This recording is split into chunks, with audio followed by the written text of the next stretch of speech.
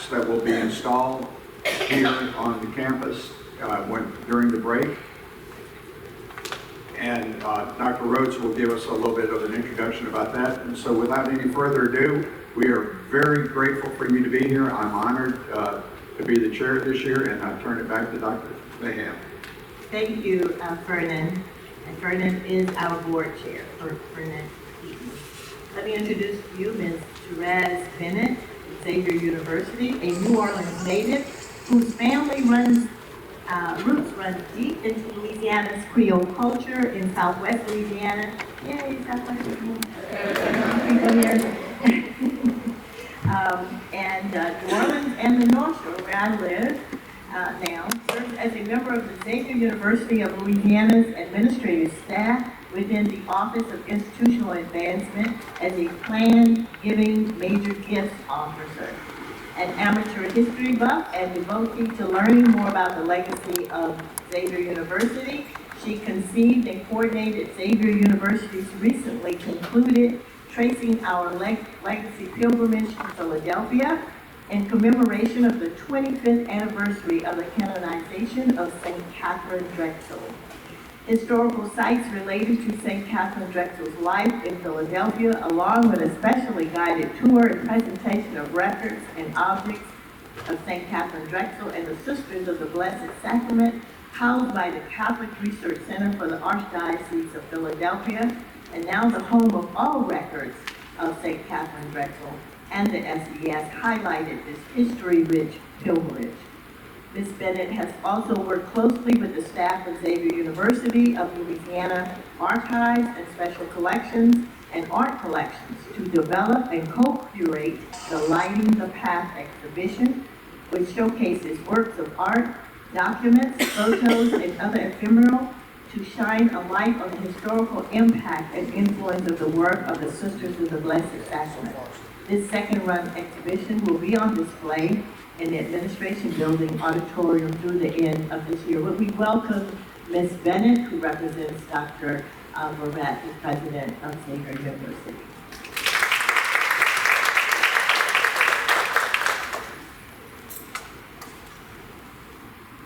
Thank you very kindly.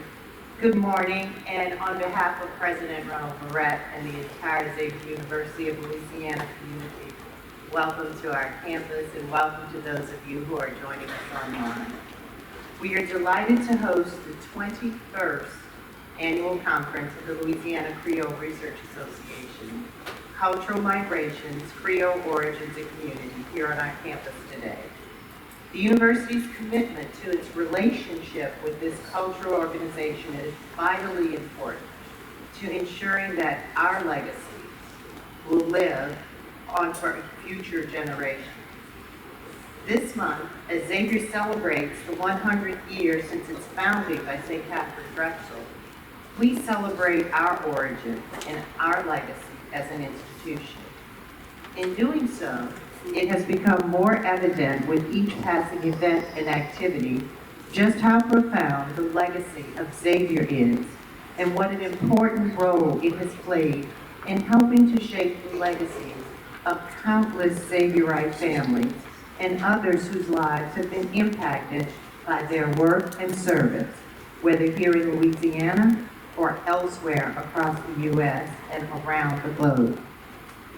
We appreciate the efforts of this organization to research, preserve, and make known the cultural contributions of Creoles of color to this country.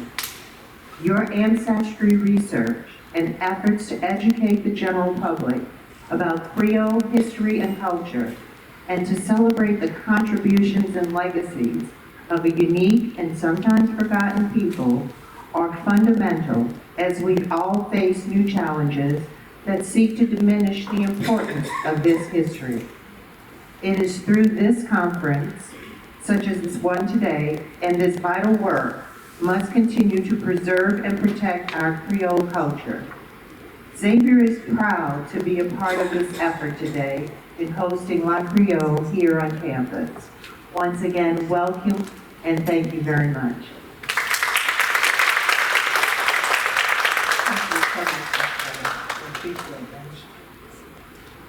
And now let me introduce to you the one and the only Dr. Elizabeth Rose. Xavier, who has some exciting information to share with you. Press forward, fear nothing. Press forward, fear nothing. Those are the words of the founder of this university. Over 100 years ago, this university is now celebrating its centennial year. If you were at the meeting last night, you heard a report from me saying that there was nothing to report about these three things because I didn't know that they were here. And so I said, my friend back there can tell you, we prayed that a miracle would happen. And so I have to give honor to Catherine Drexel because they're here. Let me tell you real quick. On June 28th, Dr. Barrett sent a letter out to the community saying, you know, we're getting ready for, well, I wrote back to him and said, I read with interest and enthusiasm your email saying that that Xavier was going to address the repair needed in the convent, and it drew some special attention. I called my friend Lynette Johnson and said, well, were these buildings marked? Because, you know, we have, Rudy marked the building. We worked on that kind of project. It's the perfect thing for an organization like this. It's the perfect thing for an organization like this to do this kind of work. So I wrote to him, he said, oh, yeah, we can do that. So we pulled a little committee together, Lynette Johnson, the co-liaisons here at Xavier, Wendy Gaudin, and Robin Vander, and Jason Brasset, who's the facility person, and Raymond Brown.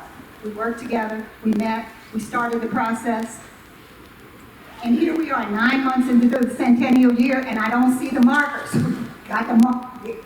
We went through lots of changes, and as of last night, I found out that the markers were here in the room, and we have something to celebrate. We'll celebrate today, and we'll celebrate before the end of the year, because this says, plaque placed by the Louisiana Creole Research Association in partnership with Xavier University of Louisiana in 2025. So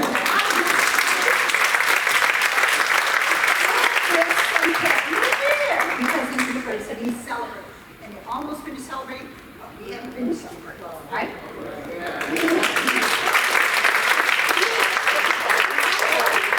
Thank you, Dr. Rose. So now we begin with our presentations. And I'm just going to do a very brief introduction to Professor Fatima Shaik, that many of you either know or have heard of her with her wonderful work, because there's something more coming up later that I will need to do a full introduction. So let me present to you Fatima Shaik Little. She is an author, children's author, journalist, orator, filmmaker, and teacher. Ms. Shaik's writings include both fiction and nonfiction. Her book that we all love, Economy Hall, there it is, a free Black brotherhood, and her notable Economy Hall exhibit received rave reviews. And as we announced last night, it was on exhibit over at the Jazz Museum, in New Orleans Jazz Museum, and then it was taken from there just a few weeks ago to France for an exhibit where she made presentations about it. Let me introduce to you again. Also, the exhibit is also at Xavier on the second floor of the University Center. So you can go see it at any time because the University Center is always open. Please do. Wonderful. Welcome, Professor Fatima Shaik Little.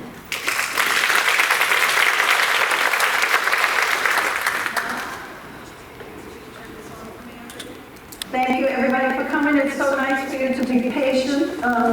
May I suggest that you don't fill out your forms until after you've heard everything? Because I know what I'm going to say right now. So after you hear all these wonderful presentations, we have a really good program today. I think you can enjoy it. I know you're already enjoying the community that we have. One of our new members, I have to say, Lemelle the other day, last night, said that we have a small community, but we have a global outreach. And that's the way I feel like in this room. We really do have a global outreach.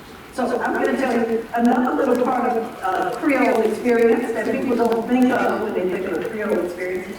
It's people that came from India to come into the New Orleans community. And my ancestors, some of my ancestors. So, this, just to give you a little background about the Bengal Muslims, right? Because we don't know a whole lot about them. Bengal, that image right there is from 1666. It was in a manuscript from 1666. So already they had a tradition of seafaring, of going around the world trading, right?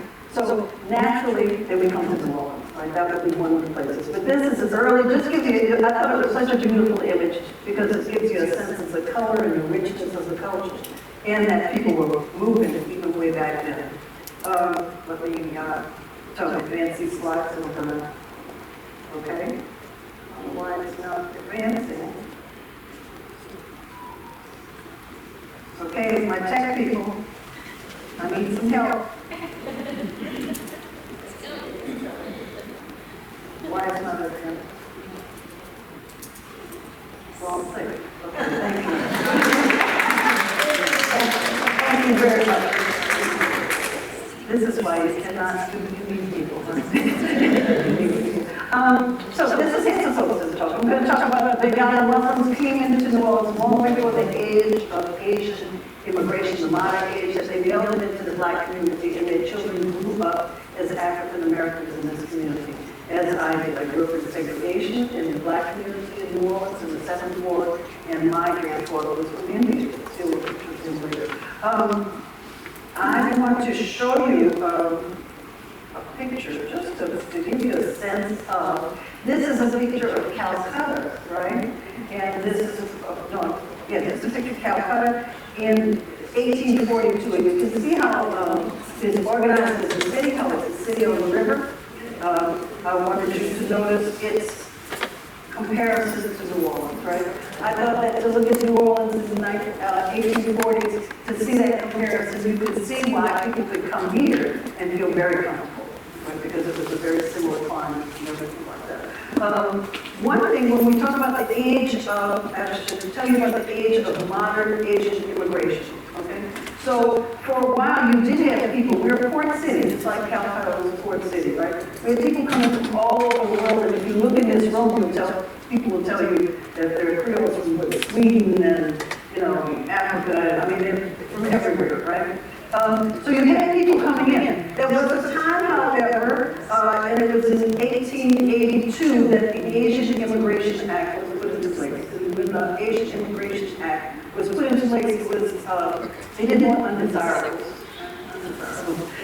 So undesirables, people from Asia, people from, who would have anything, South Asia, Chinese, they didn't want people coming in. And I will not draw comparisons to today, but I'll let you think about it. So it stopped that immigration for a little while. There were people who came in, that was in 1882, there were people who were still coming in though. And only in 1917 did that act really get a lot stronger, and they stopped people from coming in, okay? So you figure the period, they really stopped people from coming in. So you figure the period from about 1917 to about the 1960s, you did not see people from Asia coming in. In the 1960s, it opened up again, and here's where you get your stereotypes, right? The people who came in the 1960s had to be professors or scientists. They had to be academics or somebody who would contribute to the culture in a way that was academic or professional. So I say stereotypes because now people, when they think of like Indians, they think, oh, they must be computer scientists or doctors or something like that. Well, before they were not. Before they were merchants, and they were sailors, and there were other people from around the globe that came into New Orleans. Here, so what do we see? We see this really early relationship between New Orleans and Calcutta. And the documents, as you can see, are supplemented by the oral histories of families. So I'll get to that a little bit further, but I have talked to a lot of people, and y'all may know people who have some of these last names, like my name is Shaik, right? What you see here, here's one slide that'll show you some of that early. This was from 1810, and you can see from the New Orleans advertisement, commercial advertisement, there are goods coming in from Calcutta in 1810. They're already getting piece goods coming in from Calcutta. That relationship, which seems pretty natural, the relationship between India and Louisiana and the South was based on cotton, right? Cotton and cotton products. They were making cotton products, and we were growing cotton, right? So there was a very strong relationship. So that shipping relationship was really way back already. There are other things here. There was a network of peddlers, but here in the Port of Louisiana, here's another nice picture of the Port of Louisiana in the 1850s. In the Port of Louisiana, we had, they were talking about putting in a direct line from New Orleans to Calcutta, right? Just to show you how strong that relationship was. There was also, during that time, 1850s, 1860s, Louisiana sent a cotton gin to India to be in some sort of competition, and our cotton gin won the competition, to show you how the cotton could be refined. So there was just a really strong relationship between our people here and Calcutta. So the idea that we had Indians coming into New Orleans makes sense, right? Why would they come into the black community? Because they look like you and me, right? They were not going to go into the white community, because some people say, well, no, you're not welcome here, right? So they came into the black community. They found wives. Most of them were men who came in. They found wives in the black community. They raised their families in the black community. Here, let me see what we have. So the network of peddlers extended from, so these were peddlers. So the people that came in were sailors and merchants, right? Specifically peddlers of cotton goods. There were Bengalis. This was a time before Bangladesh became Bangladesh, when the Bengali Muslims were still living in India. That was before the partition. The partition was like 1948, something like that. So that was before the partition, so the Muslims and the Indians all lived in India, right? So they were coming in here, they were coming in as peddlers. That book, for anybody who's taken notes, Bengali Harlem, is a book by Vivek Ball, and he did a very nice job of giving that history. He found some people in New Orleans. He also found people in Atlantic City, in Detroit, in Chicago, because they came in as peddlers. You gotta think about this. You know, there was a time period when Europe was looking at Asia, right? They were going into Egypt, and they were finding Egyptology stuff, and they were looking at the goods and the produce, the products of Asia. You know, the beautiful embroidery work, the beautiful statues, and it became very popular for people who had houses and they wanted to have a nice house to have some object from Asia. So that's why you started getting peddlers coming in and serving that need, or that want, really, to have objects from Asia. So you had a lot of peddlers that came in: Atlantic City, Chicago, Detroit, naturally New Orleans, right? They had been down here in New Orleans all this time. Here's just a sense of the Asian-born population in these periods. So 1870, there were 586 people. Only 2,000 people by the year 1900. This comes from the Census Bureau. So there weren't a lot of them, but they were here. They were here, and they had a presence. Okay. All right. So what was New Orleans like in the mid 19th century? So we already know that they're in the black community, right? So where was a hot spot of the black community for commercial center? Claiborne Avenue, right? So these people were moving around Claiborne Avenue in the 7th Ward, between the 6th Ward and the 7th Ward. For those of you who are not from here, The 6th Ward, the Treme area, is a old historic neighborhood of free people of color who had businesses and stuff. The 7th Ward is just a few streets over, you get into the 7th Ward. So that's where they gathered. Claiborne Avenue runs right between them. And Claiborne Avenue, in my generation, we had doctors and dentists and funeral homes and everything going along Claiborne Avenue. What I found out in research was before that, we had all of these people from all around the world on Claiborne Avenue. So my grandfather was actually one of them, a peddler that had a shop on Claiborne Avenue. Let's see. So, where am I? I'm trying to see what y'all seeing. Yeah, okay. The shipping from the Hooghly River. So the Hooghly River is my scientists would know, a tributary. It's not the Ganges. It's a little off from the Ganges, right? It runs into the Ganges. So the Hooghly River is where a lot of this shipping was coming in from. My grandfather came from an area around the Hooghly River. How did we know this? That was where the oral history kicked in. In my family, my aunt always had a hookah on top of the piano. And we all, in the 60s, we all used to say, what's in that hookah? You know?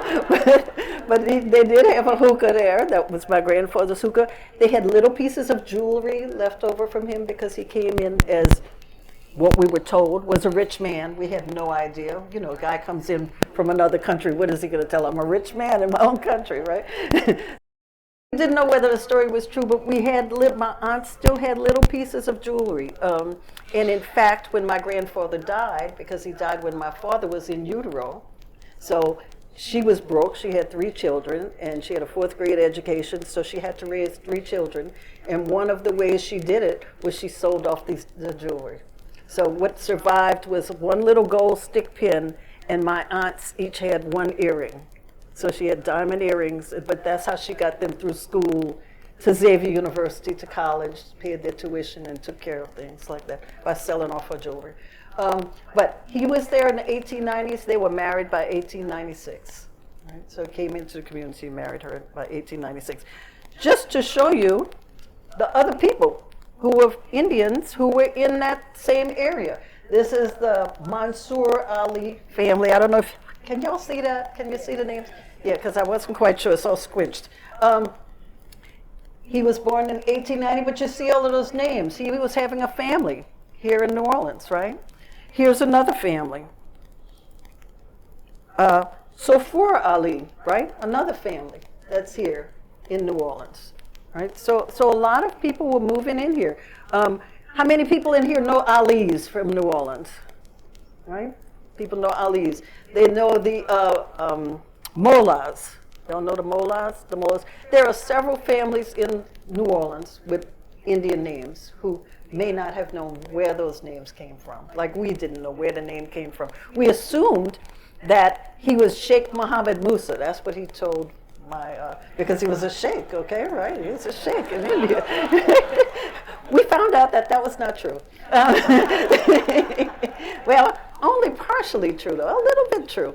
But he named himself Sheikh Mohammed Musa. My dad became Mohammed Shaik, right? You know, and I'm Fatima Shaik, and I wear that name proudly in all of its fictions. This is, we did have a picture of him, though. And this is him. This was Sheikh Mohammed Musa. When we think that might have been a wedding picture, you know, because he's dressed up. But he did come in as a peddler.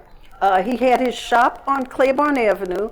I found his houses. He had a house on Laperouse Street near Claiborne Avenue, those of you from New Orleans, about a block away from the main commercial center. He also lived on Miro Street, which is about 2 blocks off of, maybe about 3 blocks off that same commercial center. And I grew up a block and a half from where he lived. So that family had been in that neighborhood, we found out, for more than 100 years. I still have my house on Temps Street. So he was one of the early Muslims into Louisiana. Let me backtrack for 1 second, though. Another reason, I didn't mention this earlier, another reason why I think it was fertile grounds for Bengali Muslims in Louisiana, and especially in the black community, is because many of the Muslims who came into the United States came in as the enslaved people. There were many enslaved people. By some reports, there were 30% of the enslaved were Muslims that came into the United States during the time of slavery. So that this would be fertile ground for a Bengali Muslim to move into the black community, because the black community was already established by the 1890s, right? And in fact, I found a very early mosque down around that same neighborhood, you know. So he came there, he grew his family up. This is the woman he married. This was my grandmother. He married this woman, Mathilde Ford, who's related to Betty Moore, my cousin over there, and to Lisa Speckler, who's online probably. Her family was, her family, I'm not gonna give y'all all of the stuff, but Lisa found her ancestors that came from Africa who were married in the 1730s in Louisiana. And they were enslaved, and then in one of those generations, they became freed and they got land, and then she moved down here. Now, how that process went on, you know, we're not sure. But it's a long story. We are sure, but it's a long story. So this was the woman he married. They had their children in around St. Peter Claver Parish, right? That's where they raised their family. And they stayed in pretty much in this neighborhood. My dad went to Xavier, Mom went to Xavier, my aunts went to Xavier. So they were raised here. We still didn't know about like his story, right? His whole story, because he did die when my father was in utero. My aunt Noy was 3 years old. My aunt Hal was 6 years old. So they gave some of the stories down that they could remember, but nobody really remembered. Was he a rich man? Did he really come from India? Where was he from? We knew it was around Calcutta, and we knew they called it like the Hooghly River, right? Around the Hooghly River. So my dad, as I said, was Muhammad Shaik. He had intended the story, as the oral history went, he was going to take his children, because he named my dad Muhammad. He named my aunts Haliman and Noiman. He was intending to take them back to India. That's the way the story went. But then he died, and then we lost all connection. So the family never returned, except one day I was in the writer's room, because y'all know I'm a writer. I was in the writer's room in New York, and I met this woman from India, and we all, you know, in my family, if you meet somebody from India, you have to tell them your whole story, and you have to know where they're from and who they are and everything. I was talking to this woman, Kaveri Kaul, and she said, why don't we go back to India and find your family? And I said, sure, right? Of course, right? Well, she arranged it. She pulled it off, actually. And I did my research here. She did her research in India. And she produced this film called The Bengali. Right now, it is available at Good Docs. Because we are streaming, I did not presume to show you the whole film because of copyright issues and all like that, right? But if you're in an institution, an educational institution, a nonprofit institution or whatever, you can go look it up and rent it for your students or whatever. But I can show you the trailer, God willing our technology works, okay? We'll look at the trailer for the Bengali. Katrina changed everything. After Katrina, having lost my father, I needed to find a new world. And part of the world was India.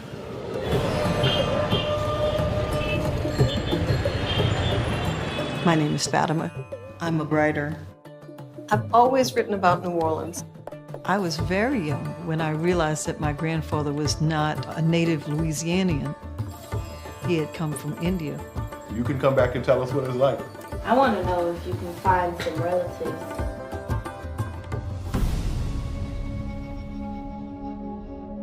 My grandfather sailed from these waters in 1893. Like all the men from India, he was only welcome in the black community. My grandfather had land around here. Do you think I would even be able to find the property? Not yet. Everybody tells me something different.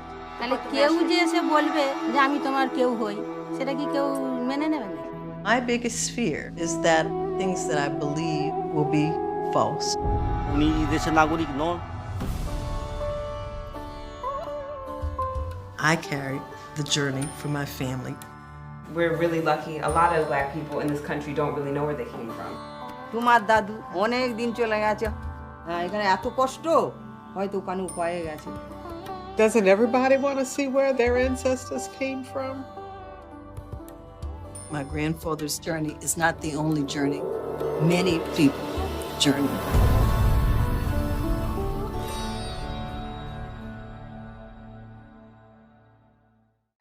But we did find family.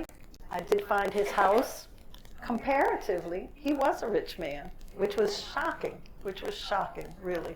He had been one of the leaders of the community who had taken off and had come to the United States. And that is the family that I found. Okay. That is my family. So that's it. Now you got another little wrinkle in the Creole experience. Okay.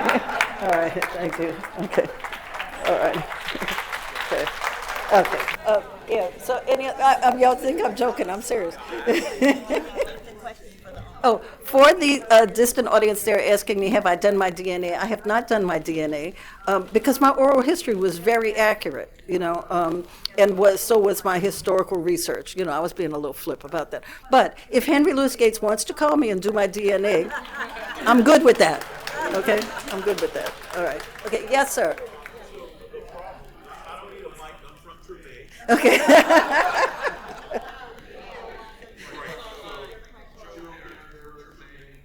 Joe Darrensburg, Treme for the online people. Broad Orleans. Still got the house. Louis Gates does not say the word Creole. So my problem with that, we all want to be on Oprah, we want to be on Louis Gates. Why not? You're willing to do that, to deal with it? Can you say the word Creole when you're on? Can I say the word? I can say the word Creole. But what that means, though, what does that mean? We're going to have that discussion will take us all day.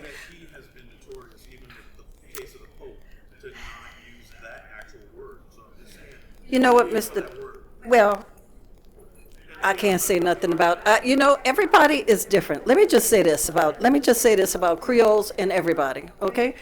Everybody's different, and it's not mine to say what they need to say or what they don't need to say, okay?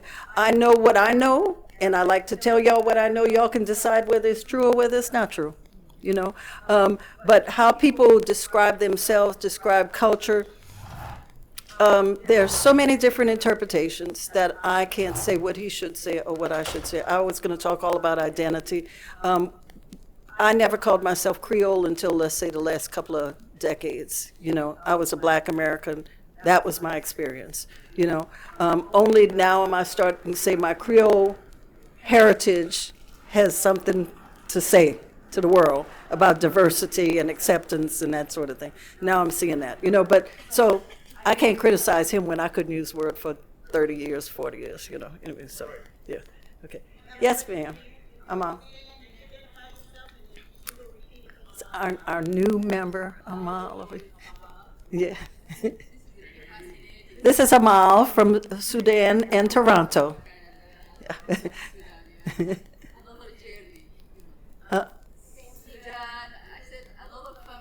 Oh, another family.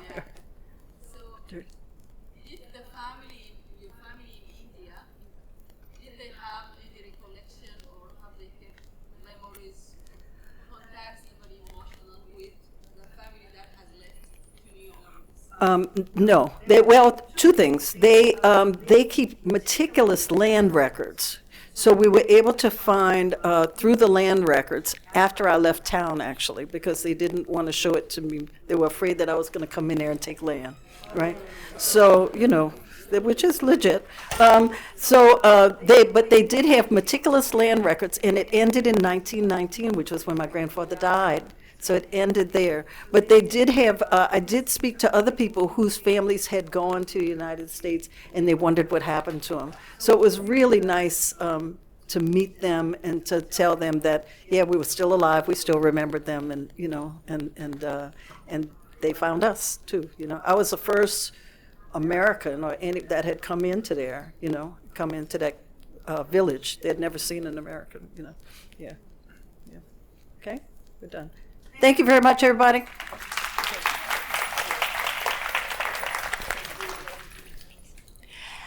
Wasn't that new and unique? Who knew that story? None of you. Great, that's what this program does. So thank you so much, Fatima.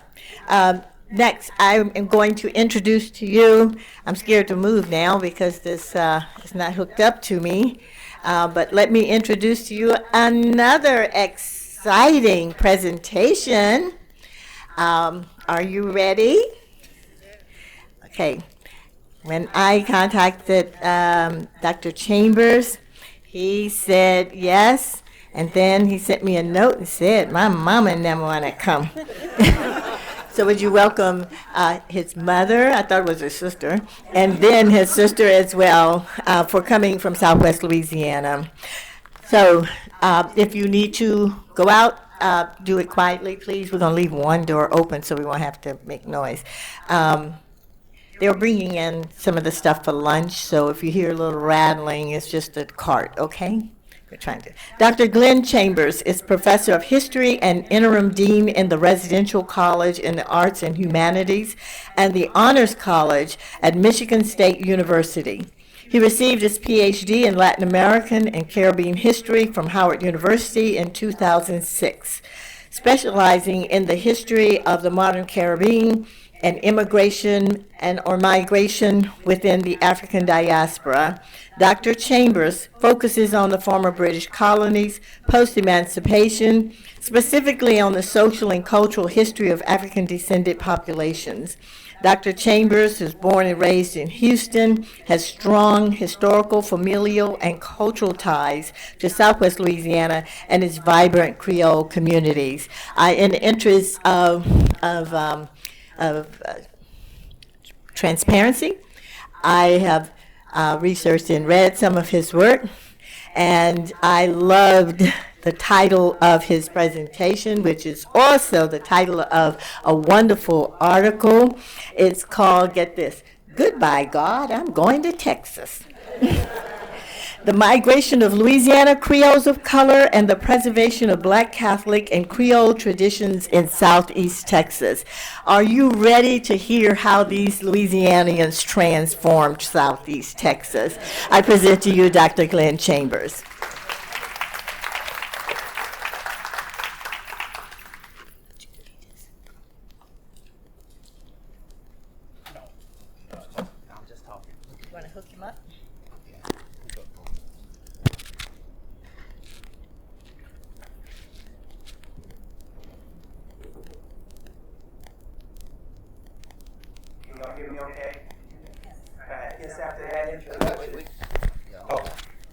Okay.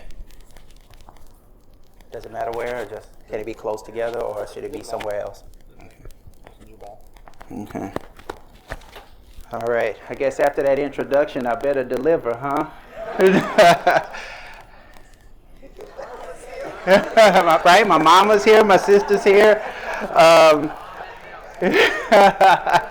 Yeah, so I do want to take this opportunity to thank Dr. Bayham, the conference organizers, and everyone involved in planning this amazing event, and for the invitation to speak. And so for me, in many ways, this is coming full circle for me. As a professional historian, this city has served as the primary archival foundation for almost everything that I have written, whether it was my Caribbean work, the article on the migration, or whatever the case may have been. I always find myself back in New Orleans doing much of the research. And in fact, for this presentation and this article, it was at Xavier University where I discovered a treasure trove of information related to the Josephite Fathers, which guided large parts of the research that became the article, Goodbye God, I'm Going to Texas. I am a descendant of some of these people who left Louisiana in the early 1950s to try their luck in Texas in search of jobs, land, and opportunity. On my mother's side, My grandfather, I say he was from way up north, right, in DeSoto Parish, and in Mansfield to be exact. And on my father's side, my grandparents were from Southwest Louisiana, St. Landry Parish in particular, little towns, Rosa, Palmetto, outside of Opelousas. And so that's where I grew up going as a kid, and that's where I probably had the stronger connection to the state. And my family had been in that general region of Louisiana at least since the 1790s, and so a long time. But it was this distinction within my family, sort of the differences between North and South Louisiana, as well as growing up in Catholicism, Black Catholicism in Texas, that really sparked my general interest in culture within the Black experience. My maternal family, always say we're Black, we're African American, and culturally everything they did was not like what other Black folks in Texas did, and Black folks who were from East Texas and other parts, and so it just kind of fit into that general tradition. But on my father's side, sorry about that, on my father's side, they did identify as Creole. Folks called them Frenchmen or Frenchy, or from South Louisiana, how they described themselves, to mark the difference. And in this environment, the religion was different. We were Catholic and attended specific Black Catholic churches, not any Catholic church, right? But it was Black Josephite parishes in the city where there were large numbers of Hispanic and white Catholics, but not many other Black ones outside of those parishes. Our parishes held Zydeco dances for fundraisers. All the elders had different accents, and many of them spoke Kuribini or Louisiana Creole amongst themselves, or many of the other varieties of Louisiana French, depending on where in the state they were from. It is also where I first learned of Louisiana's ties to the Caribbean, to Africa, the French and the Spanish, as well as the Native American legacies. And so for a young kid who always had his head in the books, growing up in this environment sparked my interest in the world and how I am connected to it. And so the fact that I studied the African diaspora with a PhD in Caribbean history is no accident. It's actually that childhood and learning about those things that sort of sent me ultimately in that direction. And so I'll say, like all of us, I'm a product of my ancestors and the wonderful experiences they gave me, oftentimes without realizing it. And so this is the context from which the article and now this talk comes from. And so after studying Africa, the Caribbean, Latin America, and migration history in general, I wanted to do something for the community from which I came, and tell the stories of the people who sparked my curiosity, and more importantly, share with the world the uniqueness of regional Black cultures in the South and their nuances that shape so much of who we are and who we hope to be. And so getting more specifically into the talk, there's this historian by the name of Earl Lewis who notes that between 1900 and 1920, 1.5 million Blacks left the rural South. Despite common narratives that focus on the move from the South to the North, Lewis made the argument that most of these migrants actually settled in southern cities. And so those who left the rural South for the urban South often did so because of the close proximity for maintaining connections with family and friends, the familiar cultural environment, and the ease with which they could connect with established networks for housing, transportation, and employment, representing common patterns of chain migration. Another historian, Luther Adams, who wrote a book called Way Up North in Louisville, right, notes in his study on the migration of Blacks from the rural South to Louisville, Kentucky. And he says that many rural Blacks chose to remain in the South and migrate to urban centers within the region because despite the racial oppression and discrimination, it was simply home. The South was home.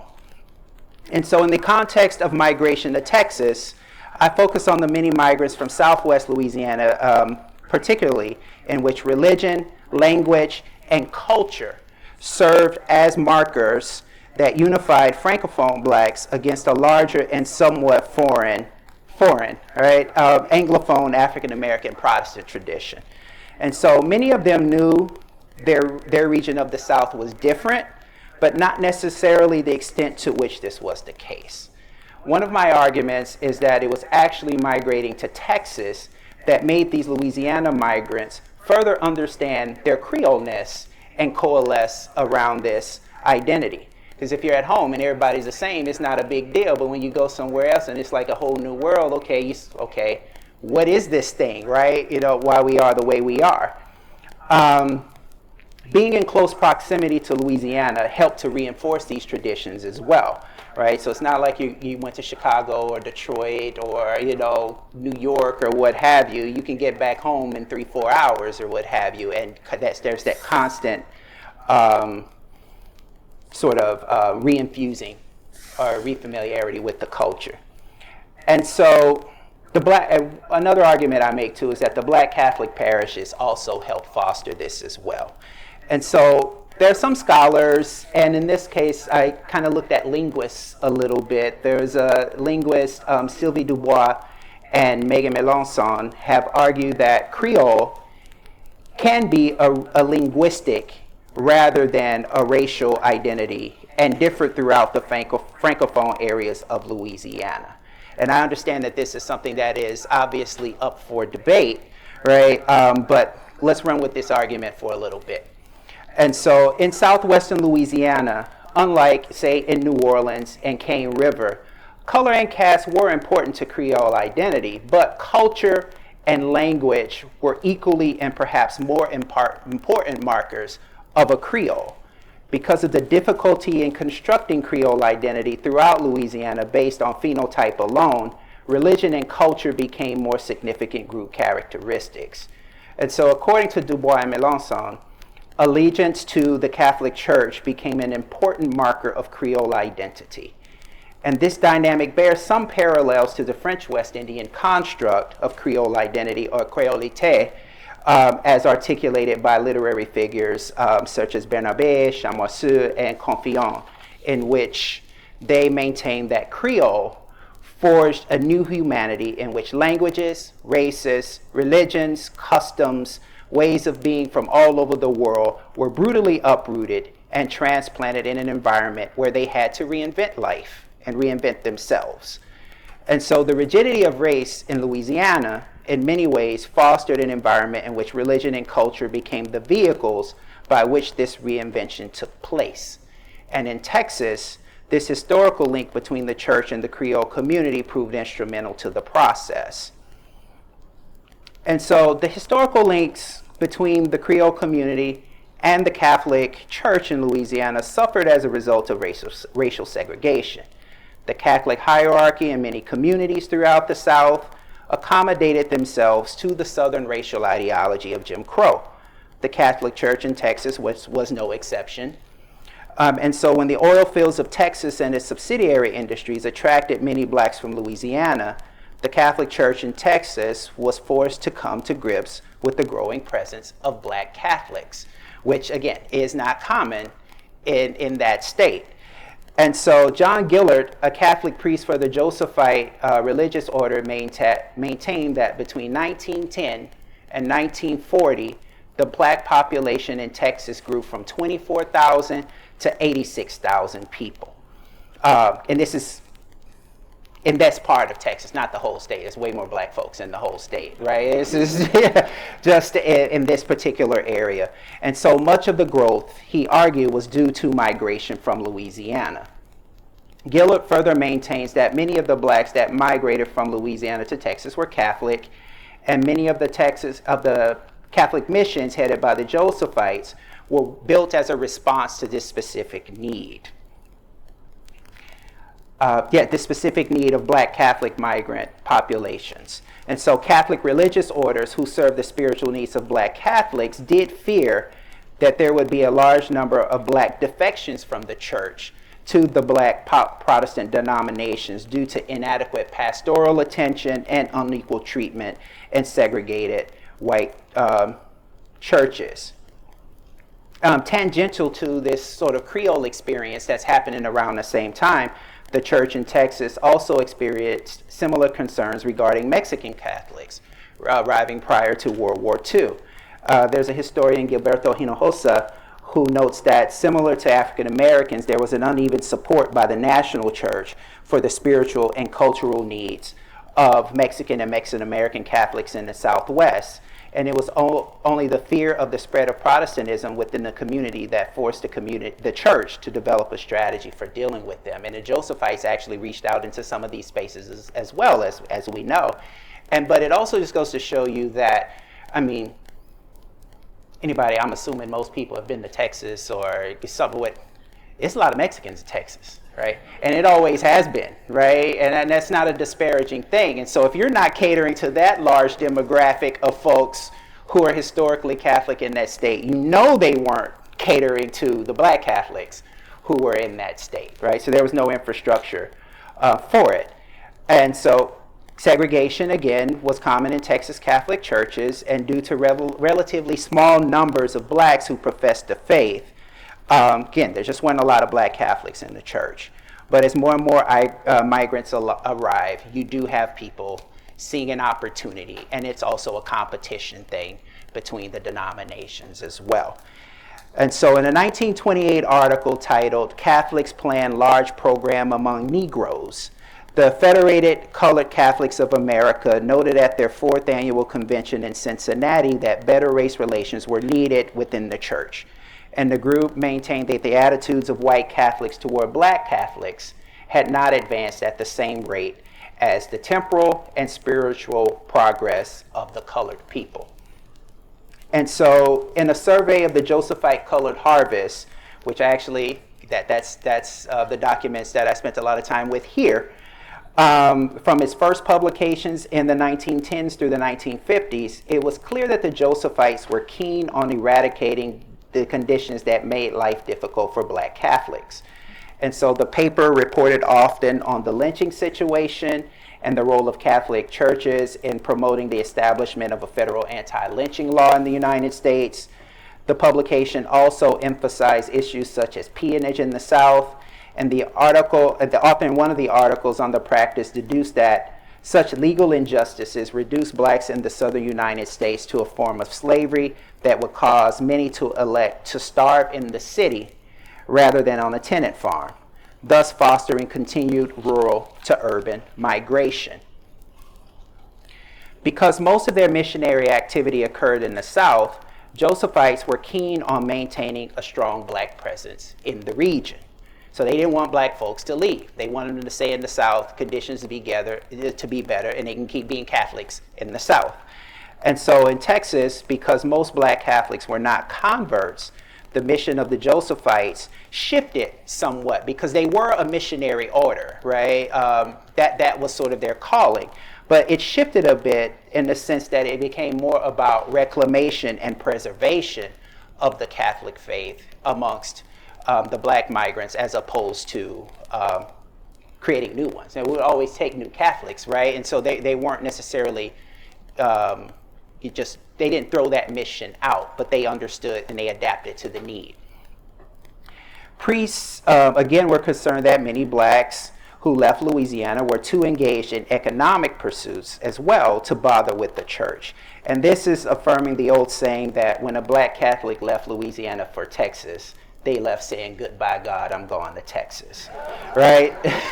And so the notion was that once Black Catholics, in this case Louisianans, left the state, they also left the religion and eventually their Creole culture, right, behind. And so, again, all of these efforts are geared towards not having that be the case. And so when the Josephites first arrived on the Gulf Coast, and I won't go into the long history of the Josephites, but I do want to say that a lot of the early priests in this particular order were, overwhelmingly white, right? They were white, but they were also, many of them, maybe first or second generation, often from the Northeast, and so Italians, Irish, Germans, or what have you. And so they knew at least a little bit about preserving culture and the roles that can play, because if you ever spent any time in the Northeast, you know, the first time I started going up there as a student or what have you, and my world had been pretty much black and white, and in Texas, you know, Mexican. It was black, white, Mexican. That was my world, right? And a few Asian folks thrown in for good measure, Vietnamese or what have you. But it was really simple, right? I had a pretty small, localized world view. And then I go up into these northern spaces, and I'm like, oh, this whole white ethnic thing is real, right? And so, whiteness is way more complicated than it had ever been presented to me as well, right? And so the Josephites were well aware of this, and they were sort of prepared to deal with these differences, particularly around culture. And so when they first arrived on the Gulf Coast, they were in Mobile, Alabama first, and then they make their way to Louisiana. They encountered populations of what the priests described as Frenchy colored people, who in their home life still parlay Creole. Right? And so one account from a priest in Brobridge, Louisiana, a little later on, remarked that when Creole children come to school for the first time, they cannot speak a word of English. Their parents are all Creole-speaking people, and the child comes to school on the first day not knowing the language of the class. Just as a side note here, many old Creoles who I've had the pleasure of knowing and speaking to over the years note that while the church preserved the culture, they also were primary motivators of assimilation into English, right, linguistically, right? And in fact, my own grandfather told stories of being punished if the nuns heard them speaking anything that sounded like French, right? And so they literally would beat it out of them. And then my grandparents went to parochial schools. Right, and so they also noted that my grandmother in particular recalled that the only chances that you really had probably of preserving the language was if you went to the public schools in the parish or what have you, because basically nobody really cared about them, and they didn't have as many resources or what have you, and so they had a little bit more freedom in those ways. The education might not have been as good, but culturally, they were a lot stronger ultimately than in the Catholic churches.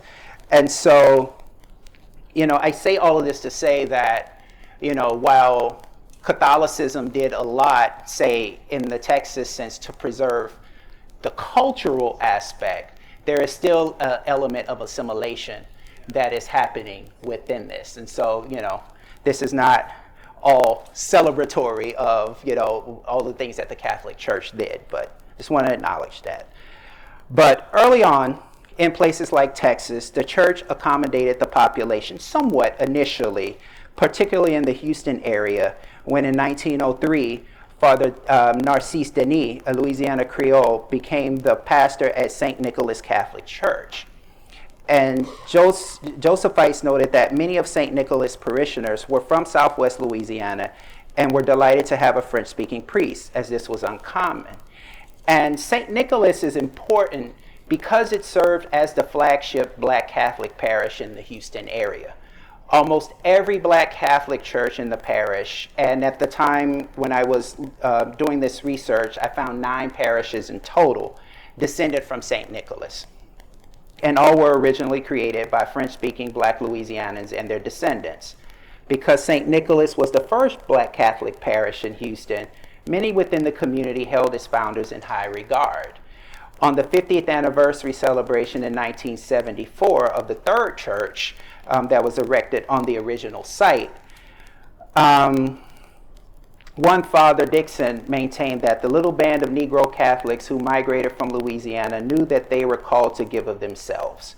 He urged the parishioners to carry the torch of faith within the community. In addition to serving as torchbearers for Black Catholics in Houston, this community would also serve as the foundation for Creole culture in the Houston area. These Louisianans who settled in Houston were able to carve out a niche for themselves that promoted their heritage. in the Fifth Ward community, a 4-square block district known as Frenchtown became the center of Creole life in the city.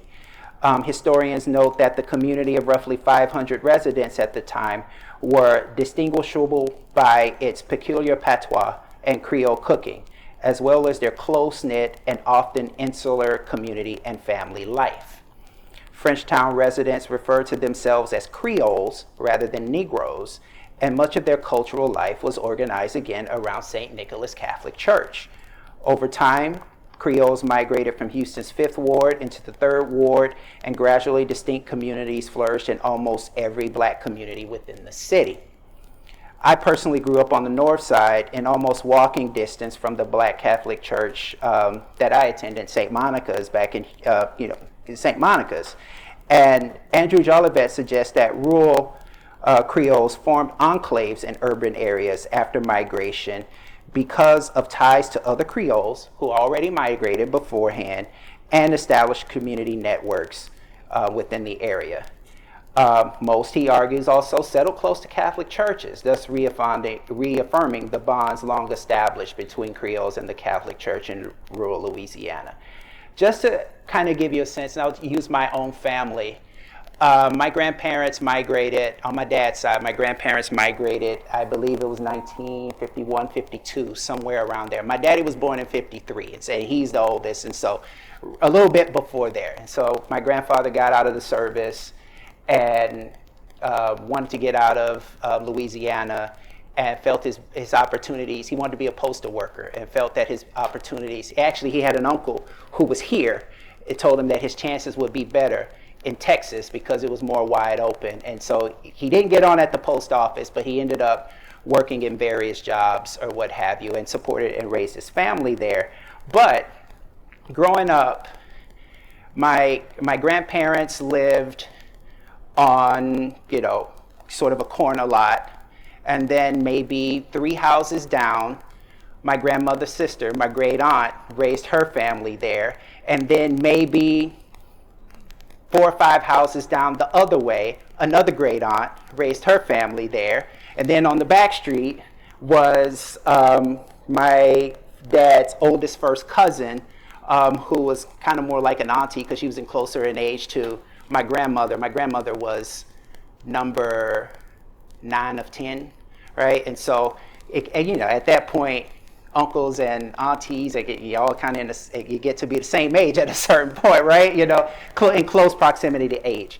And then, so the niece lived on the back street. Then my grandfather's brother lived 5 blocks up that raised his family or whatever. So everybody was kind of all in this space, and it was all close to the church. And so again, that idea, and I'm told my time is going fast here, so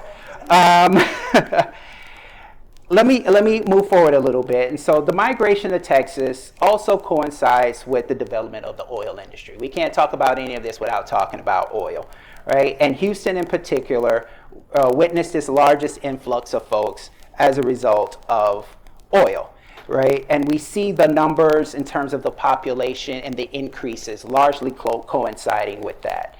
And so Houston was not the biggest recipient earlier on. It was Port Arthur, Orange, Texas, Beaumont, or what have you, because oil is there first. And even the proportion of Louisiana black folks in those spaces, Creole or otherwise, was higher even there. But Houston develops a little bit later. It becomes the big city, takes over everything, more opportunities, and so you have more people going into those spaces. And so I want to spend the last couple minutes talking about the culture, right? And how and what types of cultures are being maintained. And so in their efforts to retain black Catholics in Houston, parish priests supported cultural proclivities in their churches that exhibited a distinct Louisiana character. In popular black regional newspapers, the Houston Informer to be specific, a weekly column written by one Homer Kingston entitled The Catholic Circle highlighted religious, social, and cultural news within the region's black Catholic community. Marriages, baptisms, death notices, community events, and dances announced in the column revealed a distinct Louisiana character to the black Catholic experience in Houston. While ceremonies such as marriages, baptism, and funerals follow standard Catholic practices, the social atmosphere of Black Catholic parishes was unique, and this is most apparent, and this coincides really with the rise of Zydeco music, right, and the popularity of Zydeco music. And so although the music originated in rural French-speaking Southwest Louisiana, the incubator of the music in many ways is actually Southeast Texas, particularly Black Catholic parishes headed by Josephites. And so the relationship between the music and the church is probably the most clear role, instance that we see of the migration and the church and the preservation of Creole identity. And I'll return to this in a second. But I want to add too that death notices, a lot of these marriage proposals show how close Louisiana remained in the hearts of the migrants, despite the existence of an established community in Texas. This was such the case that some Creoles requested that their bodies be interned in Louisiana rather than Texas upon death. Historian Francis Woods maintains that many Creoles even expressed regret when they could not honor the wishes of the deceased and have them buried in Louisiana. And just the oral histories in my own family and others in the parish where I grew up, many women, when they became pregnant and they came close to delivering, would go back to Louisiana to have their babies, right? So they could be born in Louisiana. Now, some of it was also so they could have some help, right, with these new kids, right? You know, some of it is that, but some of it is also maintaining those cultural ties as well through that way, just maintaining that connection. It is funny, I have a great aunt. She actually, I won't say her name, but she spent most of her adult life in Detroit, right? They were from Palmetto, Louisiana, outside of Opelousas. She migrated to New Orleans as a young girl. My grandmother spent time here, went to high school here, and great uncle and all that. And so New Orleans was kind of the starting point of the migration. It was the first destination. And from there, some went to California. My branch went to Texas. Some went to Chicago. Some went to Detroit, this, that, and the other. But my great aunt went to Detroit. She never had any kids. She married here, and her husband went up to Detroit. He got a job in the, making cars, right? But when she got older, because she never had any kids, she came to Texas and she lived on the same street where my grandparents, because all her sisters and all that were there, and so there was somebody to look out for her. But when she died, it was a thing. She had a Catholic mass for her funeral. She was buried in a Baptist cemetery with her mama back in Palmetto, Louisiana. And this is also the lady where I first learned what voodoo was as well, right? So she did a lot of different things, right? She lived a very full life, right? But I think but always maintaining that connection to her that was home, right? Despite where she was. How am I doing here? Okay, wrap up? Okay. And so in terms of the evolution of Zydeco, right, and this is something, and I'll just go off script here to end or what have you. Growing up, it was a thing that I saw. I got to see not necessarily see the dances, because I couldn't go to the dances. I was a kid, right? But a lot of times, and I don't even know if my mom, realizes this or what have you, I was paying attention to a lot of these things, and the dances would be on Saturday nights in all of the churches. And when they would come to our church, and I'm talking people like, Clifton Chenier, John Delafosse, like the big names, right, this is before they were really just like huge names, right? They're coming and they're just gigging and they're doing the church circuit, right? Because there's 9 to 10 churches that they can go, and that's a nice lick you can make, right? In a weekend, right? And so that was the circuit. And, our CCE classes were always on Saturday, and they ended, right before 6 o'clock mass, right? Which is right when all those guys would be setting up, right? Because the dances started later, right? And so That's when I learned what an accordion was, right? You know, that's when I learned the rub board, what that was, and just the drummers, just hearing all of that. And I'm a musician as well, right? I'm a bass player, right? But that was kind of an exposure, seeing those old guys do their thing and setting up and talking to the other folks back home who are in the parishes or what have you. But in the neighborhood at the time, as a kid, like my friends or whatever, they didn't understand because a lot of my friends weren't from, their families weren't from those spaces or what have you. And it's like, well, what is that? What is that Zydeco thing? What is that food? What is this? Like they didn't understand it. And so you find yourself having to explain and justify things or what have you to folks or what have you. And now I haven't lived in Houston for 25 years, right? And so now when I go back, I'm seeing Creole this, Creole that, Zydeco on the radio, this, and I'm like, what happened, right? What happened? But what happened, I think, starting out of these churches, these dances became more popular, right? And it's infectious, and it became a fundraisers, and I think Knights of Peter Claver, the Ladies Auxiliaries, these functions that they had or whatever, and as they're trying to raise more funds to do what they wanted to do, whether it's for the church, the parochial schools, or whatever the case may be, that's how they knew how to raise money, right? And so over time, something that became very much a peripheral thing, right, expanded, and now it's hard to think about the city without that, right? And a lot of folks think that, oh, it's the storm. These folks came as a result of Katrina, and this is what, like, nah, those people were there, and they were laying the groundwork before, right? And so what we're seeing now as it continues to grow, yes, it's being reinfused with folks who continue to migrate for whatever reason to those spaces, but the foundation goes back to 1903, so to speak. And so I'm happy to take a couple questions, elaborate on some things if you want, but that's it.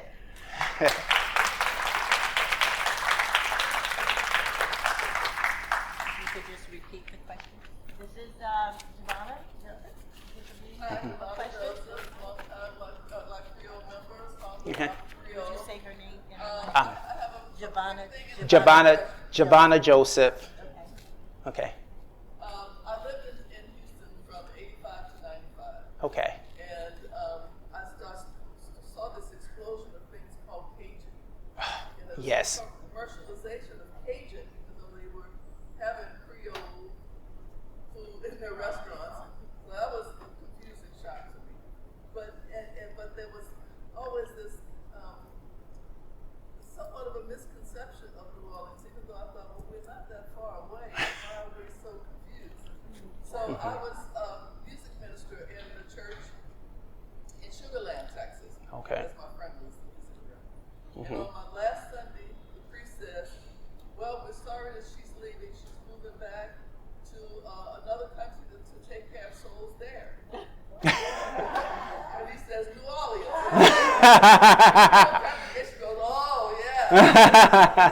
But did you notice this whole push, Cajun push, and now we're finally getting the Creole references? Could you summarize what she said? Yeah, asking basically, did I notice the whole Cajun push as opposed to Creole in my Houston experience? Not amongst Black folks, not amongst, my people, right? People who had roots in Louisiana or some familiarity at least with it, understood the difference, right? And, I don't think I'm saying something that's really, sacrilege or what have you. Black folks aren't Cajuns, right? The two are not the same thing, right? Very different histories, very different experiences, racially, culturally, all of those things. And so I would say most people don't get it, right? But in our communities, and I think in larger Black communities, they knew the difference. Come closer and then you'll repeat it. Just right here and then you'll repeat it. I have a comment. I'm a tour guide. I'm going to restart my tours, especially adding on this fantastic information. When a McAnally company that makes Tabasco sauce, they made an international marketing scheme, and that's why people got confused. Because people say, oh, I want to eat some Cajun food. I said, well, you better go to Lafayette or go to Mulan's. That's what I tell them. So that's what I tell tourists. You better go to Lafayette or Mulan's because you did the big international marketing. That's when people got confused. Right.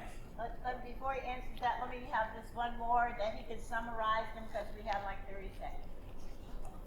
I think this is very interesting. And just my friends right now in Canada are asking me, do you think of that amount from Canada? And someone said, I want a Creole seasoning. Then I said, no, I want Cajun seasoning. What is the difference? And Right. Wait a minute, let's stop here. Yeah, but my question is, I thought you mentioned black francophones. Yes. If you could elaborate on who they are, please. And this is elaborate on black francophones, right? Yeah. Okay. And so I guess, you know, these terms, right? Black, Creole, right? It gets really complicated. And part of the reason that I started using that term and was using the term in the research is the way that I felt that Creole identity outside of Louisiana was getting misconstrued, right? And it became this issue where I think the phenotype got into play, right? And so if you were lighter skinned, if you had clear mixed race or something that was visible, people could see that you had mixed race identity or whatever, you got to be a Creole, right? Whereas if you tended to be darker, right, or what have you, not so much, right? However, we know the origins of this culture is rooted in all of these different things, right? And so from a personal standpoint, say my great-grandfather was, you know, I joke amongst myself, right? I've never said this to the other family. They may not like it.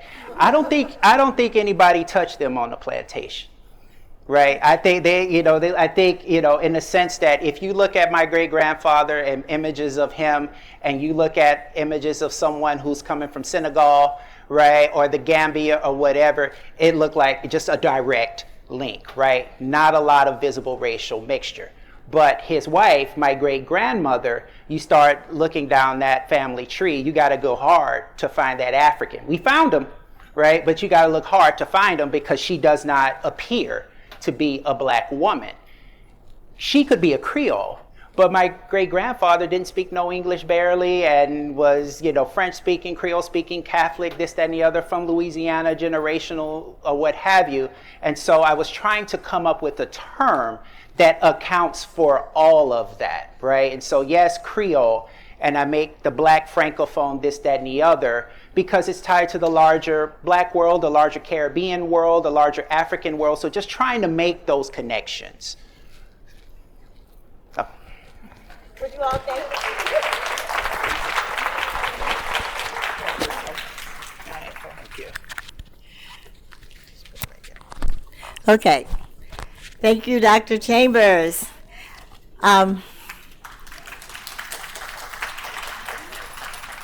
I am the timekeeper here, but I'm going to take this 10-second things to say to Dr. Chambers that now I'm going to have to go to Southeast Texas. All my relatives there are going to take issue that you did not name our Mother of Mercy Church.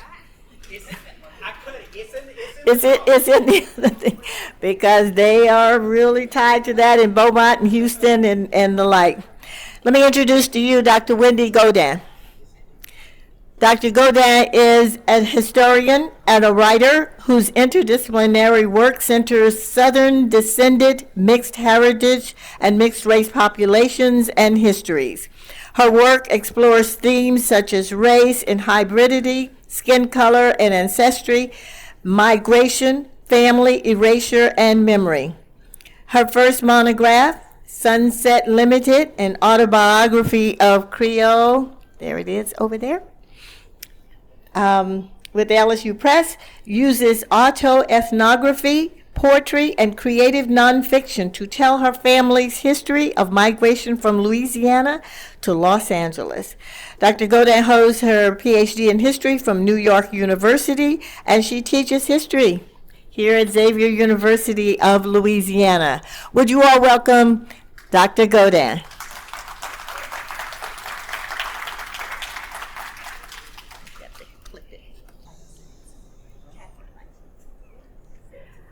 Thank you so much for the invitation to present today. And so much of what was said already has resonated with me and with my family's history. And I titled my book Sunset Limited for a couple of reasons. The first reason, I do not need to tell anyone, because we all know the stories about the train that took so many people from Louisiana to California. And another reason why I used Sunset Limited as the title was because my mother really inspired my research and my book. And her father worked on the train as a Pullman porter. How many of us have Pullman porters in our family history? So many. It's a very common story. And that would be my grandfather on the far right. His name was Augustus Lawrence Burns, and he was from the uptown area of New Orleans.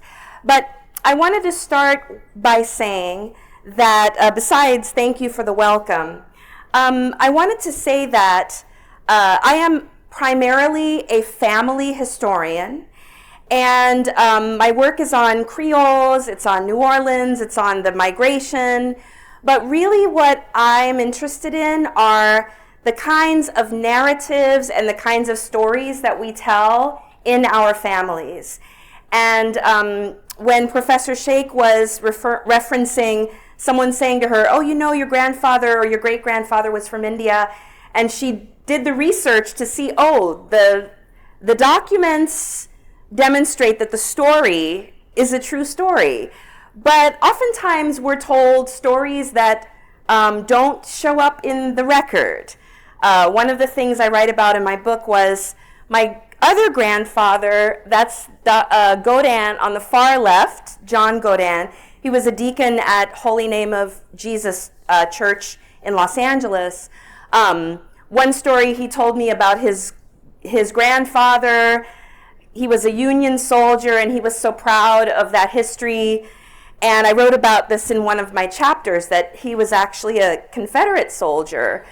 And so, gee, why did you tell me this story? And I've done some research since the book came out. One thing that's just so difficult is when it's complete, it's published, and then like a month later, oh, dang, if only I had found this a month ago. So now I have to revise. Well, anyway, the stories that we are told and why they're told to us in the way that they are told to us, that is so meaningful for me. And so when I describe myself as a family historian, sometimes people say, oh, that just means you write about your own family.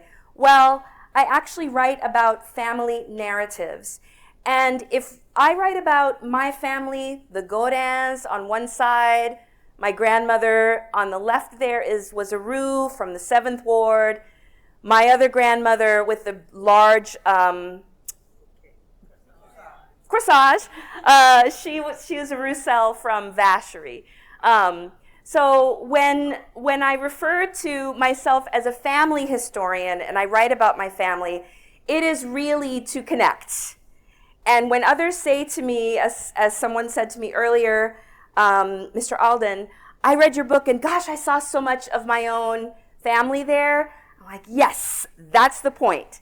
Not to have this sort of micro view of these people who are, in the large scheme of things, relatively insignificant. But when we can connect with other people's stories, it's so important. So today I really want to talk about a secondary migration, and that is the migration of my nuclear family. And I want to start by saying that since my book came out, my cousin Christina has been calling me and asking me questions about the book. My cousin Christina is my father's sister's child. And so she's on my paternal side. And she's a musician. She lives in Berlin. And she has been calling me and saying, you know, I'm on page 113, and you wrote this about grandma. I don't remember that. Or this story that you told about grandpa, you know, you left out this big piece of his story. And on many occasions, I have said, oh, thank you. Thank you for sharing that with me. Unfortunately, the book is out, so I can't include it, which, by the way, she noted, well, you didn't interview me, so. Okay, it's okay, it's all right. So anyway, but the other thing is, occasionally she will share something with me, and I will respond to her, I don't remember that. I remember the story differently. And so one of the questions that I constantly grapple with is, which story is the story? Is my story the one? And does my book make it real and valid? Maybe, maybe not. Is Christina's memory and her story the one? Because that is what she remembers. And my conclusion is that both are true because we tell different stories for different reasons. So I wanted to share, whoops, sorry, I pressed the wrong thing. There we go. I wanted to share a little bit about my family's migration. So forgive me, but you're going to look at some family photos.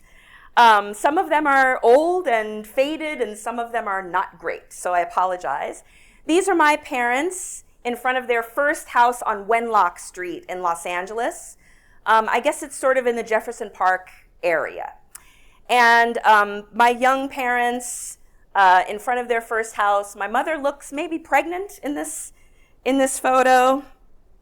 This is before me. This is also before me. That's my mother. And my dad, he would say horrifically, he's holding that cigarette, but he quit a long time ago. And these are my sisters, Leslie and Roslyn. This is the backyard of my aunt, whose house burned down during the Baldwin Hills fire. But you can see the entire Los Angeles skyline on the edge there. And somehow someone thought it was important to write Lockie's backyard before Wendy. So this was before me. That's fine. Before me, long time ago. This is before my family moved out from Los Angeles to that secondary place, which was the San Fernando Valley, in the suburbs of Los Angeles where I grew up. So this is sort of my family pre-secondary migration. My grandparents moved to Los Angeles, my dad's parents, in 1945, and they settled in the Jefferson Park area, and that's where my sisters grew up, at least as small children. And my dad got his PhD from USC in 1969. That's him on the far left, looking clean-shaven and young. And this is his other graduation portrait. This is my mother. And I came along in 1970. This is a photo of me and my mom in Big Bear. I call this one Superwoman and Child because my mom is kind of like, yes. And then me sitting there with my perfect posture. Okay, so back to my cousin Christina. One of the things that my cousin Christina has brought to my attention is that our grandparents were very proud Black people, my father's parents. She said, I remember Grandpa, talking about how horrified he was at segregation, that he left Louisiana to escape Jim Crow like so many others did. and that he was very proud of his blackness and his black heritage. And she also recalled that he wanted to go to Tuskegee, but he didn't end up going to Tuskegee because he had a family. He had to provide for his family.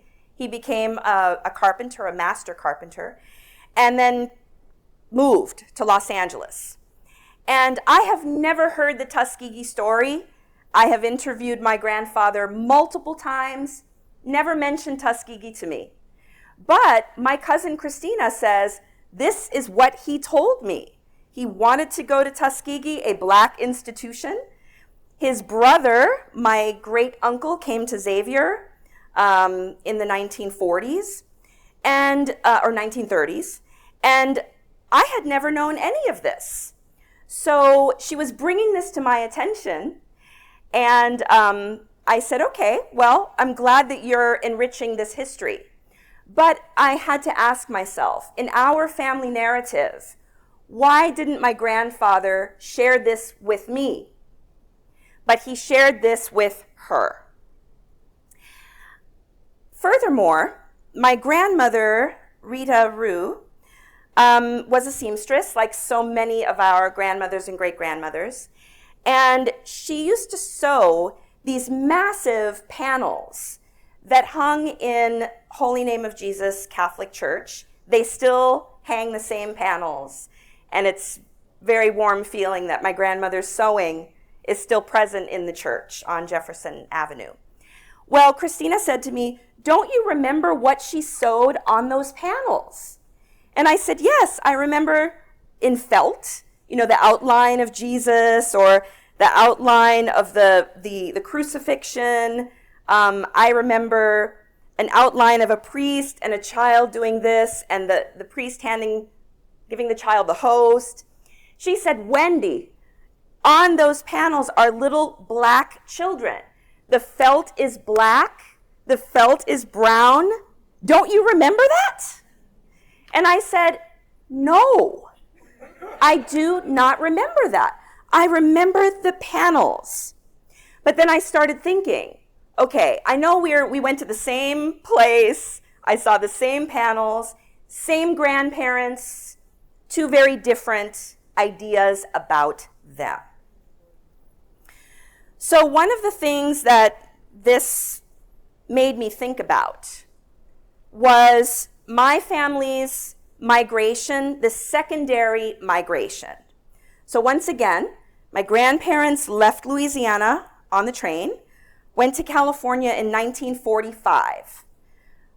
My family stayed in the same area until my dad got his PhD in 1969, and they moved, my dad and my mother and my sisters and I moved to the suburbs. Everyone else in the family remained in Los Angeles proper. Everyone. My dad's side, my mother's side, all of my aunts and uncles, all of my cousins stayed in Los Angeles proper. So they went to Holy Name, they ate at the Louisiana, they got their groceries at the Louisiana meat market. My Uncle Aubrey cut their hair at Leon Aubrey's barbershop. But my dad moved the family out to the valley, and my mother says she cried for the first 6 months because moving from, I'm not sure how familiar you all are of Los Angeles, but they moved from Jefferson Park all the way to Northridge, and when I was growing up, it was the end of the freeway. The end. Now the freeway goes all the way, but I remember when they were building the exits that took us to our house in Porter Ranch. So my mother said she cried leaving her mother behind, her sister and her brother, and she was all alone out here in the San Fernando Valley, raising my sister Leslie, my sister Rosalind, and myself alone in the suburbs. That's the three of us in front of our very suburban house. And my grandmother sewed all of our dresses, like so many of us have Easter dresses or Easter suits that were that were sewn by our grandmothers. So out in the suburbs, our friends were predominantly Ashkenazi Jews. My sister Leslie's best friend, Mindy, they're still best friends. She's an Orthodox Jew. My sister Rosalind still travels with her friend Phyllis Buchwald. They've been friends since they were 11. And my best friend Cindy Stein has migrated to Utah, of all places. But we are still friends. And I grew up in a kind of suburban Jewish environment where I went to Seder dinners at my friends' houses. I went to bat mitzvahs, bar mitzvahs. We were Catholic, but I could count 2 Catholic friends, Donna Makosi and Leah Biglangawa, who was from the Philippines. So, and Donna was blue-eyed with very straight blonde hair down to her waist. I still remember because we went to church together, we went to CCD together, but all of my other friends were going to the synagogue or the temple on Saturdays.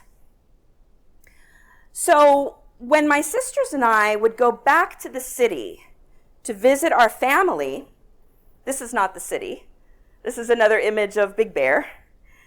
When my sisters and I would go out to the city to see my aunt, that's my Aunt Lockie, my mother's sister, we kind of started speaking a different language.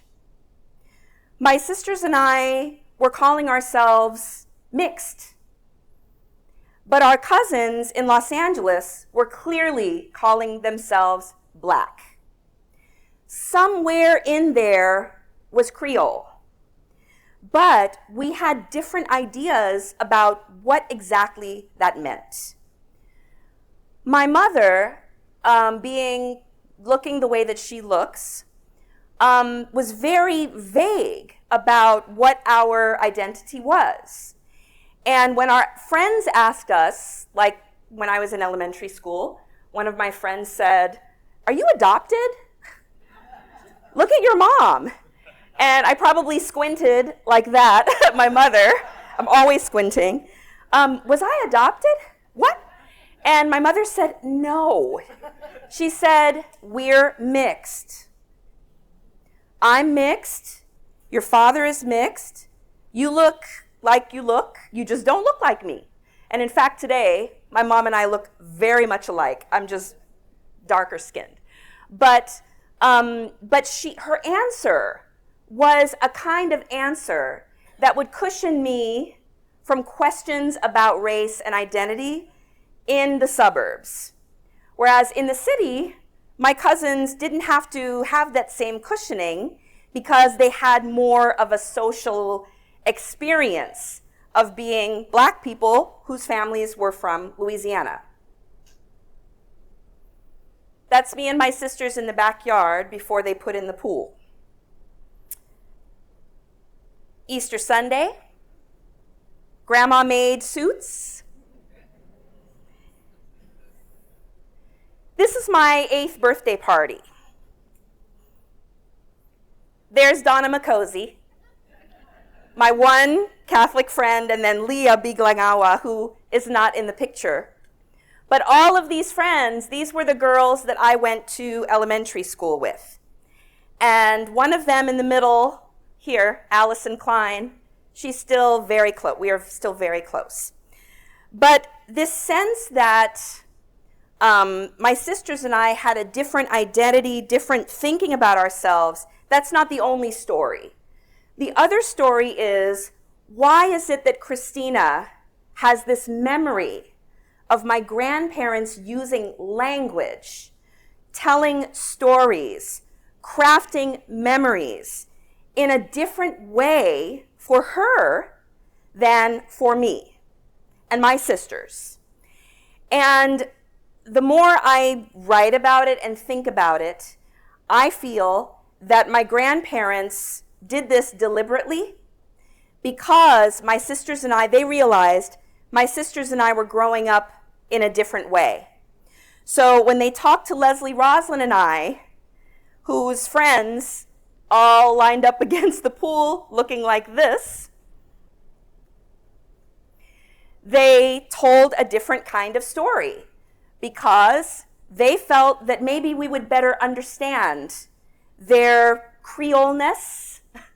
Maybe we would better understand the racial ambiguities of their experiences, because those were also our experiences. So I don't think they were being dishonest. I think that they were telling stories in appropriate ways for their grandchildren, based on this secondary migration that we had. This is my dad, who today, if you ask him, what are you? He will say, I'm Dr. Gaudin. Don't ask me anything else. I'm Dr. Gaudin. Okay. No discussion of race at all, even though he's obviously experienced it. This is my Uncle Aubrey. My Uncle Aubrey here. Do y'all remember the Aubrey family? That's Leon. He had like 8 brothers and a sister. And I think we've talked about this. And this is my mother's brother, my Uncle Sonny.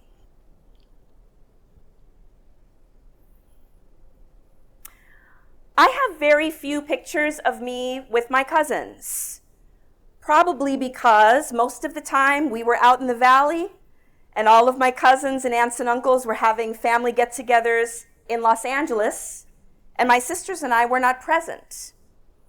But this is in our backyard. That's me in the middle. I'm the youngest grandchild on both sides. And that is my cousin Christina, who is asking me, why aren't you writing more about Blackness and our family experience as Black people? Look at us. Well, I look at us and I say, there are many interpretations of this image. I don't have the same view that you have. We see things differently. That's my mother with the scarf, my grandmother in the back, Rita Rue, Christina, the woman in the back with the dimple, she married an Aubrey, and these are 2 of her daughters. My sisters are on the far left, and the woman right behind Christina, that's her mother. So the women in the back, those are my dad's sisters. This is one of, I think, 3 pictures I have with my cousins. This is not a good quality picture, I apologize. My sister Leslie, my sister Roslyn, Christina, my other cousin who's an Aubrey. So few pictures of us together. This is a beloved image of my grandfather when he was ordained as a deacon. Yes, thank you. When I was, I believe, 8 years old. Christina's right behind his shoulder. Her face, she has blondish hair, and you can always spot Christina because she's got the blondish hair. My grandparents, that's me over there. My sister, my cousin, my sister, my cousin, my mother back there. So one of the things I'm really interested in is what happens in migration when we are remembering and narrating who we are. My grandfather actually came from Darrow, which is in Ascension Parish. If anyone is familiar, it's right across the river from Donaldsonville. He was born and raised in Darrow, a Gaudin, with a long history in that area. He actually left Darrow to come to New Orleans for high school. There was no high school for Black children or for Creole children or mixed children or racially ambiguous children, however he wants to define himself, in Donaldsonville. So he migrated to New Orleans to go to high school, and he met my grandmother here. So when I think about this, there is the migration, as has already been stated, the migration from the rural experience, from the countryside to the city, right? To Baton Rouge or to New Orleans or to Houston in order to get off of the plantation or the farm or whatever. My grandfather's people were sharecroppers. He moved to New Orleans. He was not a New Orleans person. He was not from there. But he migrated there, married a New Orleans Creole, what she would describe as a stomped-down Creole, which I now realize is a very aggressive term. A very aggressive term, right? Stomped-down Creole, oh, someone who believed in Creole, oh yeah, I'm Creole all the way, but then stomped down is this. I don't like the term anymore. So we're not stomping on anybody. Okay, so I'm also thinking, okay, so Grandpa was born on a farm, migrated to a city, married a city girl whose parents did not want her to marry him, but she said, this is the one for me. And then they moved to Los Angeles. And then my father branched off and moved to the suburbs. So all of these movements change how we see ourselves. And all of these movements change the stories that we tell. So when my grandfather told me, you know, my grandfather was a Union soldier. Guess what? No one in the family remembers that story but me. Thank you.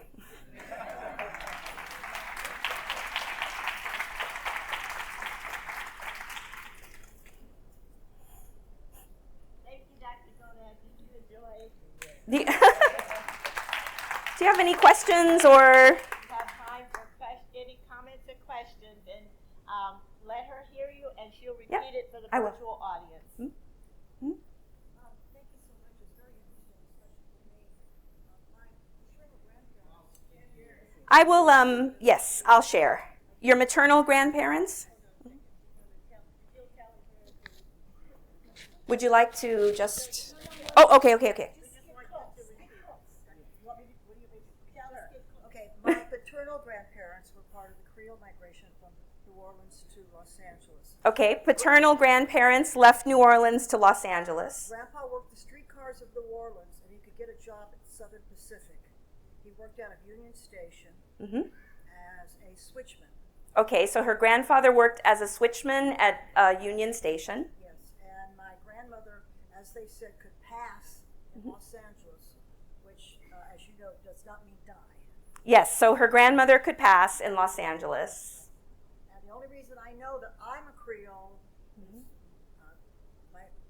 my grandmother didn't tell me because you don't tell that if you're passing. Yes. And I have a picture of my grandmother that I'd be glad to share. And one day, 25 years ago, my aunt gave me pictures of my grandmother. My husband looks up and says she wasn't all whitewashing. Okay, so you discovered through this aunt and your husband that you're Creole. And so I was born in Los Angeles, raised in Los Angeles, in East Los Angeles, and my grandfather and my father both worked out of Union Station. Grandfather and father worked out of Union Station. And I love the quote from Rudyard Kipling: "If history were told in the form of stories, it would never be forgotten." If history were told in the form of stories, it would never be forgotten. And we would have so many understandings of history from so many stories. Yes? Hi, just needed to know, you're Gaudin? Yes. Gaudin. Mm-hmm. All right. Then are you related to the Gaudin of the Sisters of the Holy Family?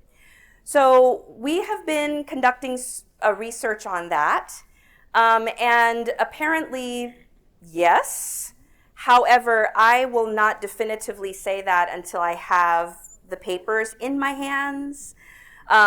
When I went to a Gaudin reunion, some cousins of mine were talking about this, and my grandfather went to a Holy Family, St. Augustine school in Donaldsonville. And the nuns told him, "You are kin to our foundress."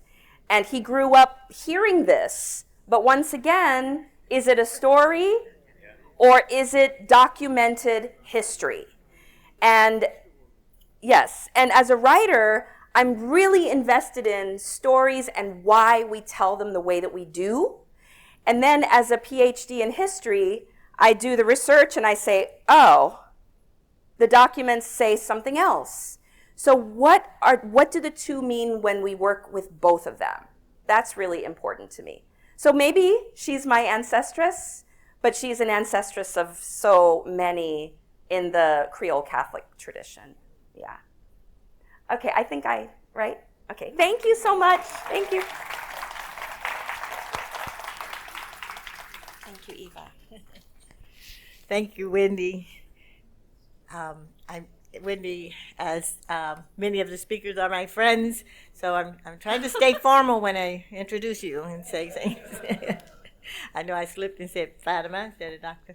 Professor Shaik, and sorry, just saying that I'm referring to those of you I know as friends instead of giving you your formal title. Let's see if I can hold all this up, and the tech guy's going to come and suit up Dr. DuCros.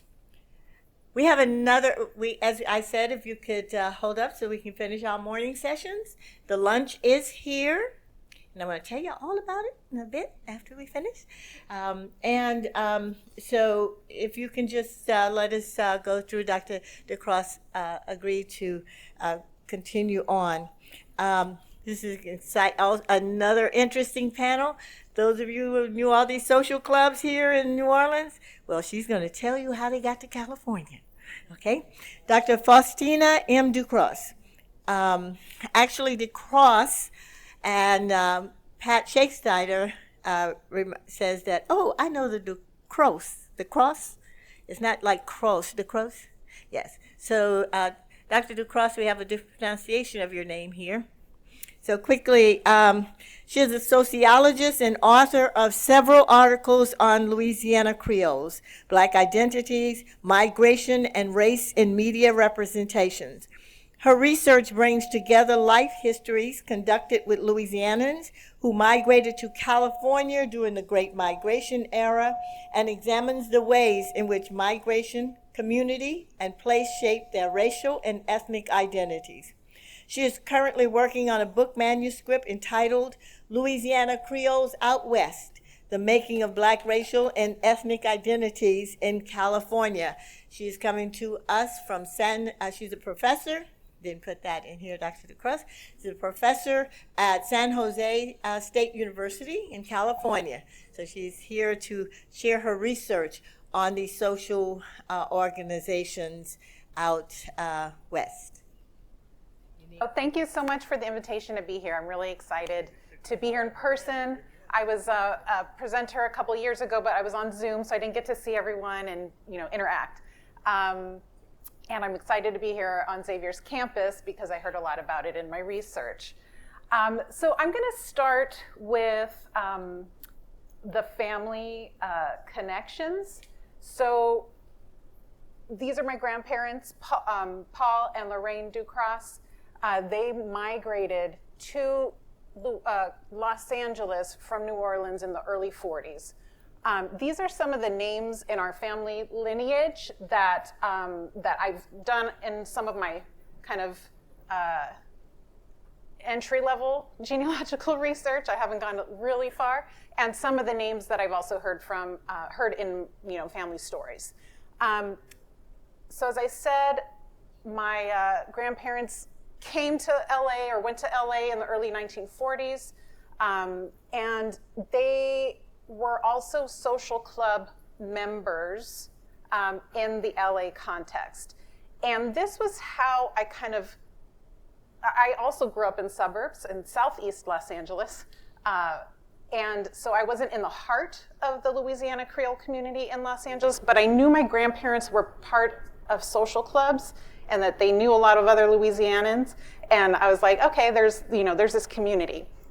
And then as I was being trained as a sociologist, in the field of race and ethnicity, I started to think about this community in Los Angeles and how my field didn't really have a lot to say about this group, this history, and how that, how identity works. And so that's kind of where I started with this project. I'm left-handed, so this, bear with me. Okay, so I'm gonna start with some passages from an interview with my grandmother, Lorraine DuCros. And she wasn't an official member of the study, but I sat down and talked with her as I was getting started, so I really had a better understanding of our family history and the journey over from New Orleans and what that was all about. And so here she's telling me about the social club that she was in for 40 plus years. And so she told me the name,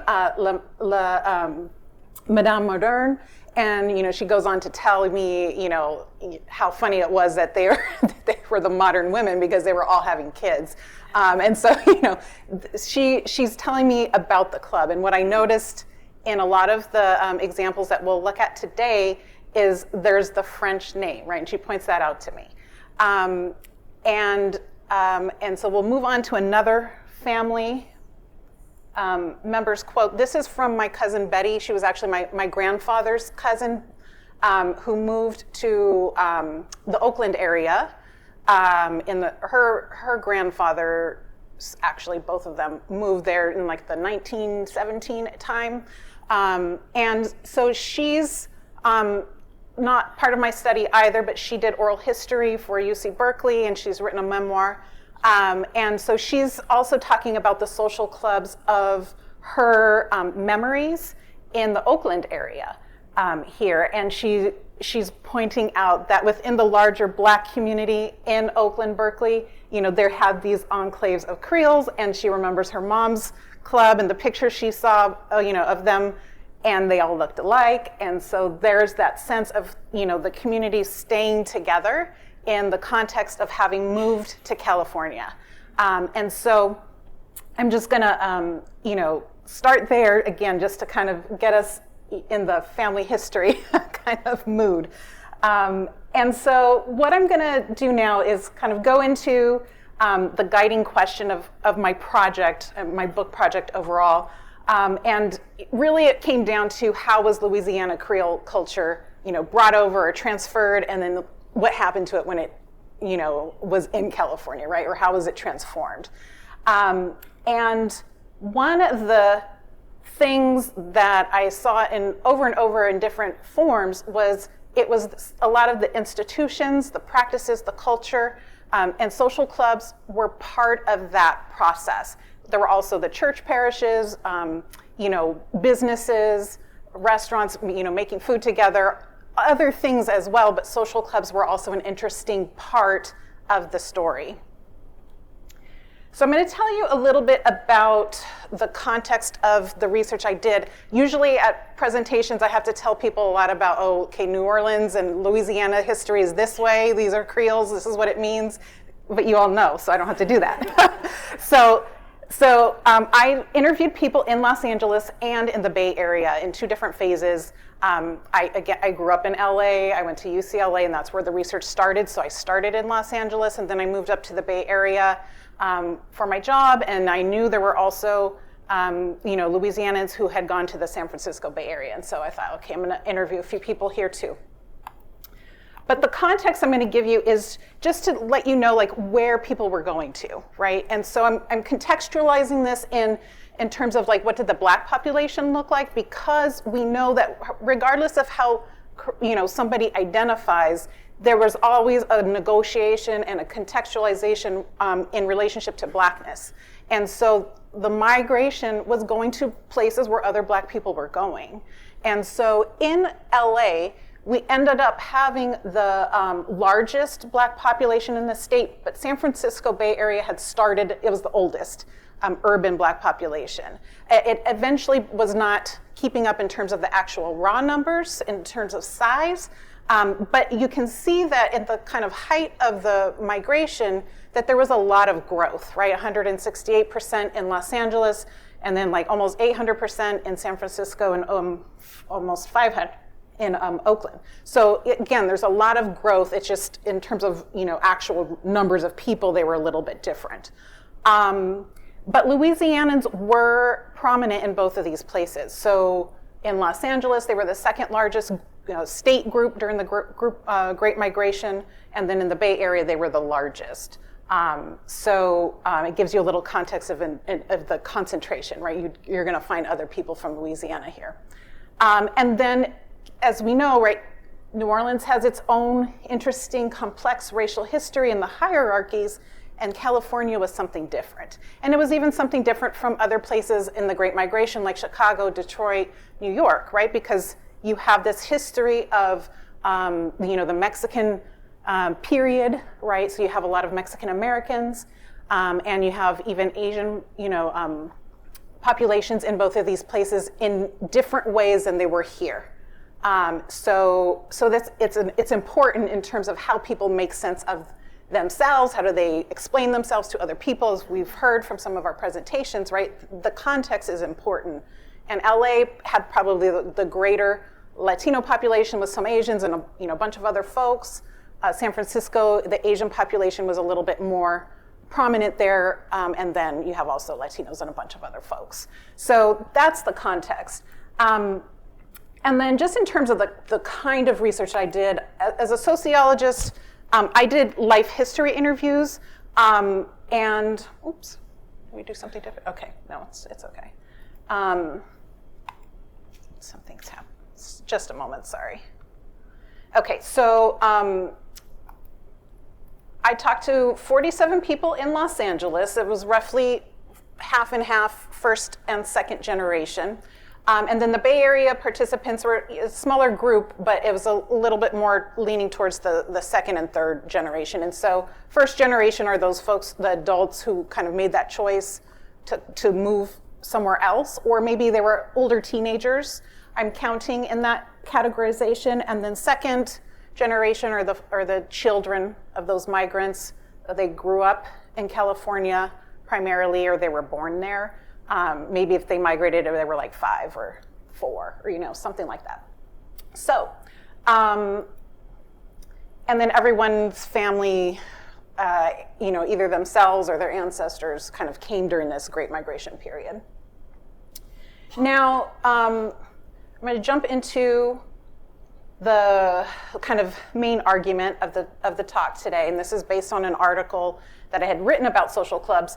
But what happens is that we see a shifting of the function of the social clubs from one place to another. So in Louisiana, we know there's this history of the mutual aid societies because it was a response to being excluded from opportunities to have burial insurance, life insurance, those kinds of benefits. So people made it themselves. We have, the social clubs operating as a way to socialize within the Jim Crow period, and not having access to the public spaces in this, in that time. So people made their own spaces, their own safe areas, right, where they could be with each other and not, get called out for congregating in public and those kinds of things, right? So it's a response to the context. And in that, right, they also served to reinforce the boundaries around Creoles in relation to other people, other Black people, white people. That's part of the process, especially as we've heard, right, like in the context of, Jim Crow and racial hierarchies and white supremacy, right? That's just what happened. You had to kind of stick with each other to be safe, right? But it does create boundaries. Now, when folks went to California, they were bringing this practice, and sometimes they were, migrating, and their friends and their social clubs were also going to California, and so those things kind of literally transferred over, kind of intact in some ways. But in California, it ended up serving the purpose of migrant solidarity, because there were new people in a new place, and they had to figure out, okay, who do we know here? And again, right, the churches were part of that, the parishes, let's go to this parish, let's go move into this area because we know people, right? Let's go stay with our family first and then we'll get settled. So there's that, there's community building, there's cultural maintenance that happens. And then they're also in that process helping each other navigate the new racial and ethnic kind of hierarchies, right? Because again, as we've heard, right, people don't necessarily know who you are when you're in a new space where Creole, had no meaning, right? In Louisiana, right, everyone knows who you are, they see your name, they know what that means, right? They know where you went to school. So, they had to navigate that in a new way in California. So, I'm gonna show you just a couple of names of social clubs that came up in the research. So people talked about, the clubs that were here in New Orleans. Of course, Autocrat Social and Pleasure Club was the most numerous kind of thing I heard. And then, there were a couple of others that came up, or just kind of discussion around the Mardi Gras cruise and, those kinds of things. So they're referencing the culture back home. And then they're also, I heard about these different named clubs, right, in Los Angeles. And I only had one name from Oakland.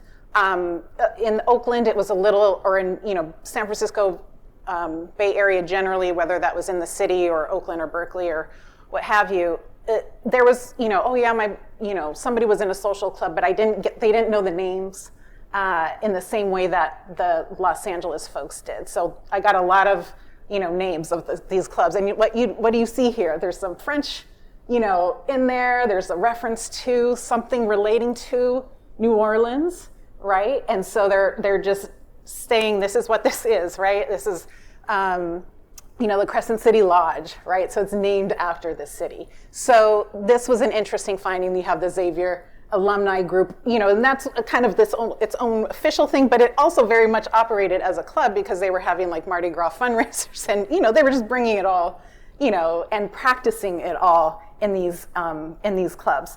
So, the features in California of these clubs, it varied. So you have, people concentrated, especially in Los Angeles, in a kind of constrained area, right? So you have people having meetings at their homes, at businesses, like different bars that community members owned, or they had a clubhouse that they, were able to get for the purposes of the club. So there's a range there, it's formal to less formal.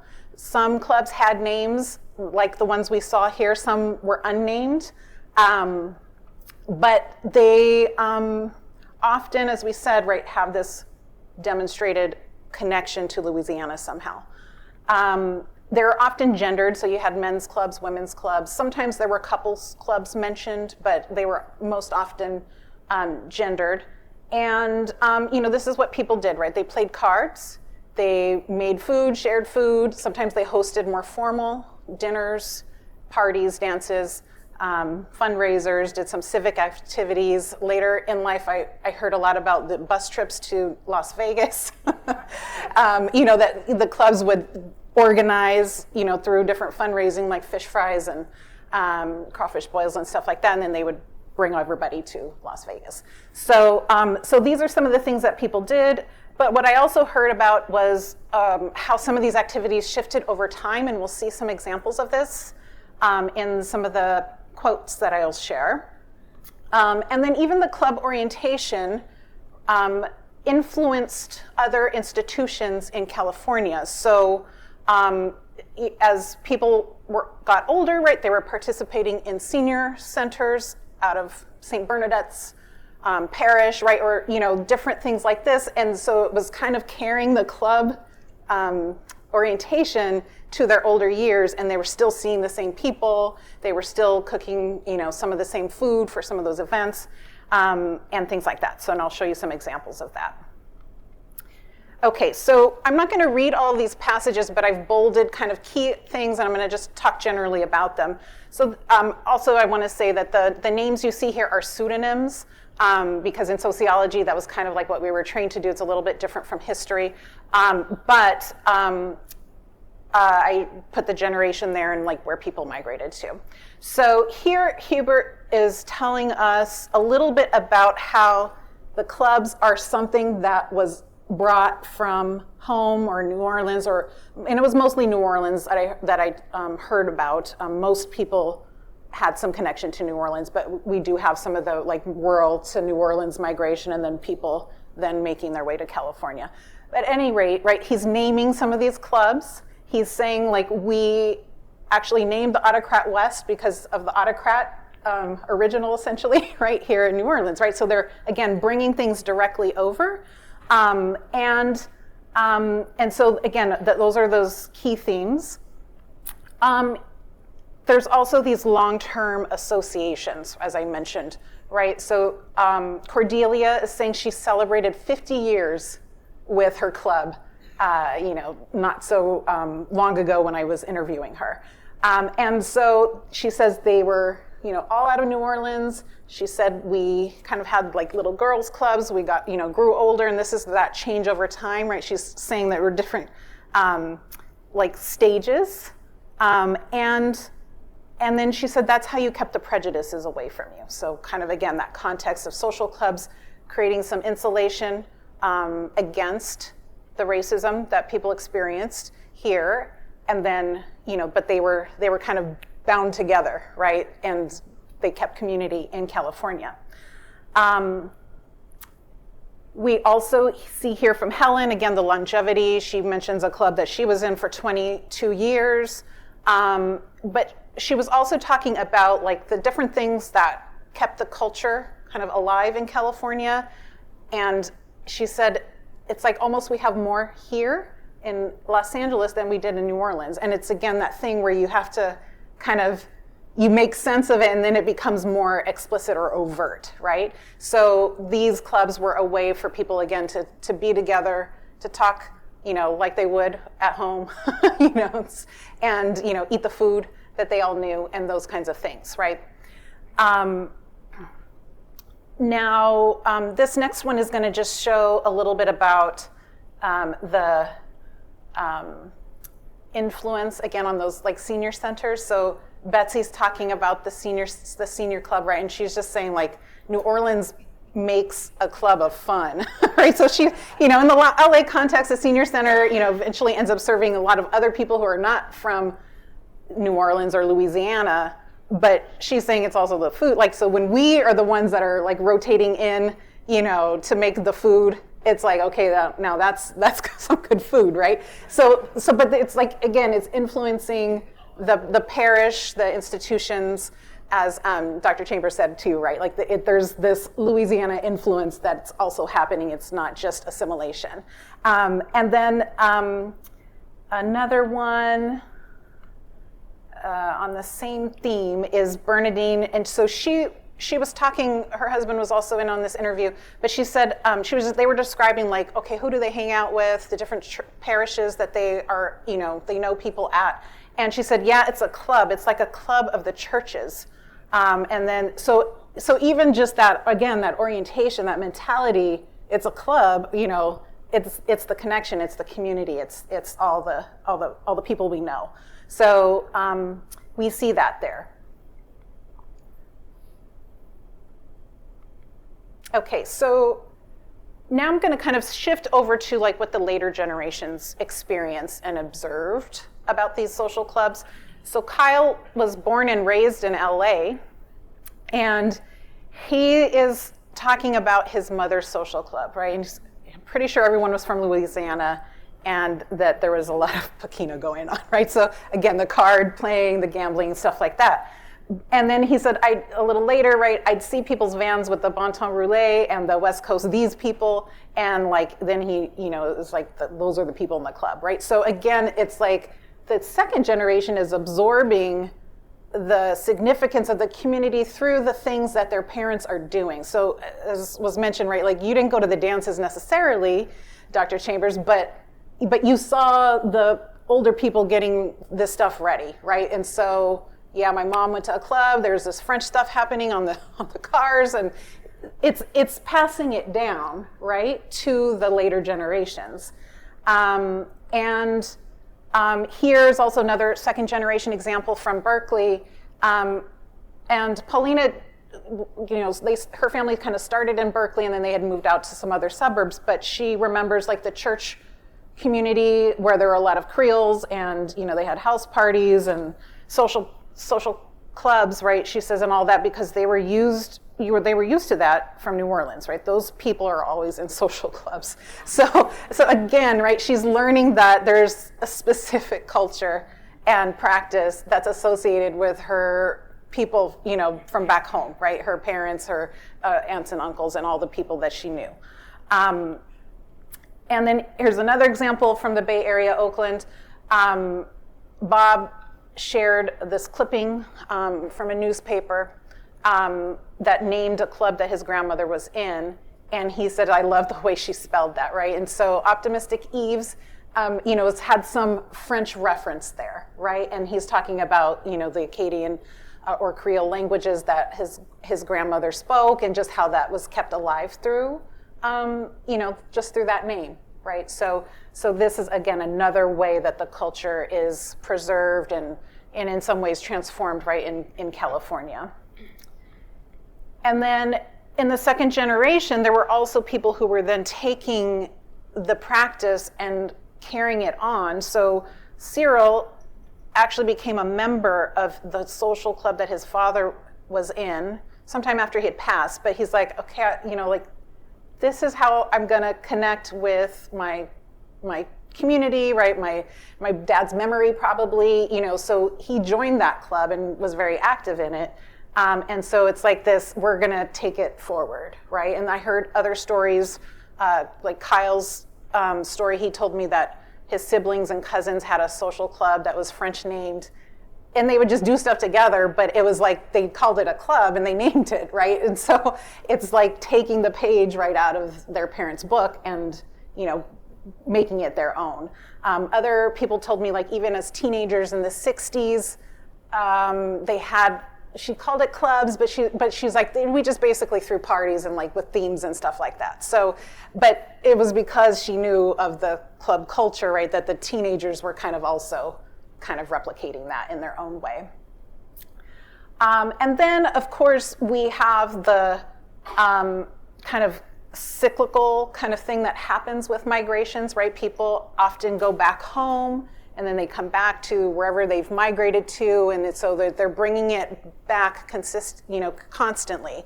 And so Maybelline talks about going back home to participate in Mardi Gras celebrations because her family knew some of the crews, and that's the reason why they went back, right, to get that connection to the community that they had come from.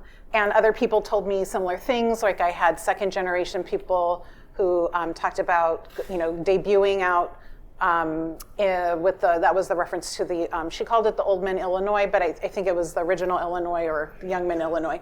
But she debuted with them, right? And she grew up in California, so there's that family connection. She comes back, and a lot of people talked about coming back, however long, maybe every other year or whatever that was, every summer, but it's reinforcing the culture. And it's also connecting them back to the social club orientation that was coming out of New Orleans, specifically. Okay, so I'm gonna conclude and we'll have lots of time for questions and or to get our lunch. So essentially, right, the idea again is that the social clubs have changing functions in the migration, right? They served one purpose when you're here at home, and then, it starts to shift as people, move to the new place and things, require different kinds of reactions or different shape shifting. But they were still symbols of the culture and the place, and that was for the migrants themselves, right, to kind of ease their way into that settlement in a new place, but also it passed on to the second generation, third generation, right? Just like I remembered seeing my grandparents, go to these clubs. One time I remember going there to their house and they were dressed up in like square dance outfits because that was the theme of one of the parties that their club had organized. So that's it for me. I want to open it up for questions. Yes, thank you. Oh, well, okay. When you ask your question, we'll ask Dr. DuCros to repeat it for the online. Okay? Paula. Thank you for your presentation, and I was very much part of that experience of the migration to California in the 50s with my parents. And although I was born here, I lived in California in the Los Angeles area until I was almost 10. But I have vivid memories, and I don't know whether you're continuing your research about that LA area. And I even have footage of just what you're talking about. Women bringing the dishes, the card parties. I've got a narrated video of the New Orleans dancing going on with Sam Cooke and Anyway, it's just a beautiful memory, and I'm glad you're capturing some of this and writing about it. And I do have names and contacts if you're still looking for informants from that Los Angeles area migration. Thank you.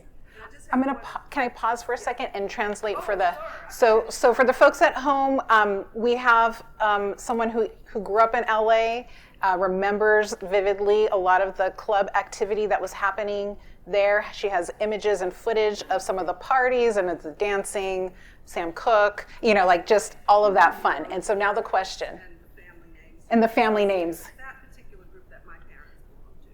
But I'm also curious, you mentioned 4 Catholic churches in the LA area. I think I know which 4, but I'm curious. Could you tell us the names? Yes. Yeah, sorry? St. Bernadette. Yes, I mentioned St. Bernadette. So the question was, what are the 4, what are some of those 4 churches that people mentioned? So there was St. Eugene's, Holy Name, of course, St. Bernadette's, and there were actually more than 4. Transfiguration. But in this particular passage, she was saying St. Agatha, St. Eugene, Holy Name, and St. John of God. But there were more, right? Transfiguration, we know, is actually, that was that one and Holy Name were like the 2 that most people talked about. But there were, again, people who moved out to Inglewood, right? And so they went to another parish, and then some of the early people started out on the east side, so they were in, some of like St. Patrick and, more towards Central Avenue, but then people started another migration, right? They started to migrate a little bit more westward in LA and ended up in like the Leimert Park, Jefferson area. But yes, so again, there's all of these elements, right, that help to reinforce this cultural maintenance, right? Yes. So, thank you so much. I love this. I want to say a combination of what you were talking about and Dr. Chambers, that Cajuns aren't black. My dad's social club was called the Cajuns. and I think it was a mockery, actually, because it was spelled Kayjohns. So it was the Cajuns, but it's a play on Cajun. Yeah. And this was in his Catholic boys' high school, and then into college, they carried on with the Cajuns. Yeah. Okay. Could the folks at home hear that one, because I was so close? Okay, so Dr. Gaudin shared that her father was in a social club called the Cajuns, spelled Kayjohns, but it was a play on the word Cajun, and it continued from high school to university. So again, right, we see the influence of Louisiana. Yes. I'm not going to hear that.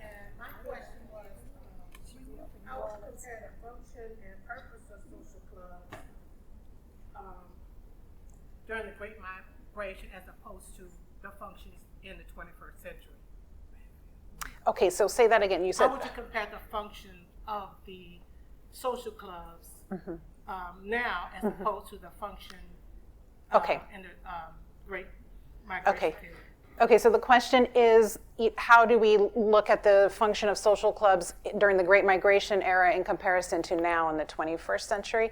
So when I talk to people, It was early 2000s, and then like in the Bay Area, it was like 2010s.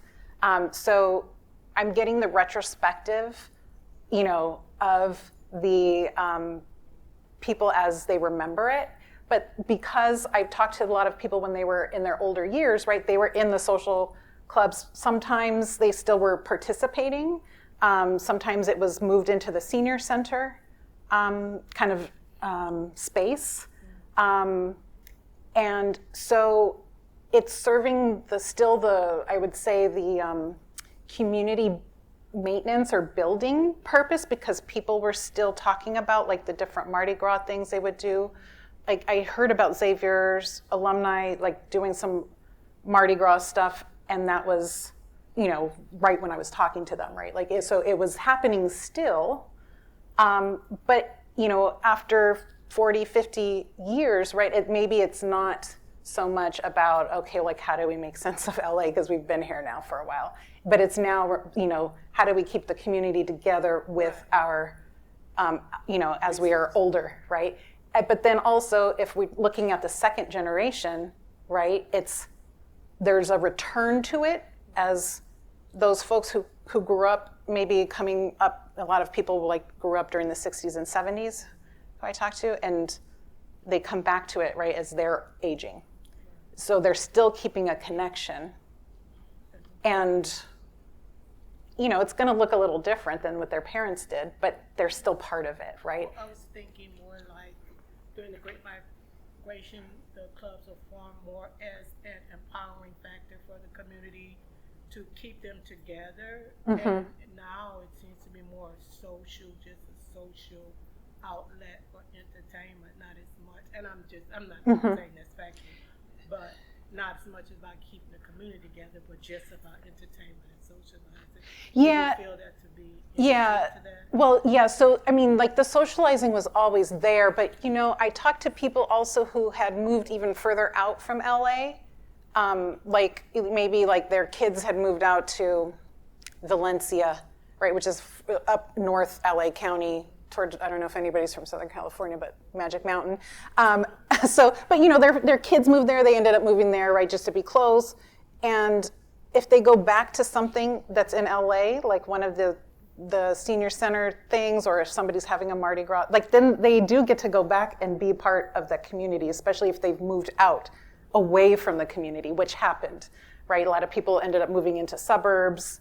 As we know, a lot of urban areas, right? Like a lot of Black people have just moved away for different reasons, right? Affordability, all the things. So I think there's still an element of that kind of keeping Louisiana culture kind of part and present of what they're doing even in their elder years.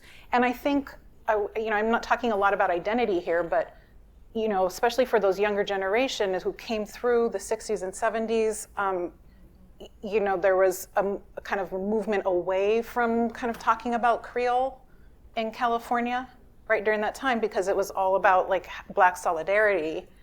But then again, as they come in through that period, through the 90s, where like, okay, you could be multiracial, we have Obama coming, you know, like Tiger Woods, like it's okay to start talking about your ethnic roots also, even if you are identifying as Black, and then you come back to, okay, well, how can I practice this, right? And some of it's gonna be in these social clubs, or some of the stuff that might be happening at churches, different Mardi Gras festivals. There's a lot of Bayou Fest and Cajun Fest and Creole Fest in Southern California. That's how I met some of the people I talked to, right? So there are these different ways that people pull on that culture in addition to that. So I think it's part of that, yeah. One more quick. Okay. Yeah, because we want to eat, right? Yeah. One brief, and then make your way up this way. Okay. I just want to round up Wendy's and yours. Nobody's mentioned the word Asian culture, Jewish culture, Indian culture, go to Vegas, gamble. But what they're doing, they're finding their soulmates, their wedding. This is a word that didn't come up. These people are sizing each other up economically, linguistically, they're trying to find their mates in this sociality that's utilitarian around the world. So I just want to make that comment, is I see you, everything matches up, and I need to get with you. So, yeah. But that's the international, that's the very international. I'm looking for my next part. Yeah, so the comment was about how in our presentations we didn't quite talk about like finding your soulmates, your mates, your marriage partner. Is that okay? Yeah, so trying to essentially what I interpret from that. Keep the two, yes. That word marriage is the missing link. Right. Yeah, okay, thank you. We have a lot to talk about. Hold on, I need your mic just a second. Just stand close to me.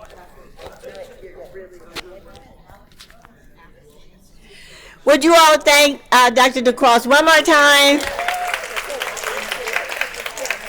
I went to, when I first went to Los Angeles, I was on my way to Berkeley, and I stopped to visit all my relatives and for a few days, and I had to ask them, do y'all know anybody from here? Because it looked like everybody you know from Louisiana. And they said, we don't need to know the other people. So thank you. It is lunchtime. I want to have you think about something during lunch. We are calling it gumbo for gumbo people. We have gumbo served also as the entree did as an entry to the full meal that's there. But think about when you take a spoon of that gumbo, how many cultures it took. We know that its roots are in West Africa, but then once it got here, there are all kinds of things. Don't go anywhere. We're going to get you. We're going to call you. This is Tiffany Thompson, who's also here at Xavier and a member, and she is going to call your table numbers. And then guess what? We're going to have a sing-along. Y'all going to get back here, and you have to participate. And then when we do Creole bingo, we have a lot of books here and other prizes for you. So come back in here, okay? All right, go eat.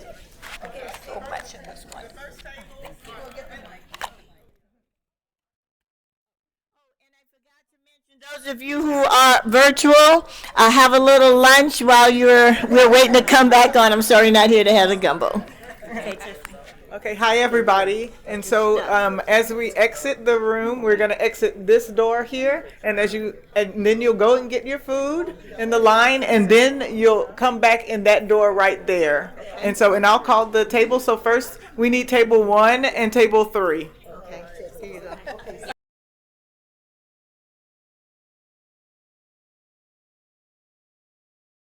Have everyone in their spaces.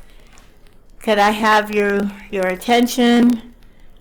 We have a treat for you, but guess what? You're also the treat. See those words up there? Try to sing them. Okay. So we have here for our virtual audience, as well as for those of you who are here, we have some fun. We have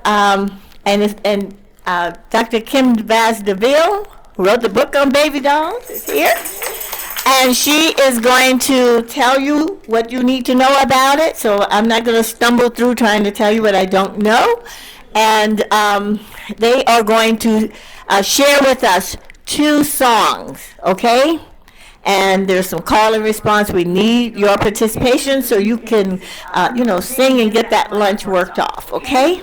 All right, and then we will move on. We have awards, and then our afternoon session is going to start at 1:30, I promise you, okay? All right. Let's see if I can hook you up here.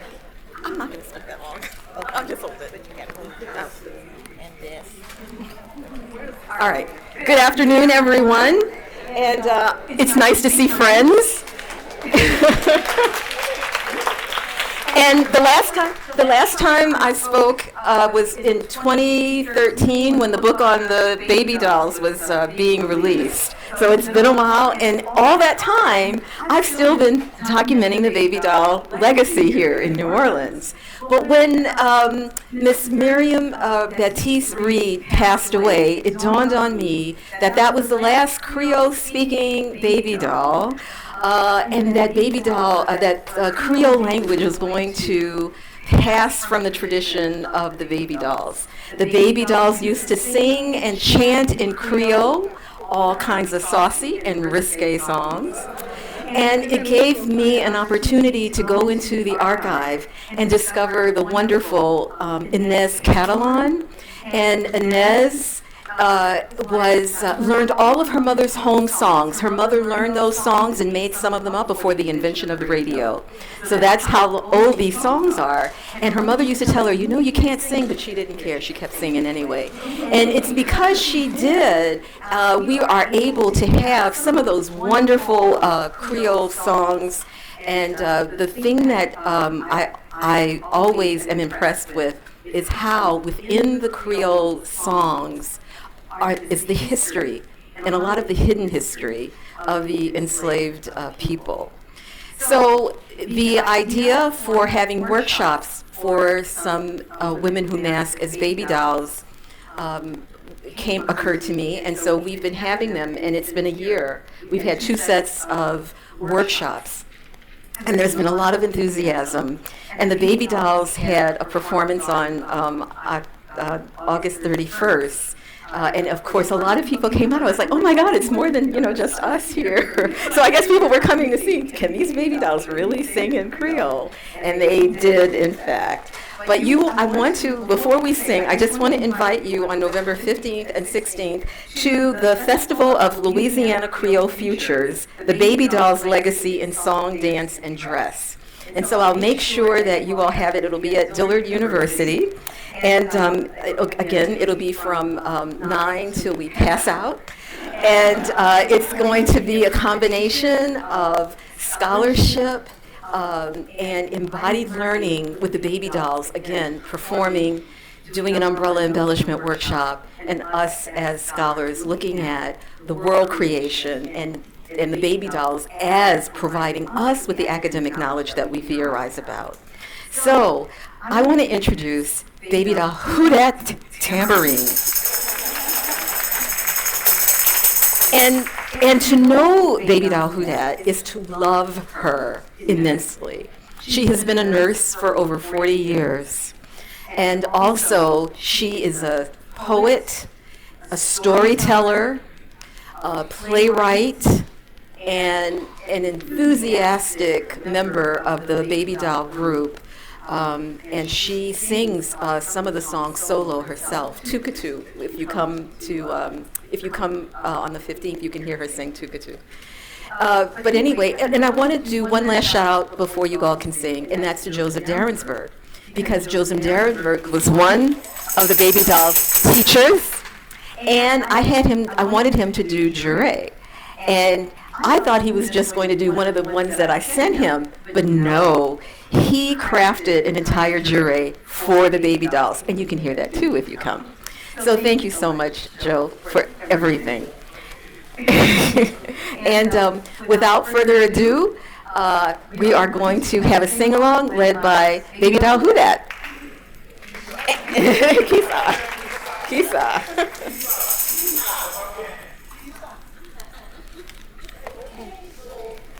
Did you all want to introduce yourself?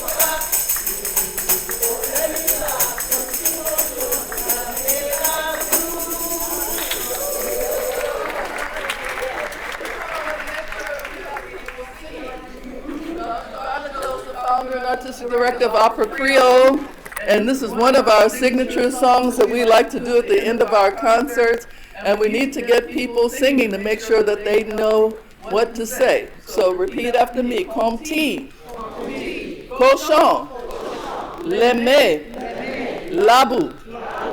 Comté, cochon, lemelle, labou. I love you like a pig loves mud.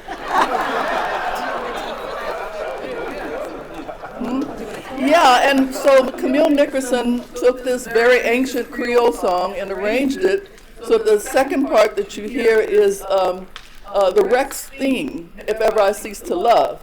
So she takes that and incorporates it in the song, and instead of May the Moon Turn to Green Cheese, she says, May heck cut off my neck. If ever I cease to love. So can we do that one more time so we have people actually singing? All right.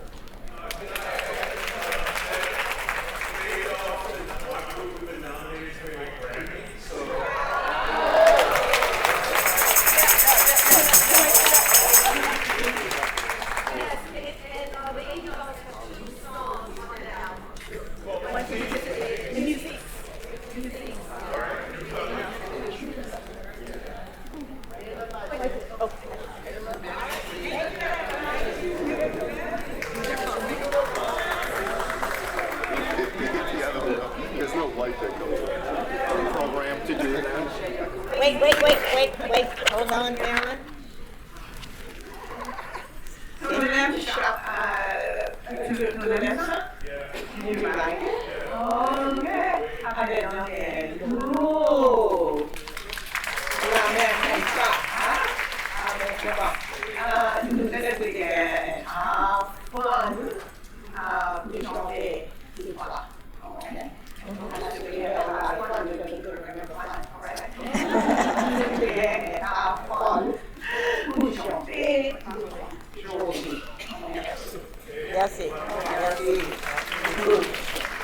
Maryland is among some of our members. Maryland had Creole folk in her homes. She's always never stopped. She's always folk. And so when we talk to Maryland, we'll be back and forth. Thank you to everybody who participated. Now, switch into our awards. We call some of our founders, Ingrid, Pat, Shaik Snyder, they are the founders. Ingrid Stanley and Pat, Shaik Snyder and give the award. We have two read biographies of the bios, and then we will, and then you choose my one.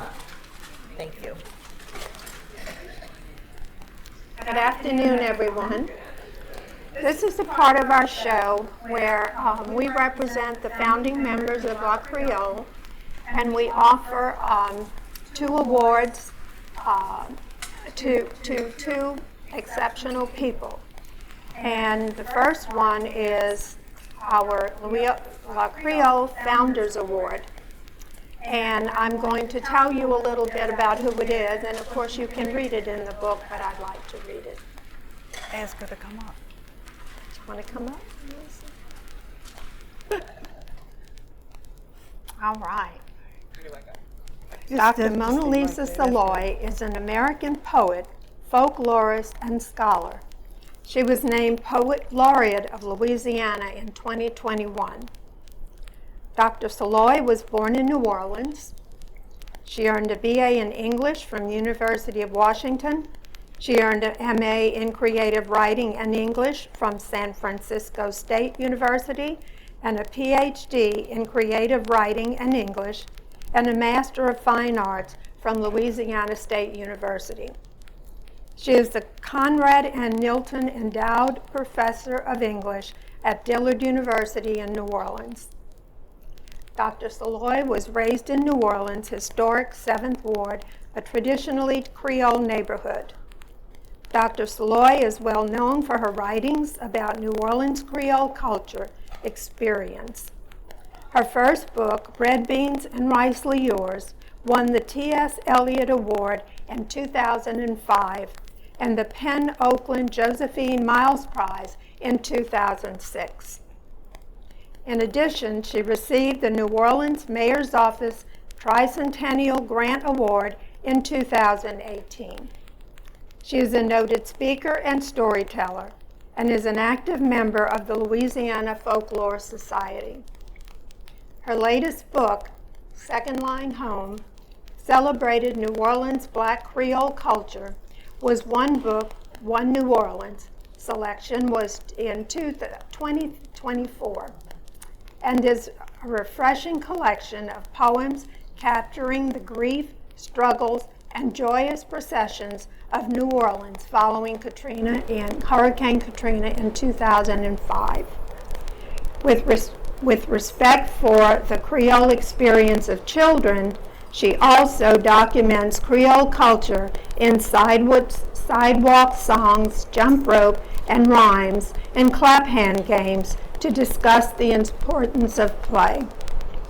Dr. Saloy provides education about the rich history as well as the traditions of New Orleans Creoles, including the traditions of Black poets, musicians, Creole talk, and a people's determined preservation of their Creole culture following the devastation of Hurricane Katrina in 2005. She is a culture bearer, a gift to the community and to the world, but mostly she is a gift to the Creole people in Louisiana and wherever else they may be. Mona Lisa. No, I hate The charter members of the Louisiana Creole Research Association are proud to present its 2025 Founders Award to Dr. Mona Lisa Saloy for outstanding contributions to Creole culture as a teacher, poet, writer, folklorist, and culturalist. Congratulations. Thank you. Give you a little hug. Thank you so much. Mm-hmm. Can I say something? Just briefly. Thank you to everyone, to this organization. It has always been my joy and pleasure to participate with all that you do and all that we are. Unless we cross with alligator or a water moccasin. We're all fully human, but our Creole culture has really given the world so much joy that everybody imitates, from the foodways to the masking. So it is a great joy. And also my name is Selwa in the neighborhood.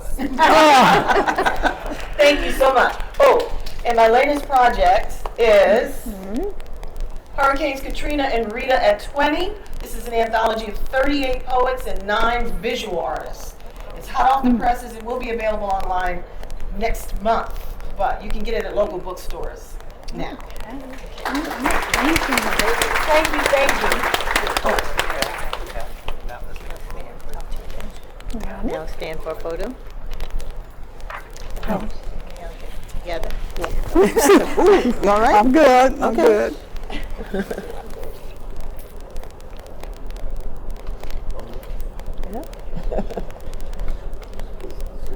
Thank you again. Thank you. Wait. You'll have your goodbye. My cousin. We have the cousins. Okay. One of them is trying to get through it, so bear with I'm going to do this. The Louisiana Creole Research Association is proud to present its 2025 Recognition Award to Fatima Shaik Little for her outstanding contributions to Creole history and culture as a writer, teacher, and culturist. Fatima Shaik is an author, a children's author, a journalist, an orator, a filmmaker, and teacher. Ms. Shaik's writings include both fiction and nonfiction. Her book, Economy Hall, The Hidden History of a Free Black Brotherhood, and her notable Economy Hall exhibit received rave reviews.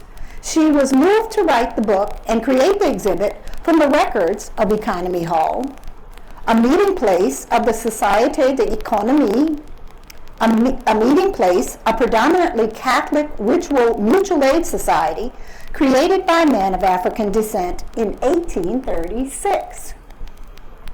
The building that housed the organization was destroyed by Hurricane Betsy in 1965. Ms. Shaik's father's friend was a prominent member of the society, and he rescued 24 books from being thrown away. 15 years later, Ms. Shaik discovered the documents in her father's closet and shared them with the world through her book, Economy Hall, The Hidden History of a Free Black Brotherhood, published in 2020. She received the Louisiana Writer Award from the Louisiana Center and the State Library of Louisiana for her effort. She has created an exhibit on Economy Hall that has been displayed at universities and museums throughout New Orleans and will include, but has included, in Paris this year. We just came back from Paris. Ms. Shaik has explored her roots in both New Orleans and India. She is the subject of a film by Kaveri Kaul, who took her to visit the birthplace of her Bengali paternal grandfather, Sheikh Mohammed Musa. An 1890s immigrant, Mr. Musa moved to New Orleans and settled in Treme. Fatima Shaik was born and raised in the historic Creole 7th Ward in New Orleans. Her father was of Indian descent and her mother a New Orleans Creole. She attended Xavier University of Louisiana, graduated from Boston University with a Bachelor of Science, and New York University with a Master of Arts. She worked as a reporter for the Miami News and the New Orleans Times-Picayune, and served in editorial positions at McGraw-Hill for a decade. She began teaching in St. Peter's University in 1991, retiring in 2020. Ms. Shaik is married to artist James Little, an abstract painter, since 1984. They have 2 beautiful daughters. Through her writings, Fatima Shaik has helped give New Orleans a renewed perspective on who we are. The Mayor of New Orleans, Just Talking Jazz, her first publication, captures the mood of the city. Through all of her stories and their characters, she brings to life the cultural experience of being a New Orleanian, having been a New Orleanian, or wanting to be a New Orleanian. Fatima Shaik Little. Thank you, cousin. That's embarrassing. No, you do the presentation. Oh, okay. Read it. I need you have the mic on. Oh. We'll stand next to her. Okay. All right, okay. Read. Oh, I do what she tells me to do. The Louisiana Creole Recognition Award. The Louisiana Creole Research Association is proud to present its 2026 Recognition Award to Fatima Shaik Little for her outstanding contributions to Creole culture as writer, historian, teacher, and culturist. October 18, 2025. Yay! This is yours. Okay, this is mine. Stand right close to me so I can say thank you. Okay. Okay, so I'm going to say thank you over Betty's mic, so we'll save a little time. Thank you, Louisiana Creole Research Association. I really appreciate this.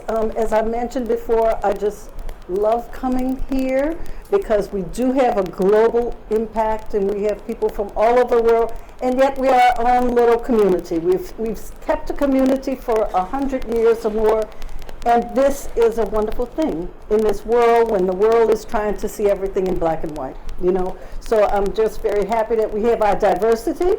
I'm glad we have all our hard heads, we have hard heads, but we get along with each other, right? And I don't think everybody in this world can do that, and I'm glad we can do it here. Thank you very much. Nice.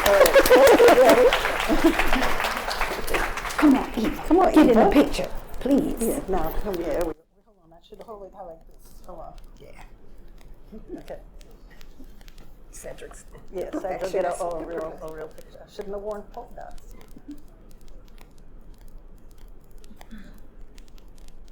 Right. Okay. Thank you. Yeah, probably can't see. Okay. Hold on a second. Fatima, you can come. Okay. At 1:30, we will be ready for the next session. We have an interview, and it's our only session that has an interview. One of the things we did learn through the years is that through your evaluations that I hope you are filling out, that's on your tables, please do. Okay. Is that the attendees do not like panels because it sounds like they're talking to each other and not to the group. So we have had that mentioned on our surveys that you're doing today. They loved learning, and it seems that you do too. I hope that all of you have seen the in your packets that you have a lovely little notebook. It's the first of its kind for us. So taking notes, I see many of you have taken them out. Let me introduce you to you. Just had a wonderful introduction of Fatima Shaik. We have now coming up, and I want to say this before they come up.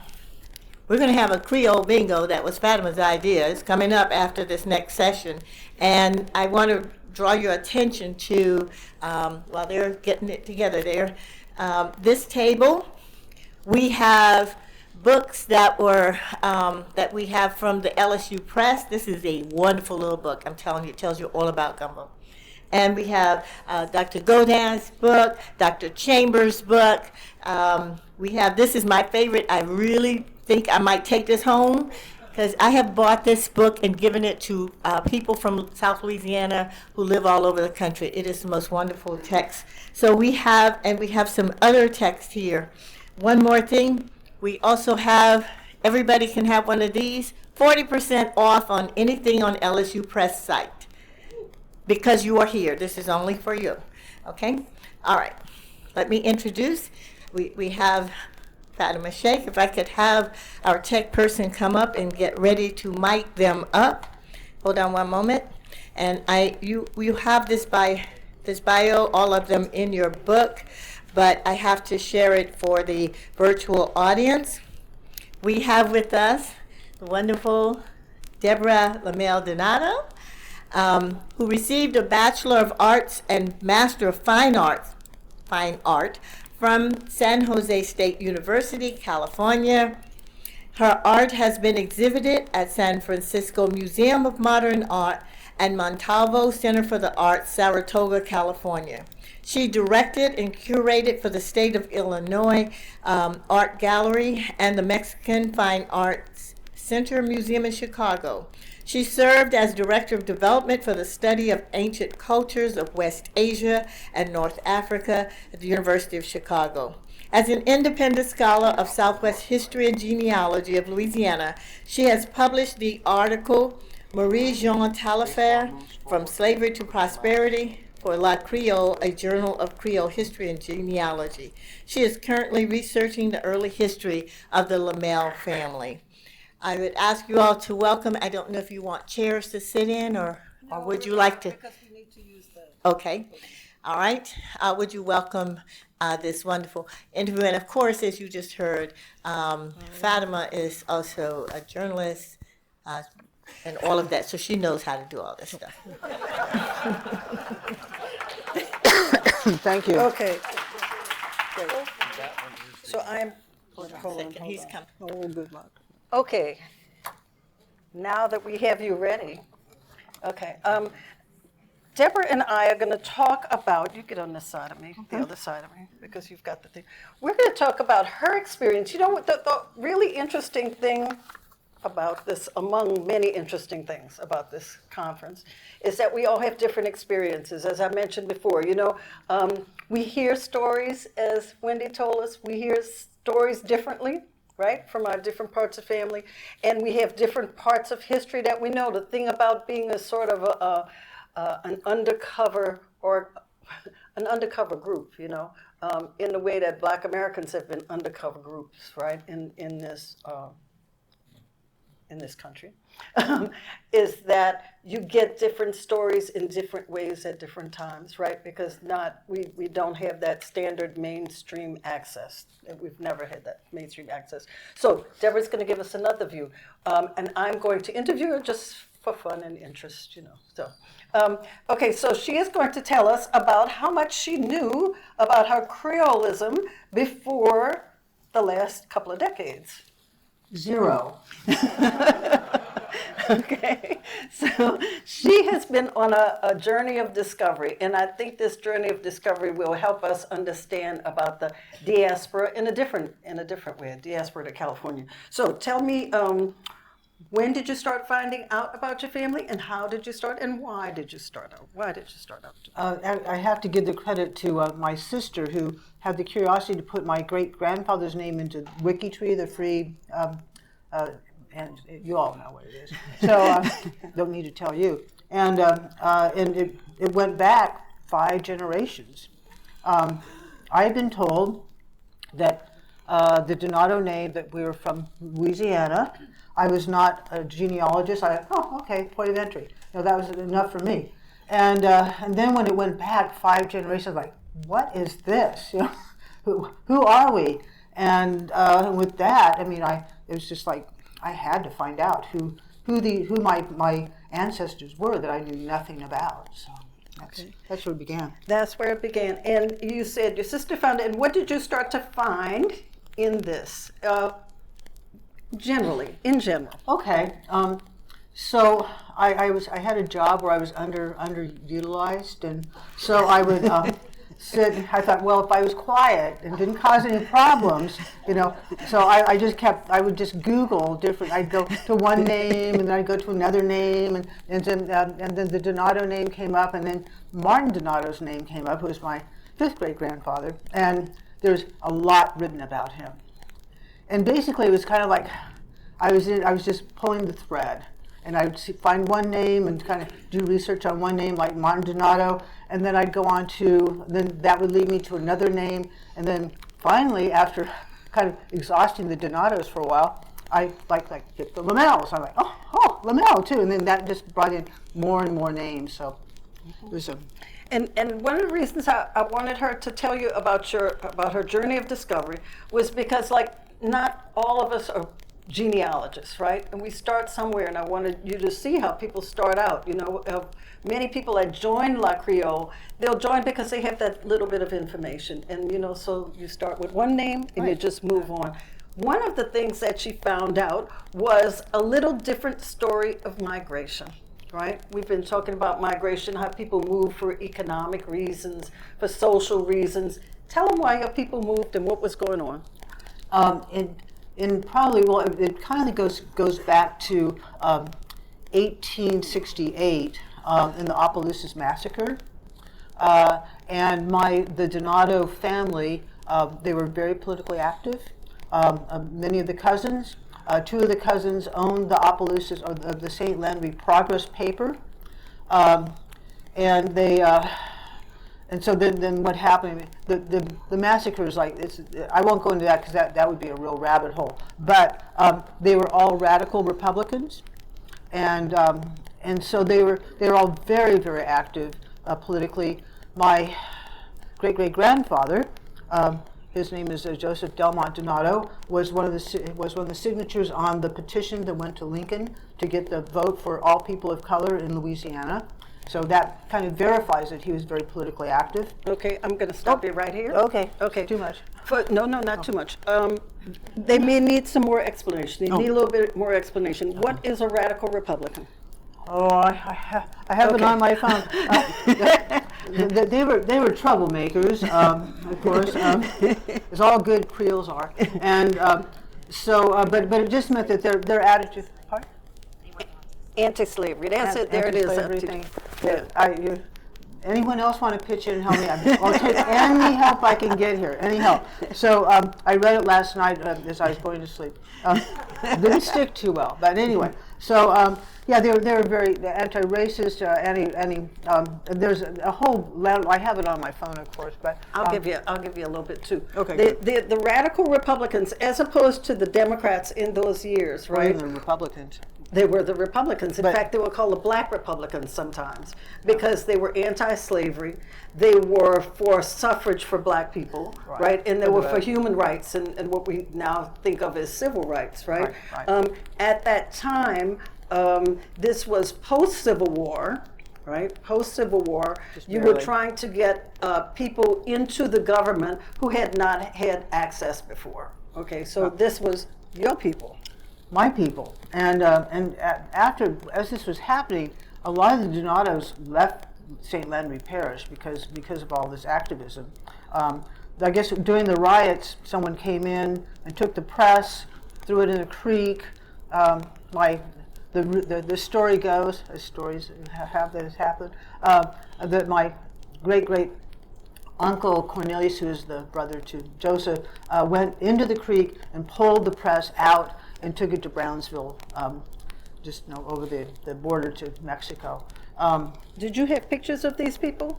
Well, not of that person, but not of that person. Which people do you have? I have pictures of my great-grandfather's generation. Oh, sorry. Let's wait until I get to California. Okay, we're going to wait till California. All right. So we're still in St. Landry Parish at this point. The Donatos and Lemelles are two of the earliest Creole families in the area. There are others by far, but they were very early on. For instance, the Lemelle landing is now known as Washington. So that was originally Lemelle land, and Donato Bello and who's the progenitor from Italy of the Donatos, and Francois Bellegarde Lemelle, his son Francois, they became, Donato Bello and Francois became very, very close, and they kind of took their families from New Orleans into Opelousas together. They were both in the military together, and the Opelousas militia. They both fought the Battle of Baton Rouge together with Galvez. So their lives were very parallel. And but we're going to jump back forward. We've got back in history. Now we're going to go back forward again to like 1887. And at this point, there are all kinds of bad markers coming up for people of color in Louisiana. And at that point, I think my great-great-grandfather knew that he was in grave danger if he stayed in Louisiana. So they sold their property. My great-great-grandmother owned a store in Opelousas, as well as my great-great-grandfather, Marie Louise Lemelle Donato. And she was kind of a force of nature, from what I can tell. She owned property. She bought and sold land, and when she married, she withheld some of her assets from her dowry. So, anyway, that's Marie Louise. Yeah, and this is like in I don't know, maybe 48 or so that they marry. So so we get to 1887, and they just decide that it's time to go. It's time to get out of Louisiana. While they still have, no one's been harmed. No one's, they haven't had their property burn out or anything like that. So they liquidated their assets, and they packed the 10 kids, and they took the Sunset route, which is prior to the Sunset Limited. They took it out in 1887. And that's how they ended up in Los Angeles. Once they got there, they purchased, I think they might have had this building built, is what I'm getting to think. And it was originally called the Donato Brothers. It was eventually then became the Alpine Market. And this is in central Los Angeles. And then I guess now I could, Now you could now I can, I have click some on images. this one here. How about this one? There you go. Yeah. So this is an image of so I'm just going to go back here. So in 1900, just to let you know, in Los Angeles County Census, the family was listed as white. Now, it might have been their intention. It might have been a census taker. I have no idea. But that's the fact. In the city directory of Los Angeles, Joseph Delmont was listed as a clerk. His two oldest sons, Joseph Arthur and John Cyrus, worked as clerks in the family market. The younger brother, Henry, who we have images of, became a butcher and renamed the business Alpine Market. So that's him at the actual store, and then this is a Henry, Uncle Henry, and then my great-grandfather. This is Wilfred, and Wilfred he began as a clerk and a delivery boy for the store, and he then bought his own wholesale wine store with and of course Marie Louise, his mother, gave him 1,600 gold pieces to buy his property and to build his store. Marie Louise, once again. That's another image of Wilfred, I'm sorry. And this is Clay, another son. He was the youngest, and he was a clerk, and he's also involved with civic affairs. This is Marie Amy Donato. She was a clerk and worked at J.W. Robinson's. All you LA people might know Robinson's department store before her marriage. This is Virginia, who became a dressmaker. Imagine a Creole making sewing. How could that be?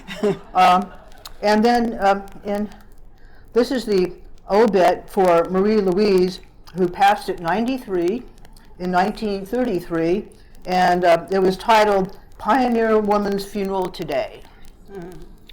So that's the actual family out in Los Angeles, and gives you an idea of what they did when they got there.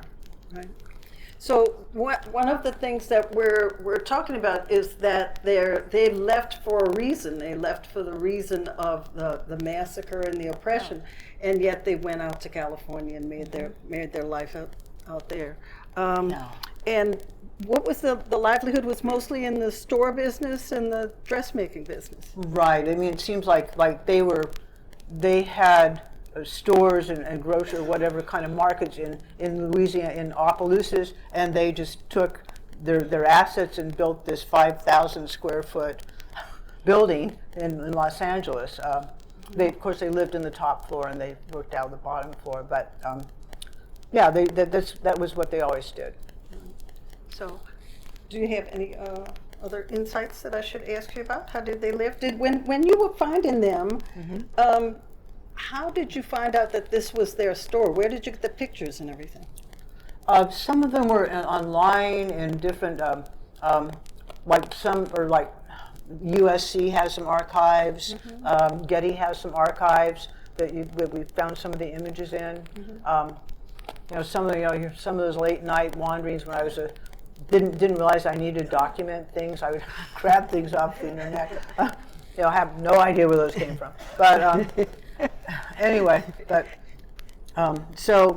And did you look up the Donato family name, or did you wind up going all around and everywhere else? I really began with the focus on the Donatos because that was the only name I knew.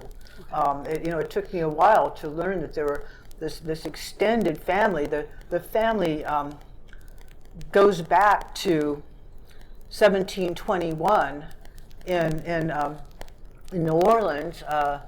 Francois Bellegarde Lemelle was in this 1721 census as the first baker of New Orleans.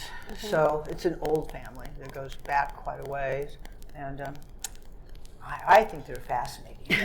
Well, I was just about to ask you your personal feeling about that, because how did you feel about not knowing anything until recently?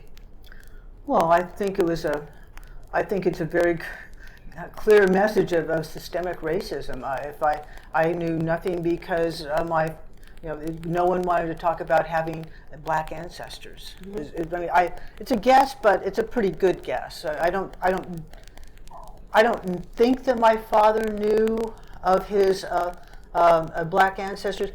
My grandfather had to have known something because he was the grandson of Marie Louise Lemelle Donato.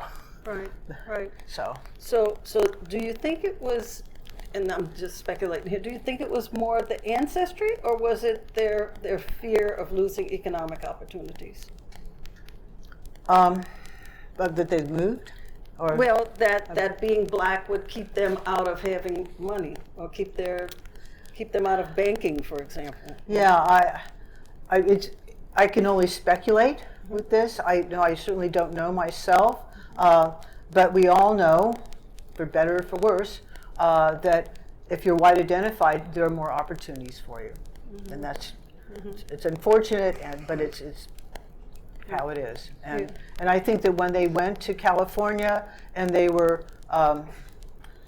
white enough, that they looked enough Caucasian, that they passed over into white society. I think that a lot of our Creole cousins that went to California, I don't have any count on it, it'd be hard to find it out, did the same thing.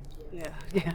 I think you'll find a lot of people in this room probably have disappeared families, right? Families that we don't know what happened to them, they just sort of disappeared, and we'll find them at some point. They'll come up on the DNA. It's going to show up. Here we come. We're back again.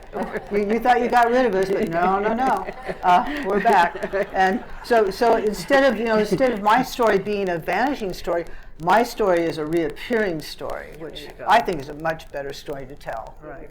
Well, personally. I think that is a wonderful idea that we think of ourselves as reappearing or appearing. Right. Okay. Thank you very much. Thank you.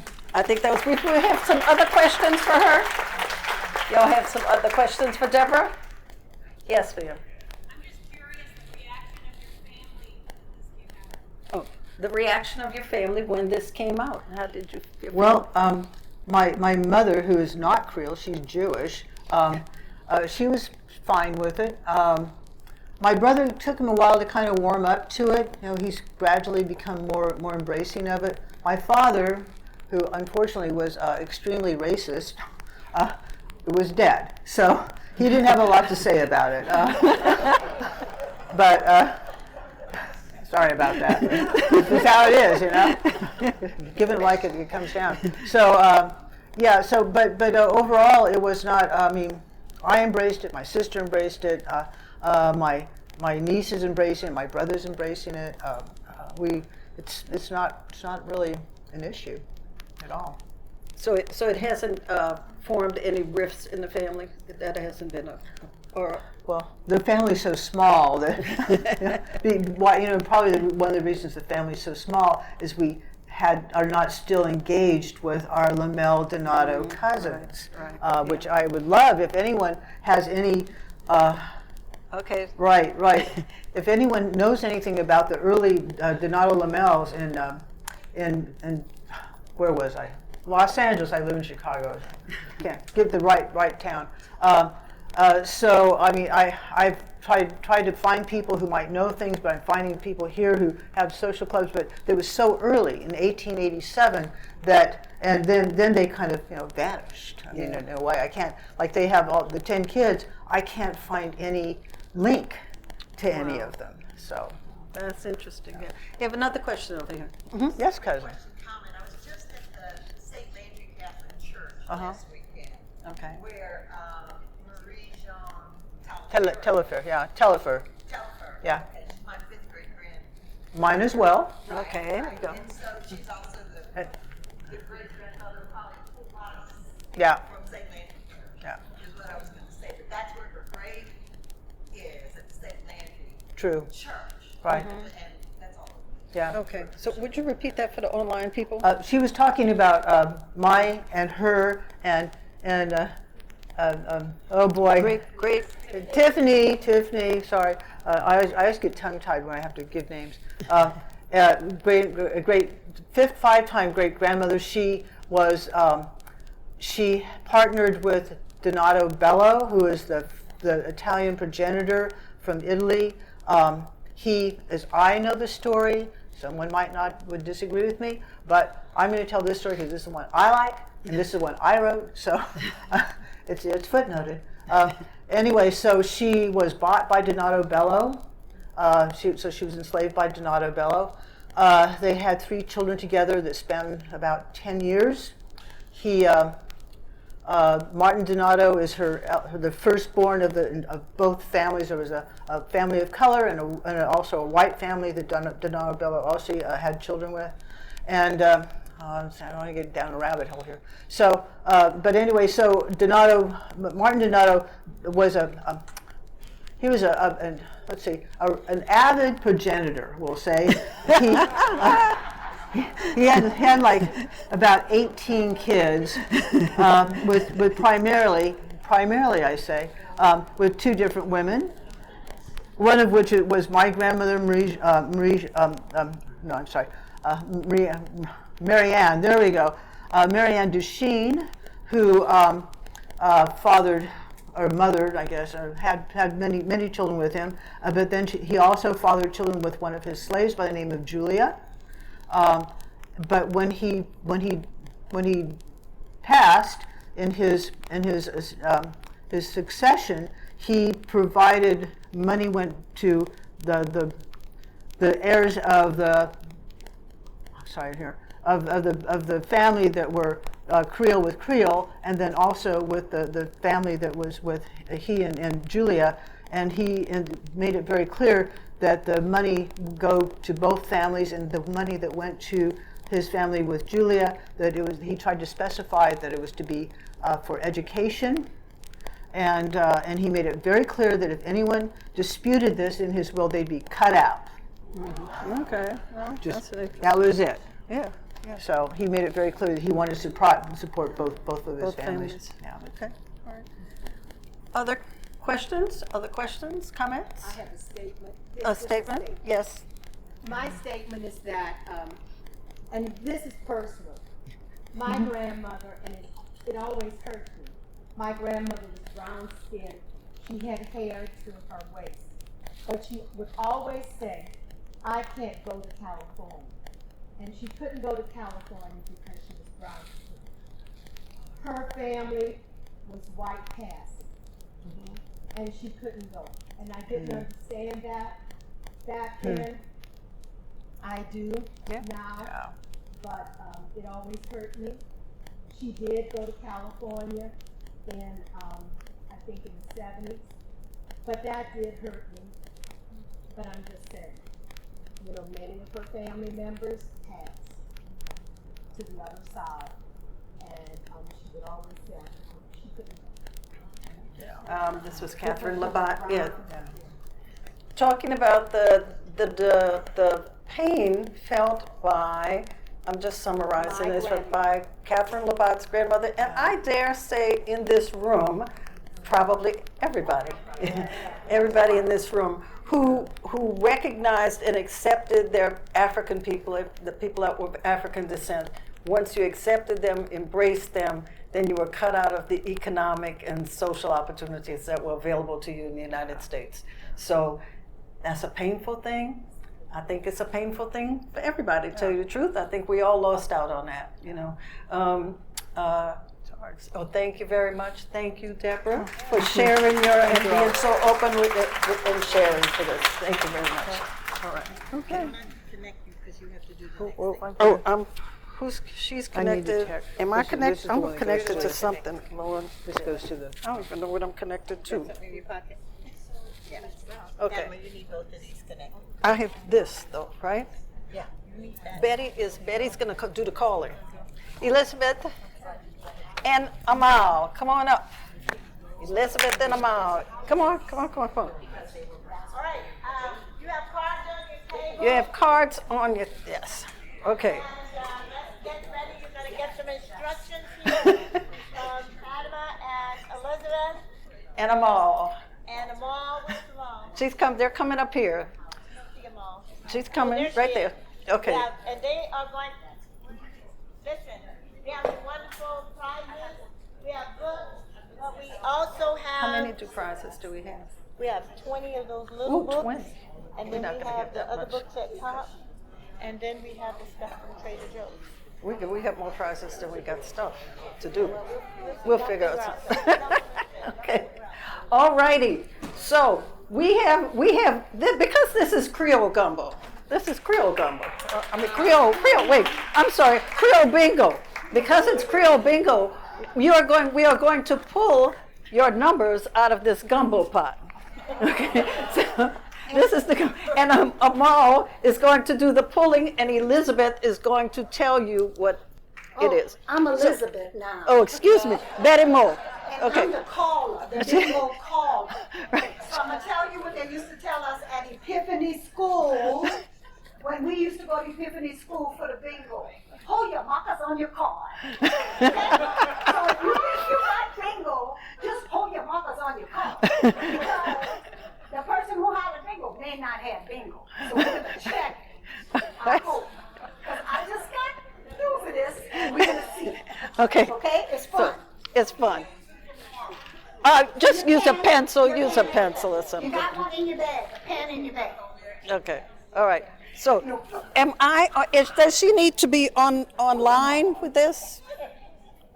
I don't know if I don't need to stand next to you so I can hear you online. You're going to write down, if you don't mind, write down. No, I got a card. I know. You're going to write down what she says, what she tells me to say, because we got to verify. Everything is verifiable Hold on. today. I got a thing over here, though.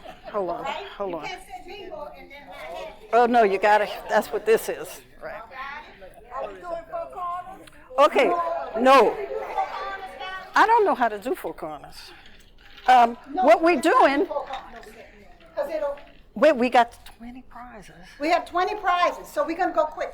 We're going to go quickly, and we got a lot of stuff, so I don't know if we're even going to get 20 prizes out of All right, this. so we're going to go quickly. Now mark your cards. Okay. Go. All right. So what are we going to do? Across? All the way across? You know how to play bingo? Oh, y'all know how to play bingo. I'm sorry. Diagonal, across, up and down. Latitude, longitude, Right. and whatever diagonal is on the Earth's surface. Okay. Our first ball is Opera Creole. Opera Creole. So if you got Opera Creole on your card, mark it now.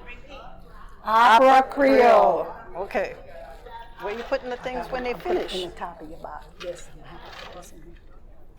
Okay. All right. You write down Upper Oh, Creole. where That's the is way it? to verify. You write down Upper Creole. No, on the back of this card, just write down Upper Creole, like the paper I gave you. Okay. Okay, and the second ball is Native Guards. Native Guards. Native Guards. If you have it, mark it.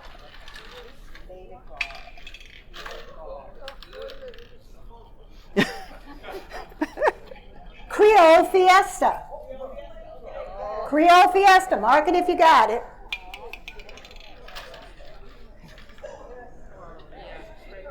And the next ball is Rouler. Okay, Mark, you got something out of that. Rouler. Oh, thank you. Okay. Oh, Lord, the bingo markers. Autocrat. Autocrat.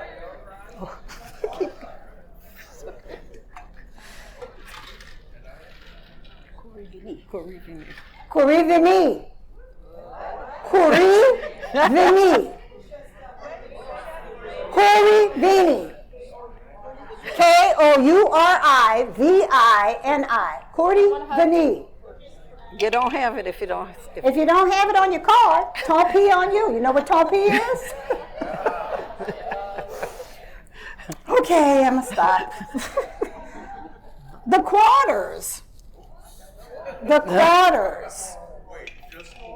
No, the quarters. The quarters. Serious. We are serious. The. T-H-E. The quarters. Oh, you have quarters on your card, though. You don't have the on your card. Got okay, it. sorry, quarters. The person who did the balls is messed up. Okay. Economy Hall. Oh, really? Oh, you got it? Oh, bingo! Me! I won! She's marking my cards! Okay. Come on up, present. Come on up. Wait, let's see. Wait, we gotta verify. Oh, we gotta Okay, verify. you verify for us. Say what they are. Okay, all right. You gotta say, yeah. Economy. Yeah. Economy Hall. Opera Creole. Opera Creole. Yeah. The Free Native Native Guards. Creole Fiesta. And Creole Fiesta. Okay. All right, baby, I won. Tell me what they used to say. Wait, we keeping going. We still going. We still going. Okay, we're still going. We still going. We got plenty presents. Which with the money in the back? Okay. Jeannie, who won this prize? Me, girl, that's why she sent me. That does not seem right. I can't be, I'm not eligible. Then you come get it. She marked it for me. Yeah. Okay. All right, go ahead. No, go get it, Jeannie. Girl, no. Thank you. We'll figure this out afterwards. Okay. Keep going. Okay, here's the next one. For the next person. Should she put them back in? No, don't put them back in. Okay, you ready for the next one? We'll figure that out later. We'll figure Ready? it out later. Okay. All right. Can't hear you. Same card. Same card. We're gonna keep going. Oh, till do we come- something else. Unless you already won. No, we're gonna do several until we get the card covered. Okay. Oh, All right. now we're doing a coverall, y'all. No, we're gonna do the next one Oh, okay. until we get the card covered. I got it. Okay. We so organized. Okay, ready? Laissez. Laissez. Laissez now. I'll keep you straight. Saint Malo. Saint Malo.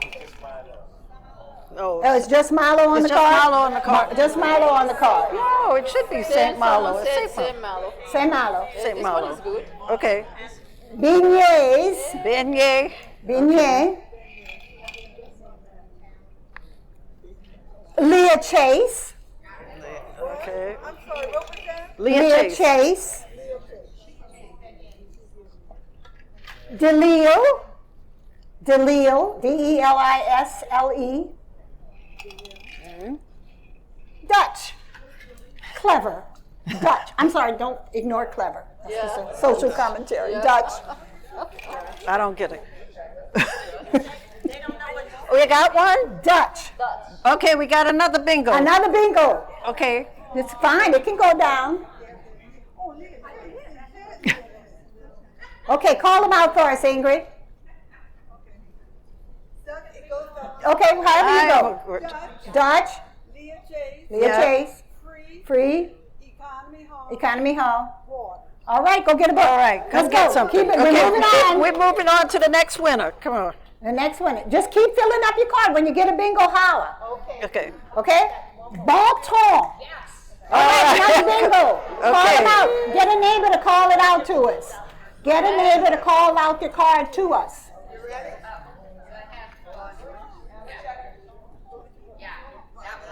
What you got?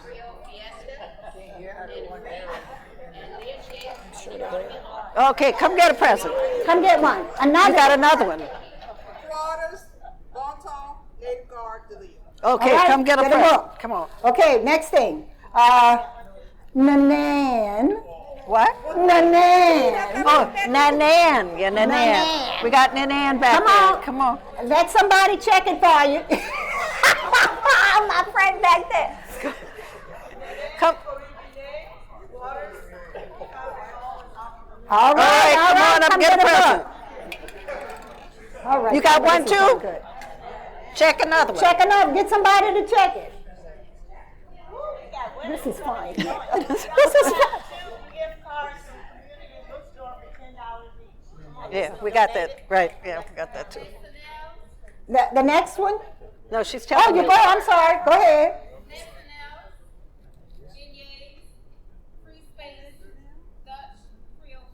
All right, come get it. Come get it. Okay, right, we're going on. Day.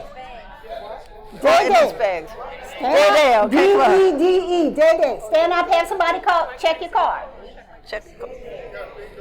Oh, got another bingo over here. Wait, just read it aloud. Stand up if you get bingo and ask somebody to call your card. Wait, we got one here, one here, one here. Come on. Okay. All right, come on, get a present. Read yours. We got one back there too. Yes. Yes. Yes. Yes. Okay, come on. Yes. Yes. Right. Yeah. Yes. Okay, All come right, on, get a get a book. present. Presents here, presents there. Okay, All right. we going on. You ready? Okay. Pyran. Pyran.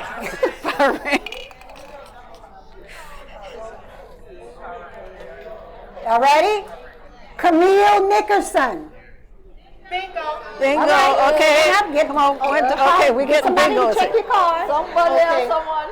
Huh? Get somebody at your table to check your card. Oh, check my card. My books are Okay, 1, 2, 3, 4, 5. Okay, we coming to the end. You called me too late. Okay.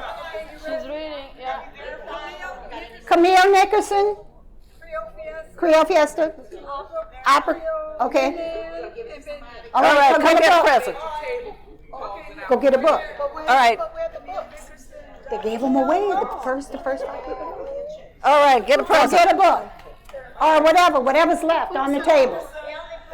Ingrid, we can't produce them anymore. Yeah. Get a Come book, on. girl. All right, come on, come get something. Get a book. Another book. Okay, 1, 2, 3. All right, come get it. Wounded knee? Read it. Did she say wounded knee? What did she? Yep. All right, come on, come get the present. Over here, we got another one. Okay. Okay, we We're ready? moving on. How many squares do y'all have left? A lot? Okay. Oh, we all still right. got presents. Okay. This is, the Circle Show, in parentheses, theater. All right. The circle show. Call out your answers. Somebody verify. Okay, all right. Over here and over here. Yep, Yes. come on. Good. All right, come Get on. a book. Get a present. All Get right, a come on. present.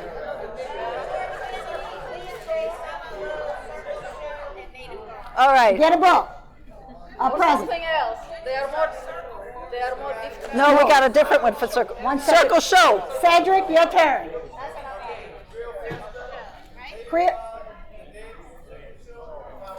All right. Come on. Anybody else? That's good for 4. Is there any more? That's You what got a they- bingo? Oh, okay. That's good for 1. Is there any more? All done. No. You got one? He's good. You got yours? Oh, you got yours? Okay. Okay, You ready? come on. You ready? Homer Plessy. Okay, stand up and have somebody. Come on, y'all. We got to do it fast. Come on. Yeah. Homer Plessy. Or you won't get a prize. Verify.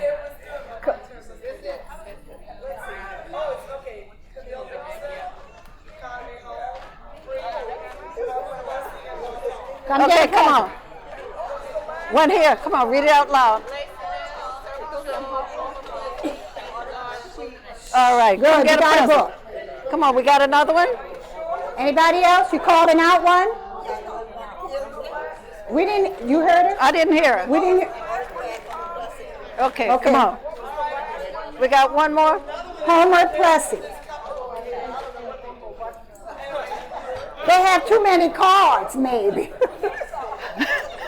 Because there's some tricksters backstage. I can't hear it. Okay.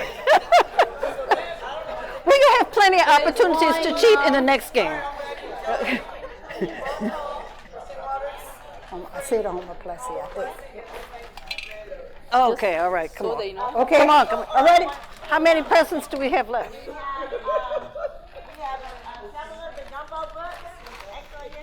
There's wine. But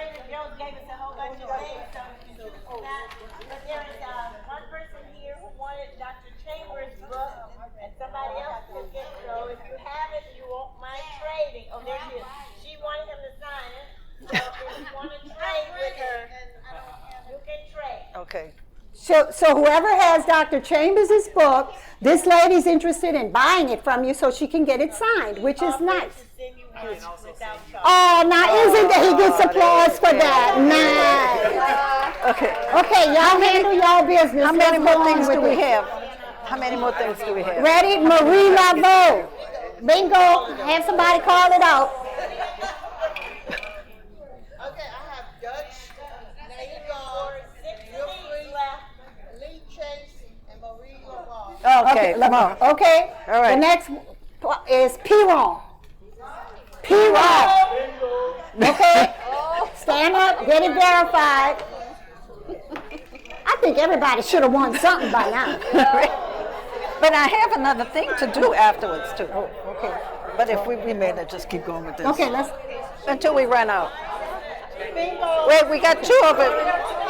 You think it's right? It's right. Okay. Okay, go get it. You think it's right? You checked it? You checked it? You don't have to read it. You checked it? Okay, let's go. Go get a book. Don't make me look at it. Okay, good. Get your present. No, go get it. Tell her go get a book. Whoever it's card it is, get a book. She got it? Get your present. Yes. Get your present. Yes. What do I do? Go get a book. Go get a book. Go get a book. Wine, or there are many prices. Or whatever, the prizes are on the Do table. we have any? How many balls do we have left? Well, a lot. Okay, y'all ready? Okay, come on. Okay, the next one is, you gotta hear it. Shh, quiet up here now. All right. Okay, all the books are gone. We have other items that you can munch on from Trader Joe's who gave it to us for All right. Okay, Let's the go. next ball is coup. C-O-U-P. Coup. Cool. No, coup. Yeah, cool. Okay. Okay, come on up there. Bring it up there. You don't have to call it out. It's here. taking too Well, long. just check the the next verifier. ball is filet. You already got it. You can't get it again. You can't get it again. You can get it once. Too long. What is it? Oh, the next one is 1811. 1811. Only one prize per person.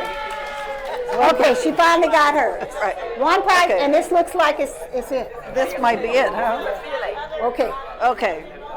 this might be it. Now, do we still have Okay, the cards? if you got The it, book- get over there cards, or they and get the gone? prize. Okay, all right. I don't think we have any more left. Okay. Hold on, I think we may have. If we have one prize left, I have one thing to ask. Okay, let's do it. See if we got one prize. We don't want to call out something. No more calling. Okay. Okay. If we had one more prize, I would see who could answer all of the questions. Well, let's see Let's see if we got. I don't know if we got a prize left. We get the booby prize. Do we have anything?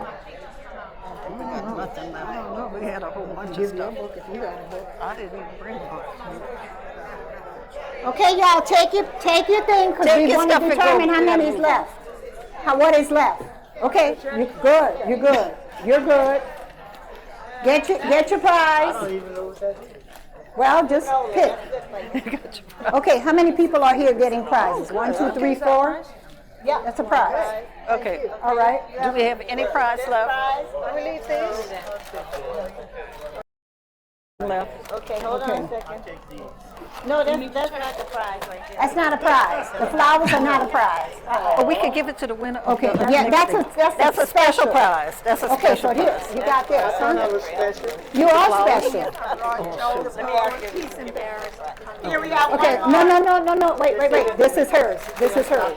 This will be the prize. Okay, so now this is the bonus. But that's Jennifer Ellsworth's prize. That's her prize. Oh, she's doing help. We may be out She of said prizes. one more. She just wants to give a prize. No. I think, did you announce that that's the end of the bingo game? But I have another game. Okay. How much time do we have? How much time do we have, y'all? Just go ahead and do it because she's out there trying to give Jennifer her prize. She's making a big deal. Okay, so here is the. We done. Here's a game. Wait. We don't need this. No, we cannot give it away.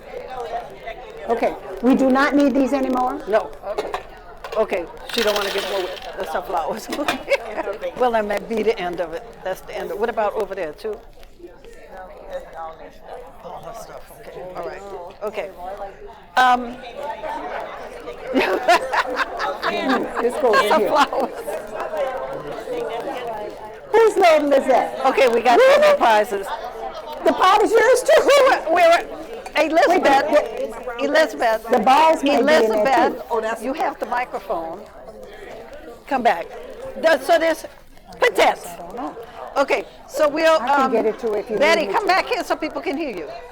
It's not. Oh, it is working. It is working. Okay, so this will just be something that we thought we'd have a prize for, but we don't have a prize for. Okay, so here's a question. Where's the cards? I'm just curious to know. Okay, everybody, here's a question because I wanted to see this. I'm holding on. We have an emergency. Oh, we have an emergency. Hold on one second. He's gonna tell you. What's that? There's a car in the parking lot Oh, okay. with the windshield wipers going back and forth. Okay, someone's car in the parking lot with the windshield wipers going back and forth. It's a Chevy Blazer. A Chevy Blazer, M like mother, Z, B like boy, 9015, black Chevy Blazer. Texas license plate. Go get your car. Maybe somebody else is not here with us. Okay. Well, we don't have a present for this next thing, but should I do it? What? Just to see how many people know the answers to these things. How much time do we have? Oh, we got a lot of time. We got a lot of time? Okay, all right, okay. At 3 o'clock, it'll be with you. Well, this is just for recognition. Okay, so you will not get a prize on this. What people will appreciate you so much more once you do it. So here's something, a little game I was thinking of doing with y'all. I'm going to say the names of these people that are on your cards, or the names of the things, and I want you to raise your hand and keep your hand up, and the person who knows all of the names and all of the stuff will get our kisses. Because kisses are free. Okay, and that is what we have right now. Okay, so how many people in here know the name Marie Laveau? Put your hand up. Put your hand up. Okay, keep your hand up if you know the name Homer Plessy. Homer Plessy. Keep your hand up if you know the name Leah Chase. Okay, keep your hand up if you know Sybil Morial. Keep your hand up if you know A.P. Turo. All right, keep your hands up. Keep your hand up if you heard of the Pope. Okay. Have you heard the song E La Ba? All right. Okay. Have you ever cooked gumbo? Keep your hand up. Keep your hand up if you know jambalaya. All right. Keep your hand up if you know what filet is. All right. Keep your hand up if you ever been in a second line. All right. Okay. We lost one there. You know what the Creole Fiesta is? Keep your hand up. All right. Here, I'm going to make them harder.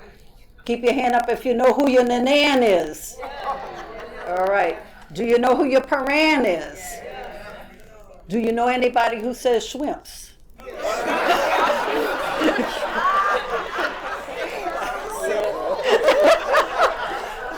Keep your hand up if you know people who say plarine. All right. Okay, now it's going to get harder. It's going to get a little harder. Well, this is beignets, y'all know. Keep your hand up if you know what 1896 stands for. 1896, okay. Somebody tell them what 1896 is. Okay, we'll tell you later. Okay, keep your hand up if you know what 1811 is. Stands for. Oh, but you got to have your hand up the whole time now. You can't just jump in now. Okay. Keep your hand if you can think of at least one person with the name Toussaint. You can't add your hand. You got to have your hand up the whole time. You can't add now. Okay. Keep your hand up if you know who Dede is. Okay. Keep your hand up if you know who Piron is. Keep your hand up if you know who Laissez is. Okay. Keep your hand up if you know who Camille Nickerson is. Oh, we lost a few on that one. Okay. Let me see. Y'all, you can't put your hand up again now, all right? So tell me if you know the people who have their hands still up. Do you know who Dutch is? See, I knew that was going to be an easy one. I think I've run out of the easy ones. Uh-oh. Okay. No, I ran out of the easy ones. Let me get a harder one. Somebody tell me. Okay. Saint Malo. Keep your hand up if you know who Saint Malo is. Okay, we got two people. Give me three. Okay, a hard question. I need a hard question. Do you know what happened in Colfax? We know we got three people that still know Colfax, right? I know Doris says he's going to be hard to stump. He's going to be hard to stump. You could, okay, who else? Well, somebody give me another hard question. You got a hard question? I ran out of my hard questions. You got a hard question? I can get Marilyn to come and say something in French. Oh, say something in French. Let's see. Come on, Marilyn. Come up, Marilyn. Qui? La what? La misère. You know it. We got Marilyn. Tell Marilyn. the misery. Oh, okay. La misère is a, see, I don't know that one. I gotta put my hand. Song, no? Is it a song? Okay, I got one for you. Do you know Victor Séjour? Oh, okay, I got two. Oh, you have to have your hand up the whole time, honey. I got a runoff. Come on, Mr. Doris. Come step up here. Come get your, we got the two. Come, don't you want to step up and get your, we're going to have a runoff. A runoff. We got two. Something in French and see who gets it. Oh, maybe. Ina speaks French, so I don't Ina speaks. Ina, come on, Ina. We're going to have a runoff. Can you say something in French for us and see if our contestants... Okay, here's our two contestants. Her and him. Okay.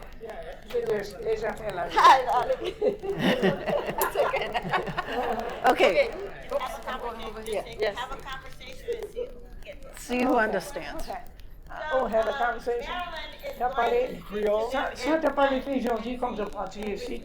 Slower, please. Ça t'as parlé fait comme tu restais parti ici. Ça t'as parlé fait comme tu parti ici. Oui. Ah, we got a winner. What did I say? That's no good. No, Yeah. Mama, this was quelque chose. Do you know what I said in Creole? Mais oui. Yes, she knows. I asked him what was he going to do when he leaves here today. And he said, Laissez le bâton rouler, but that's not. I said, let the good time roll. I think we have a winner. I think we have a winner. Okay. We have a winner. Okay, you win. No, I didn't know that. Because you said what I'm going to do. What he's going to do, he's going to let the good times roll. When I asked you to repeat what I said, that's okay, you did well. He did well. Thank you. Ina, you get the runner-up. Congratulations. And I get the prize? I didn't get none. You get a runner-up prize. Okay, thank you, Ronald Doris. Dr. Ronald Doris. What did she understand? Dr. Ina, did you understand what she said? Of course. We have a tie. Mais bien compris. Oh, okay, bon. Bien Okay. compris, moi. So Ina has a prize. There's your prize. And the recognition of the people here. For members who were members for this calendar year. Thank you. You get a kiss. That's what I said we were going to get the. But I did. Outside, you will join next year. If you remember next year, you will get one in the, if you come or in. Thank you. You get a hug. That's what you get for the prize. We don't have no more prizes. It's free. Okay. So we have, go ahead. Here, I was just going to thank everybody for being patient with this experiment in Creole Bingo. Thank you for that. Did you all enjoy it? It was an experiment. Great. All the prizes went away. So guess what? I was scurrying around, trying to keep us on time. We are way ahead. So our next speaker is due to come on at 3:30. He's not here right now, so he's on the way because he was planning to be here for 3:30, before 3:30. So I have something for you to do besides socializing. Would you take this time and fill out that survey, please? Okay. We need that so much. So while you're socializing, fill out the survey. If you do not have one on your table, I have a few extra up here, and we need to know. Okay. Oh, you've got. Okay. We have a person with a dead battery who needs jumper cables. She is going to go and get her thing jumped off after she fills out that form, right? Hers all done. That's what I like. That's hardcore. Okay. And we also have, yes, these are extras. Please fill them out, and then we will have, I think Tiffany said she would help Ingrid to pick them up, but we have two more speakers, so don't turn them in yet. Okay. All right. All right. You got something you want to say? I've got cables, but Okay. Got it? All right. I'm gonna just make Alex just let me have space here. You're okay. Thank you. All right. We're welcoming Alex Lee, let me read his bio. Alex has been an active researcher and genealogist for over 15 years. His passion is connecting families to their Southwest Louisiana heritage.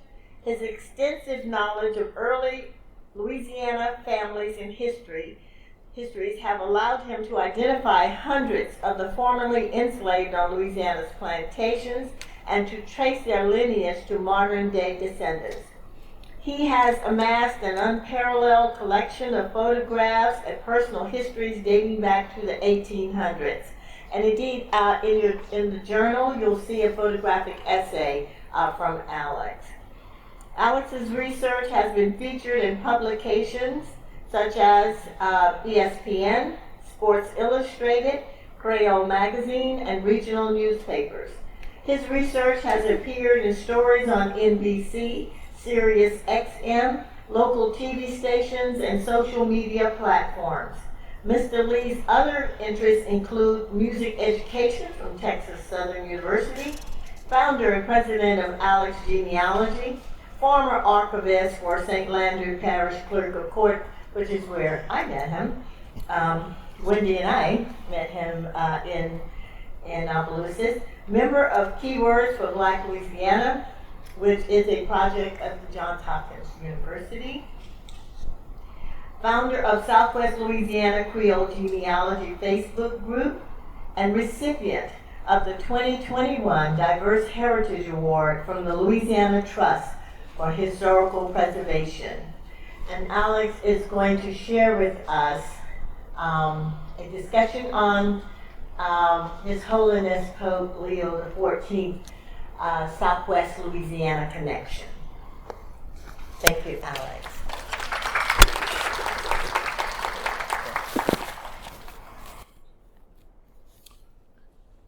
Good afternoon, everyone. I want to give a special thank you to the La Creole Association for inviting me for this joyous occasion. I tell people all the time, I like to drive everywhere for food, but when it comes to Creoles, I'm going near and far to congregate with our people. So, I want you all to give yourselves a special hand clap for even coming to this occasion. Now, before I get deep into my presentation, I got to make y'all laugh a little bit. While y'all was enjoying the excitement of there being a first American Pope who just so happened to have Louisiana Creole ties, can y'all believe while I was in my car, I had just got my passport at the Jefferson County Courthouse, somebody ran into my car, parked on a bike. So while y'all was enjoying the excitement of the news of the new Pope, I had to worry about a $1,000 deductible. So that pretty much took up most of my day. Whatever was going on in the real world, I didn't have a clue. My phone was on Do Not Disturb. But that's when I got a special phone call from my cousin Jamalin, who told me, "Hey, did you hear the news? The new Pope is Creole." I was like, "I'm not worried about no Pope right now. I'm having a personal discussion with Geico right now, trying to figure out how to pay a less deductible." I still can't believe to this day. Imagine sitting in your car and having to pay $1,000 to get it fixed. So that's when he told me that he got the news from our cousin, Dr. Andrew Jolivet, who has been following the election. And that's when I kind of put the timeline of the events, because it happened quick. One thing I can say about Louisiana Creoles, if you have a last name or you look like us, we're going to research you to find out that you're truly us. So I shared some of the screenshots of what was going on during that time, and I'm talking about immediately after that name was announced, most people attached their prevost to the Louisiana Creoles because that is a very large Louisiana Creole family. So undoubtedly, everybody took the prevost name and ran with it. However, mind you, I'm still in La La Land with Geico trying to figure out how to not pay that $1,000 deductible. And then sure enough, there was a genealogist, everybody knows, Jari put the information, but he put the receipts. And he showed that undoubtedly the newly elected Pope has Louisiana Creole ties to the 7th Ward. And from that point, everything went viral. Now, undoubtedly, everybody would know, okay, the Pope is truly Creole because you heard from Mr. Jari.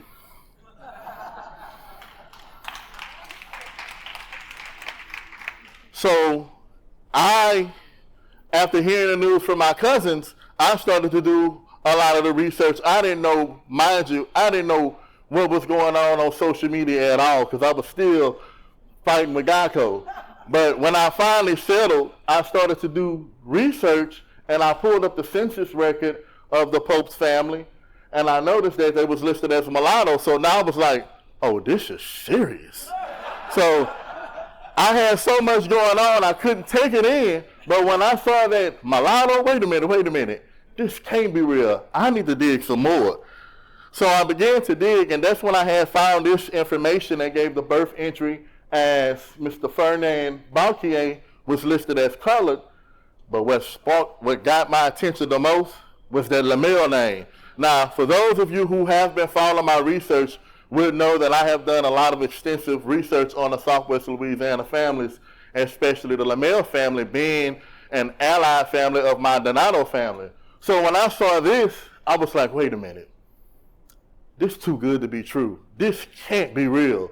So whenever you have something like this going on, especially when you're dealing with somebody at the highest level, I had to do more extensive research because I just couldn't go with that information right there. Now, that's one of the most significant things that I have to let people know, because I know just much like Jari, we done preliminary research. We didn't even have enough time to do any extensive research, but utilizing deductive reasoning, that was good enough. But for us, we knew that if we showed things to the public, we had to have the quittances or the receipts. So that's when I started to look deeper and deeper, because I have to doubt myself 4 times before the 5th time I could confirm that it's true or not. So I then got somebody to go to the Orleans Parish Clerk of Court to get some documentation. And we came up with this document of Mr. Ferdinand Gouillard, and undoubtedly lists Celeste Lemelle, who I assume was the child of Louis Lemelle and Celeste Olympic Grand Prix from some of the previous records that I had in my database. But this document is what sealed the deal, because interestingly enough, this individual was giving her the proceeds of a gambling house that he had owned in New Orleans. So I thought this record was fascinating because it was listed that Celeste was the fee of Louis Lemelle. So this document confirmed that Celeste was the child of Louis Lemelle. However, I still wanted to dig a little bit deeper because I didn't find a document that has Celeste being the child of Celeste Olympic Grand Prix. Because when you're doing research, you always want to make sure that you have multiple documents to prove one thing. And I like to have maybe 3 or 4 if I could. Yeah. So that then led me from New Orleans back to Opelousas, my territory. I like to call my territory because that's the stomping grounds of where I've done and conducted most of the research. And this is the marriage contract dated 1798 of Louis Lemelle, who is the child of Francois Lemelle and Mary Jean.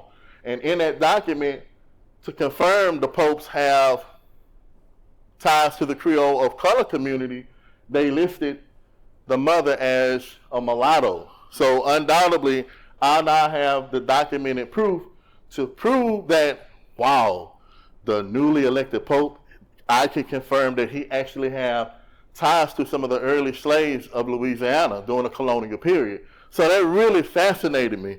And to be honest with you, I didn't realize the significance of all of this. The term Creole started to become something that was trending even more on social media.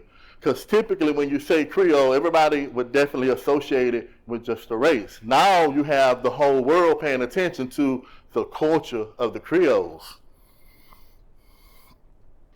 Then, of course, the Lemelles moved from the German coast to St. Landry Parish, and this source is one of the earliest sacramental records of Mr. Bertrand Lemelle, who was a slave of Francois Lemelle. So this document, this entry was dated 1776, that brought the Lemelle family during the colonial period of Louisiana to Opelousas Post.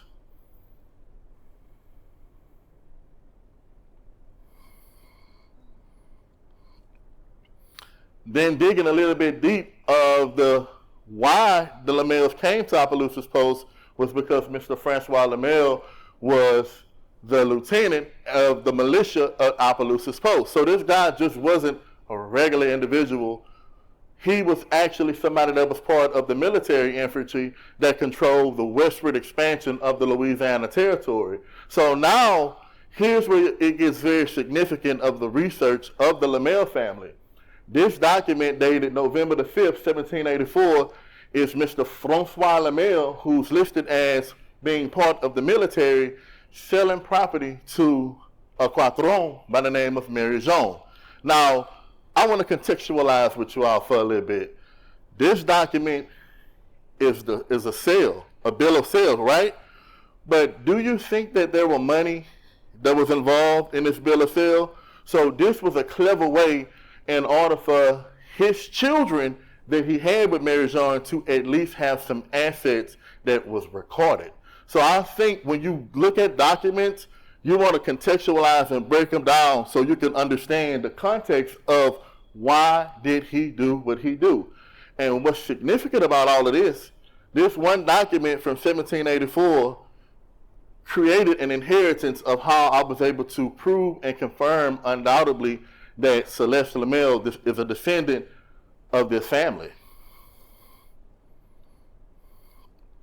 And here's the children of Mr. Francois and Mary Jean. And I highlighted the Pope's ancestor, Louis Lemelle. And I'm going to tell you something about the Lemelle family. See, I'm a direct descendant of the Donato family. And what's significant about the Lemelle family, on just about every document that I found, including Mary Jean's succession, my ancestor was listed in that succession as the person that counted the inventory. So it's like, when you're a Lemelle, you're a Donato. It's just something about the Lemelle family that the Donato love, and the Donato family definitely love the Lemelle. I always say this all the time. If you're a Donato, you have some kind of Lemelle connection somewhere. And undoubtedly, now that we have the DNA testing, I have some questions that maybe some of my early family members just might be Lemelles. Now, about that generational wealth, that property that you looked at from that colonial document in 1784 was the property that they had along the Bayou Teche, which would be in the community of the Prairie Laurent in Leonville.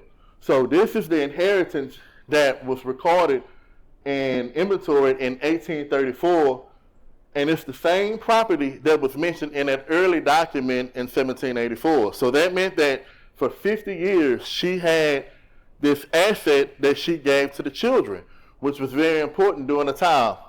Now, one of the most significant things that I definitely want to share with you all today, whenever you're doing any kind of genealogical research and you discover that free people of color had slaves, make sure you just don't pay attention to the wealth, but I think it's our duty and obligation to identify who some of these people were. They were important. Don't just talk about the wealth and the affluence that these people had. Let's discover these people.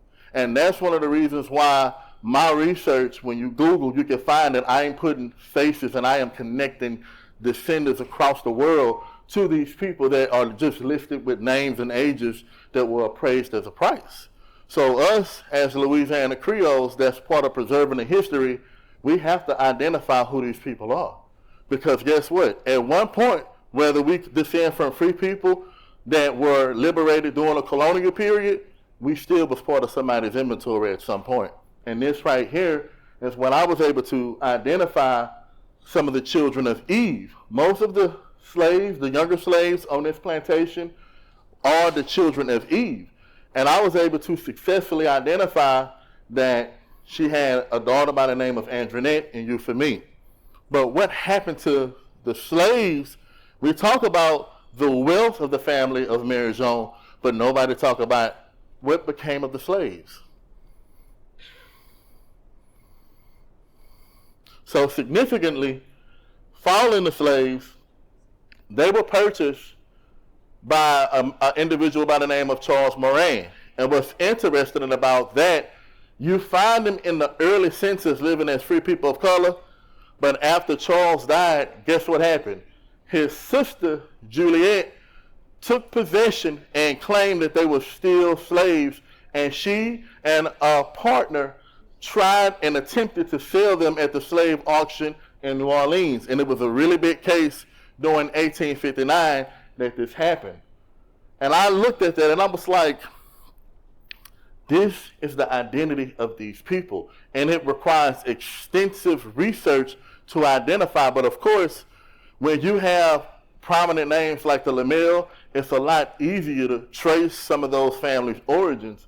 And as a result of, I was able to confirm that 2 of the slaves that was listed in Mary Jones' succession that her children inherited as wealth, they are actually some of her grandchildren by one of her sons, because there was an early document that I found with them trying to fight for their freedom.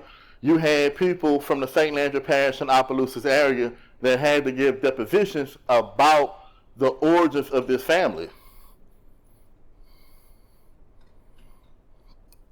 Now, here are some of the beautiful faces of all those Lemelles that I was able to scan. So another thing about my research, as Dr. Baham mentioned, I went on a picture craze. It was just something about when I first discovered my ancestor and I looked at his face, I knew I had to discover more about why he looked the way that he looked. He looked white to me, and I couldn't believe it. So one of the things that I did, I began to try to find as many pictures of my family, because when we first went to Play Zones, I discovered that my family home burned down and the pictures burned with it. So I started to bring my laptop and picture scanner, and I started scanning photos, because I know that if you digitize the photos, they have a longer life. Now, I must admit, when we see now a lot of these pictures are going viral, but when I first started doing this 16 years ago, no baby, you can't take my picture. Everybody was very close and they valued those photos, but a lot of my family did. And guess what happened during those floods of 2015? Almost all of the original photos that I scanned are now gone. So I now have a backup collection of those photos.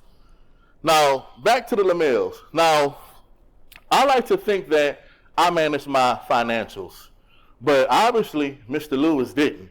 Now, I started to get into the context of that document of Mr. Jari, who had that gambling house. Maybe Lewis was a gambler, because what happened in 1811, he had to pawn his boat because his money was going down, and he had to get money from Mr. Antoine Lambert, who was, I would call him a private banker. From the research that I done on him, everybody owed Mr. Antoine Lambert money. So now imagine, I like to tell people this all the time, that we look at the males, but I'm going to be honest with you. Based on the extensive research that I've discovered, it was the women that had the wits. They made the decisions behind the pen. To show you that, now imagine you being married to somebody that's not managing the money right, and you thinking, wait a minute. I done brought my dowry into this, and he making all of these bad decisions. Oh no, I got to protect my children's inheritance. So she went to the courts in St. Landry Parish in 1813, and she asked the judge, listen, I need you to protect my dowry. I brought in $900. I don't care what Lewis got going on, but I need to manage my money so my children can have some inheritance.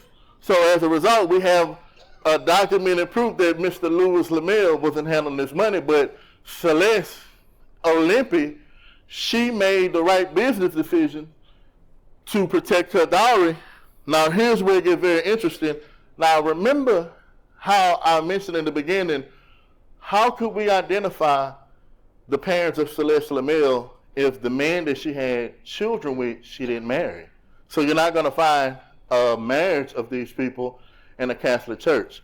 And that's what makes it very difficult for some of our families to discover that male ancestor, we can have the last names, but the answer is still out there because you don't have the definitive proof before they had ancestry DNA, of course. So this document is Celeste Olympe actually purchasing the slave from her husband from a sheriff's cell. So this is probably one of the most important documents in determining that Celeste, the Pope's ancestor, was undoubtedly the child of Louis Lemelle and Celeste Olympe Grand Prix. Well, she purchased a slave by the name of Belair, 32, in Mary Jones. So I have a little bit of a fascination of identifying the former slaves. So I focus not only on the families, I try to identify who was these people. They had to be somebody's ancestor. So guess what? this is the first time that I reveal this at this conference.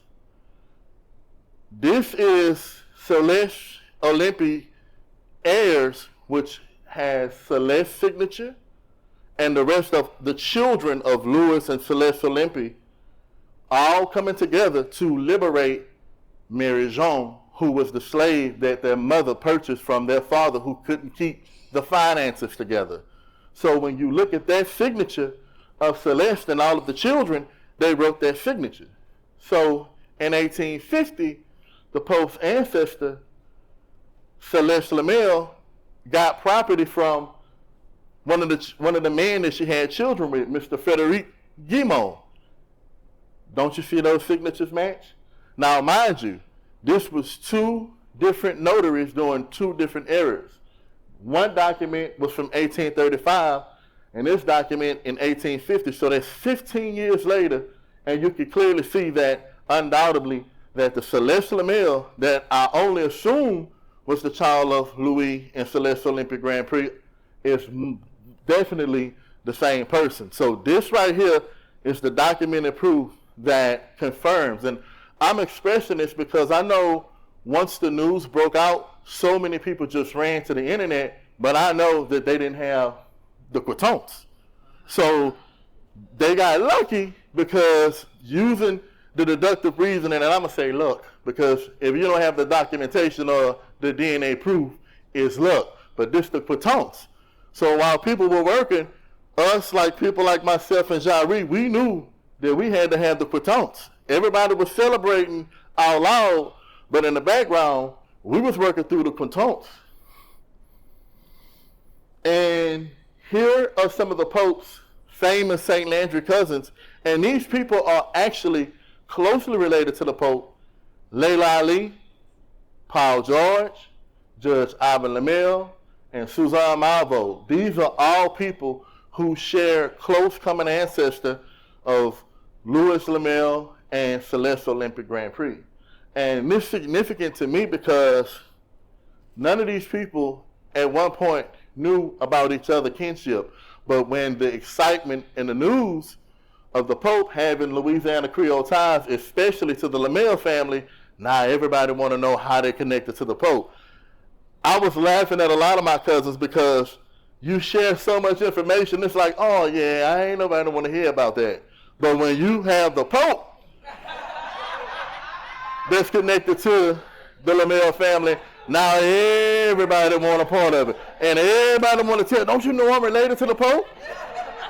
When that news hit, and this happens often because with a lot of the research that I put out there, y'all don't see on the backside, when those discoveries go viral, I automatically turn my phone off and I only talk to the researchers. So a lot of reporters couldn't even get to me because I was talking to the researchers, because we know we ain't worried about the camera time. We need to make sure that we got the proof, because our reputation stand on the proof.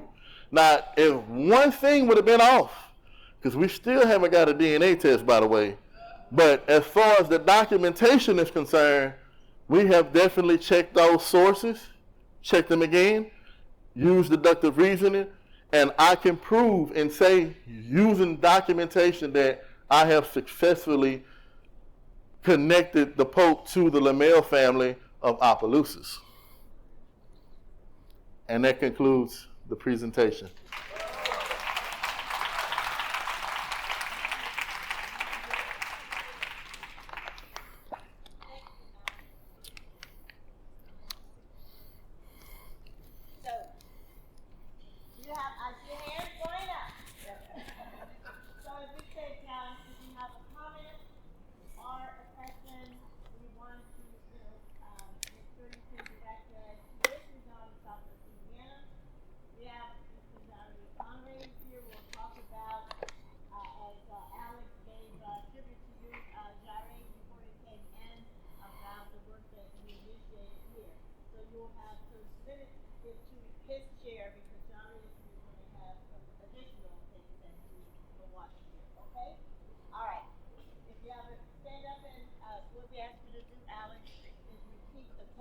So that the online people can hear. Okay. They can't hear him, Okay. but they can hear you. Okay. that's on the cover of in Creole International Magazine with Judge Lemelle on it. My name is on the side of that, and don't have to print it. Where? I'm just calling it out. Let's just say my name is in International Creole Magazine from London, and I don't see my name. He doesn't see his name. He said he doesn't see the name with Judge Lemelle. Yeah, on the ground. He's just making a Okay, yeah. I got you next time. Dr. Chambers. Guys, how you doing? I'm curious about showing these old documents. Like, where are you getting this from? Is this all coming from the records of St. Landry Parish where you worked, or are you? Yeah, I'm just trying to get a sense of the documents. So he asked where did I get the documentation? From various places. Definitely St. Landry Parish Clerk of Court and the Louisiana State Archives. And now with the accessibility of a lot of those colonial documents that they have at the New Orleans collection, where Jari is at, a lot of that information is available. But I definitely would tell people, you can have the documentation. Don't always trust things like ChatGPT. You have to learn how to translate those documents to understand the context of those documents. Because yes. Yes, that's very important. I think I'm correct in saying that Judge Ivan Lemelle and Susan Mel have been on the Board of Trustees for Xavier University. Mhm. Would you repeat what she said? She said that Judge Ivan Lemelle and Suzanne Malvo have been on the Board of Trustees at Xavier University. They have. Those are my cousins, by the way. I'm related to everybody. Any other comments or questions? If not, let's please thank Alex Lee for coming and sharing. Oh, wait, hold it. Angela has a comment. Just in jest, I call that over there the Lemelle table.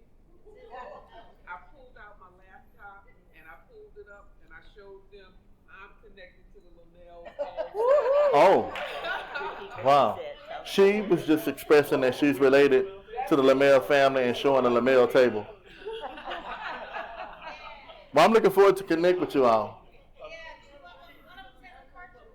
She had the car with the windshield. From Austin, she's never been here to see you two, and now her car, she's waiting on AAA. Oh, wow. See if she can Okay. See if you can get her to come back in to hear the last one. So you like tell Yeah, I definitely, so she didn't get to see it? No, but I'd love to it get will with be her. recorded. Okay. I mean, it is being recorded, and it will be on our YouTube channel. So you can. I'm related to Lemelle through and she had children with Charles Moran, Mm-hmm. and she is the person who went to court to prove that she was free. And in order to receive her husband's estate, she went to court, and because her children and she had lived as free for 20 years or more, they were free in third district court in New Orleans, and they were free because they were able to prove it with witnesses from St. Landry Parish. If you could summarize that too. She basically was acknowledging the fact, Pat Shakespeare was acknowledging that she's actually a descendant of Eve's children, one of Eve's children that was listed in the inventory of Mary Jean, and she was explaining how the case went because she's a direct descendant of the Moran family, which I found very interesting. I always love to find drama. That's the best research.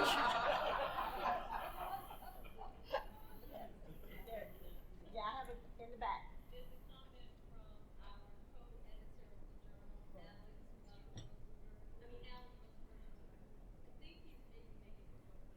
Okay, I don't know if we can hear you. Mr. Alan Rosenberg, he just said that he's related to the Pope by marriage. Look, it still count. It still count. As long as they're not fighting over money, people that's by marriage, they welcome in the family. Yes, Hey. I just want to mention one document you had from the archive, they were on the archivist.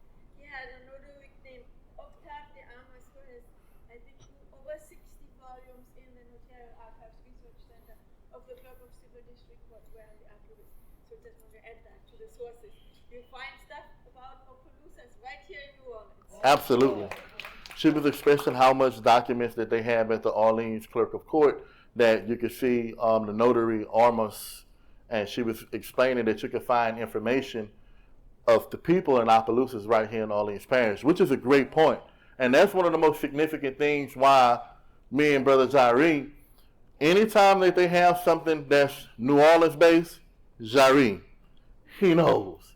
Anytime you have something with Southwest Louisiana, a lot of times I know. So that collaboration is very important. And this is what a lot of us researchers do. We call each other to get more information. That's why preservation is important. That's why you have to do collaboration.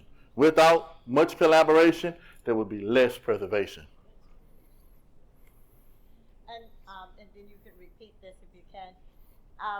And so in Southwest Louisiana and the State Archives, it's just a wealth of research in French. And one of the things you all know, but I'll say it for our audience, is that in South Louisiana, oftentimes people, it goes contrary to what it often happened to about people of color outside of here. When they say, oh, you're black, you can't find your people. Well, a lot of times we can here. And I like to give that credit a lot to the record keeping of Catholics, of the Catholic Church.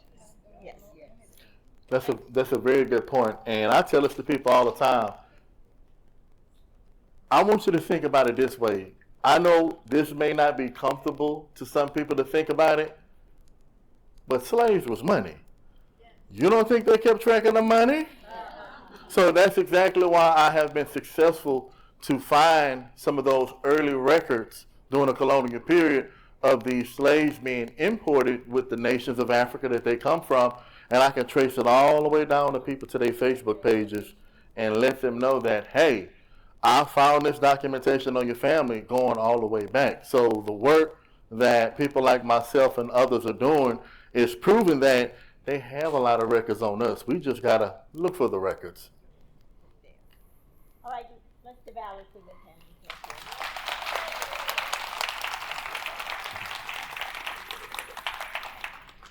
We'll get our tech guy to come and set Jari up as he comes forward.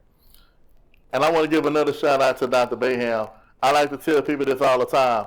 She literally came to St. Landry Parish and kidnapped me to go to Southeast Louisiana, where I've connected with so many amazing people. So I'm always thankful that she invited me to the party. And Dr. Gaudin, yeah, both of them, they came together.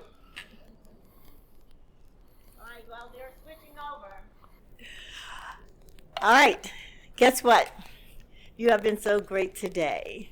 And we have Mr. Jari Honore,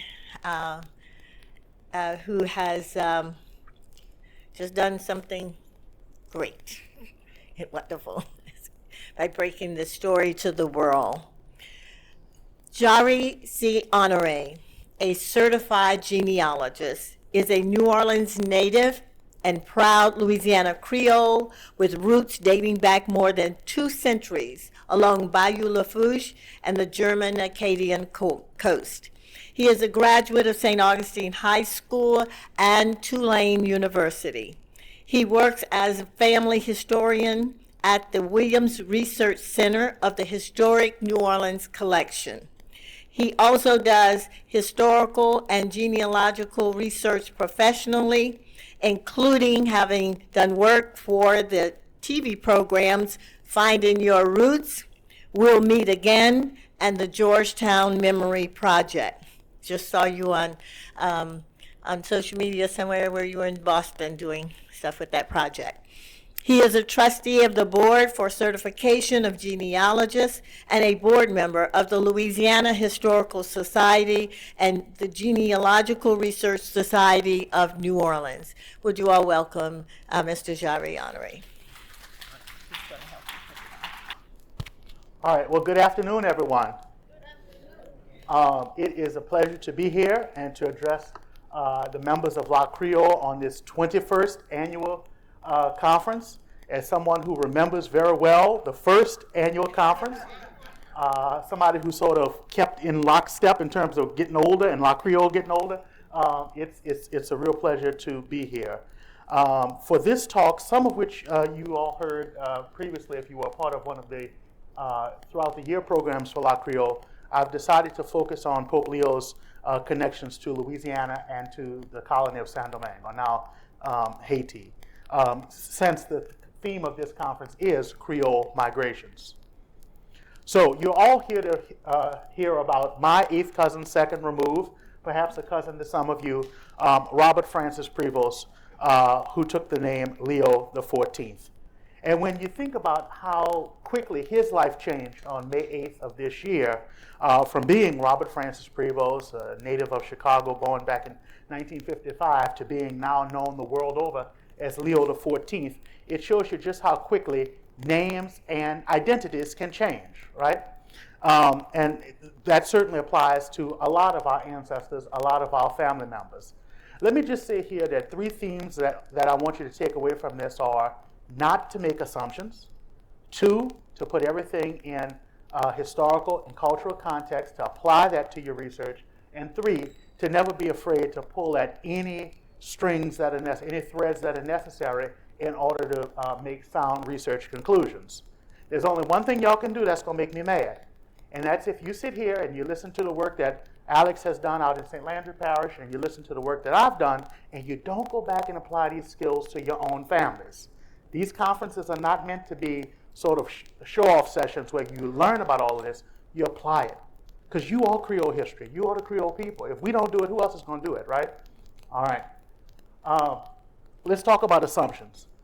Everybody, even some of you in this room, I'm not going to call your names, you are still going around saying, oh, I know the Pope's people because I grew up on La Hop Street with some Prevosts. I went to St. Aug with a Prevost. I danced one time at the Autocrat with a Prevost. Stop saying that. Y'all are laughing, but people every day in the grocery, on the bus, everywhere, people are saying, I know the Prevost. If you haven't read the headlines, it's all over the news internationally. The Pope ain't a Prevost, to put it simply. The Pope's, even though Prevost is a very common name throughout the Francophone world, that is not what inspired me to dig into his background, okay?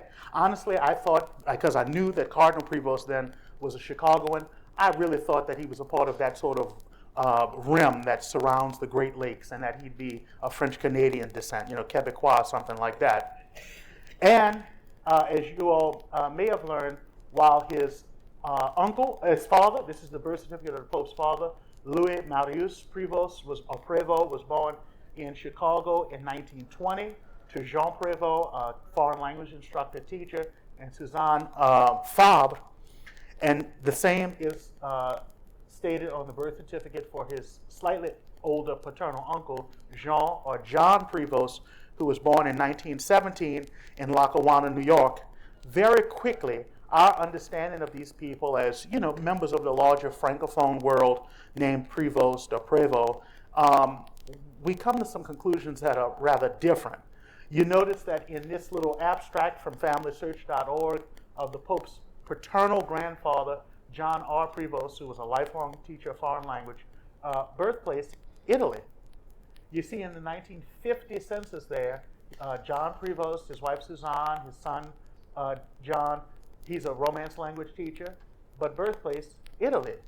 Well, that doesn't exactly fit with the notion we've come up with of, you know, this French family. We'll try this. This is the 1942 alien registration for the Pope's grandfather, John Rigatano Prevost, and in it he states that he actually entered this country as Salvatore Giovanni Rigatano. In other words, the man who lived the latter half of his life as John R. Prevost was actually Giovanni Rigatano from Milazzo, Sicily. You might be wondering, why did he change his name? Well, as was reported widely in the papers in 1917, he was caught in a love scandal, a love triangle. The good professor and a colleague of his by the name of not Suzanne Fabre, as she stated on the birth certificates of both of her boys, including Pope's daddy. She was actually Suzanne Fontaine. And she was French. And she began a relationship with the professor who was her colleague, 20 years her senior. He was married at the time to a woman from Idaho. They had no children. His wife went to the papers with the news story, and the rest, as they say, is history. They sort of went over the Canadian border, came back in upstate New York, and they were no longer, he was no longer Rigatano, and she was no longer Fontaine, but she was Suzanne Fabre. The source of that Prévost name? Well, this is her civil act of birth from Le Havre in 1894, and you see that her mother's maiden name was Prévost or Prévost. And so in their effort to sort of obfuscate the actual origins, her mother's maiden name was adopted by her partner. I can't say spouse because there is to this date no record that John Prévost and Suzanne Fontaine or Suzanne Fabre, alias Suzanne Fabre, ever married. That's the name that their family adopted. So, this is just a lesson to us all that these sorts of real life situations occur in all families, including that of Pope Leo XIV. So, to summarize that, if we were to look at the patrilineal surname of the Pope, he would be Rigatano, not Prévost. All right? So please tell everybody, stop telling me they know a Prévost. But very quickly, on the very same day that Pope Leo was elected, I shifted my attention, really just being nosy, quite frankly, just wanting to know more about this American cardinal who had spent 40 years on mission down in South America, to his maternal family. And you can check the Wayback Machine, the Internet Archives. Most sources prior to all of this research coming out said that his mother was simply Mildred Martinez of Spanish extraction, right? Very trite, short reference. And I said, well, Spanish extraction, that could be anything. That could be from South America, that could be from Central America. What does that, what kind of Spanish extraction? And very quickly, I discovered that no, her parents were both from New Orleans.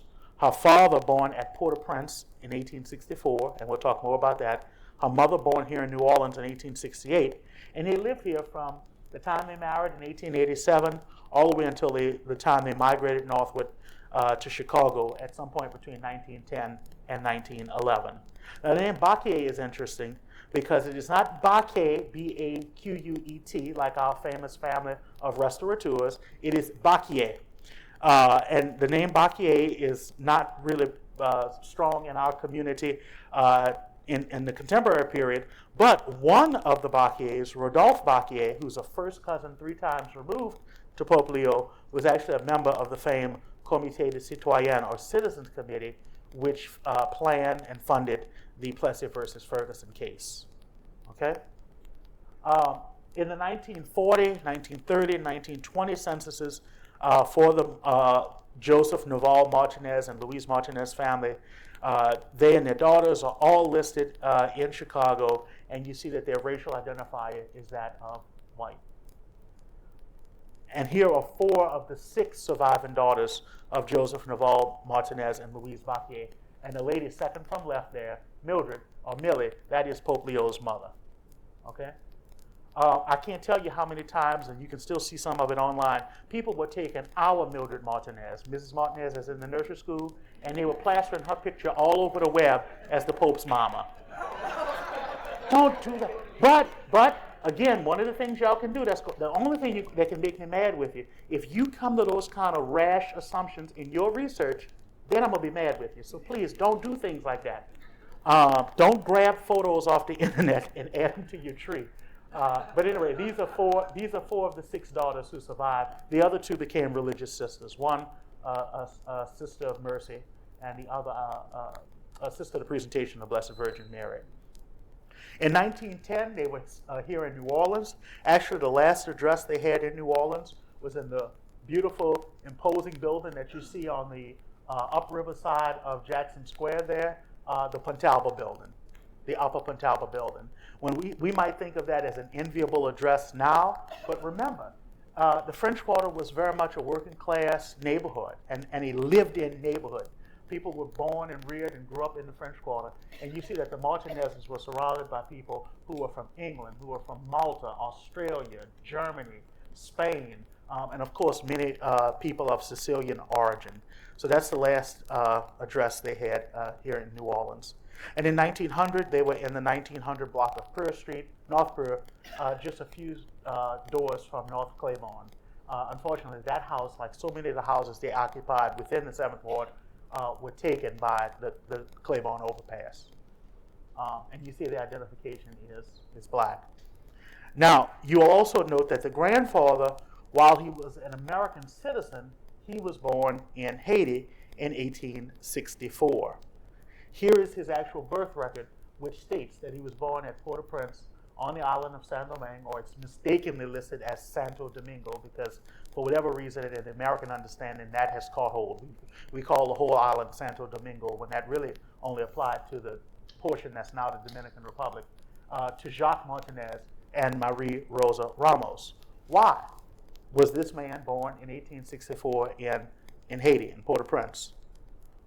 Well, it's because of Faustin I, better known as Suluk, who was Emperor of Haiti, the last man to claim that title, Emperor of Haiti, as well as his successor, Fabre Geffrard, who was president of Haiti from 1859 to 1867. Both of these men actively encouraged people of color, Americans of color, but particularly Louisianians, because we shared the same linguistic, cultural background with the people of Haiti, to emigrate there. Tradesmen, professionals, clerks, teachers, they wanted them to come and help to lift the economic status of the country of Haiti. And this is actually a clipping from the Daily Picayune of June 23rd, 1859, where the free people of color here in New Orleans presented a gold inscribed medal to President Geffrard and sent it with some members of their community who were departing for Haiti. We know that at some point between 1861 and 1864, the Martinezes went to Port-au-Prince, and that they returned in February of 1866. And this is actually the passenger list for the schooner, the Billy Butts, which brought them back from Port-au-Prince to New Orleans. Why did they go during this time period? Well, because of the increasingly oppressive conditions that they face. This is after the Dred Scott decision. This is as the country as a whole is ramping up toward the Civil War. People are skeptical of the free black population. They think that they are a problematic population. Even the Picayune would describe them as occupying an equivocal position in society. In 1861, Jacques Martinez and his family had to appear in the mayor's office, which was then in Gallia Hall, and pay 50 cents each to register themselves as free people of color legally entitled to remain in this state. At that time, they had ancestors who had been here for over 100 years before the man who was mayor of New Orleans himself arrived in this city. And yet they had to appear before him to declare themselves legally entitled to remain in this state. As proof of the same, these individuals offered a copy of an act of manumission passed before a notary or maybe a parish judge. Some of them offered copies of extracts from the registers of baptism showing that they were baptized free. Others went on the testimony or affidavits of, quote, reputable white citizens who attested to the fact that they were free and entitled to be here. In this case, the Martinez family used depositions from Francis Mooney and Clement Ramos, who was actually a half-uncle to Mrs. Martinez, to Marie Rosa Ramos. So this explains the reason why they went to Saint-Domingue, is that sort of middle ground that they occupied, where while they were generally accepted societally, they were able to read and write if they sought out those opportunities. They had amassed, by their own estimation, some $15 million of property on the eve of the Civil War. They were the most urbane, the most cosmopolitan, the most literate free community of color in this country. Remember, they still had absolutely no political rights. They could not send their children to the then burgeoning public school system. They could not serve in public office. nor could they testify against whites in open court. Just to give you a sketch of that lineage, this starts with the Pope's mother, Mildred Agnes Martinez, and he traces her family back on multiple different sides, including to some individuals who were in New Orleans as early as the 1720s. To put that in context, we all know New Orleans was founded when? 1718, yeah. All right, and so just for a case study that shows how important it is to just pull at every thread that's available to us. We start here, right, with our famous cities of the dead, our above-ground cemeteries. I'm sure many of us have ancestors who are buried in either St. Louis 1 or the 3 squares of St. Louis number 2 along Claiborne, or at St. Louis number 3. And along that back wall there are the famous wall vaults. The wall vaults make up not only the boundary of the cemetery, but they also serve as burial places. For those who don't have freestanding tombs, they oftentimes have multi-generational vaults within the walls of the cemetery. Not stopping solely at, say, the death certificate in 1891 for the Pope's great-grandfather, Jacques Martinez, or that of his mother, Marguerite Cadenet, who died here in 1870.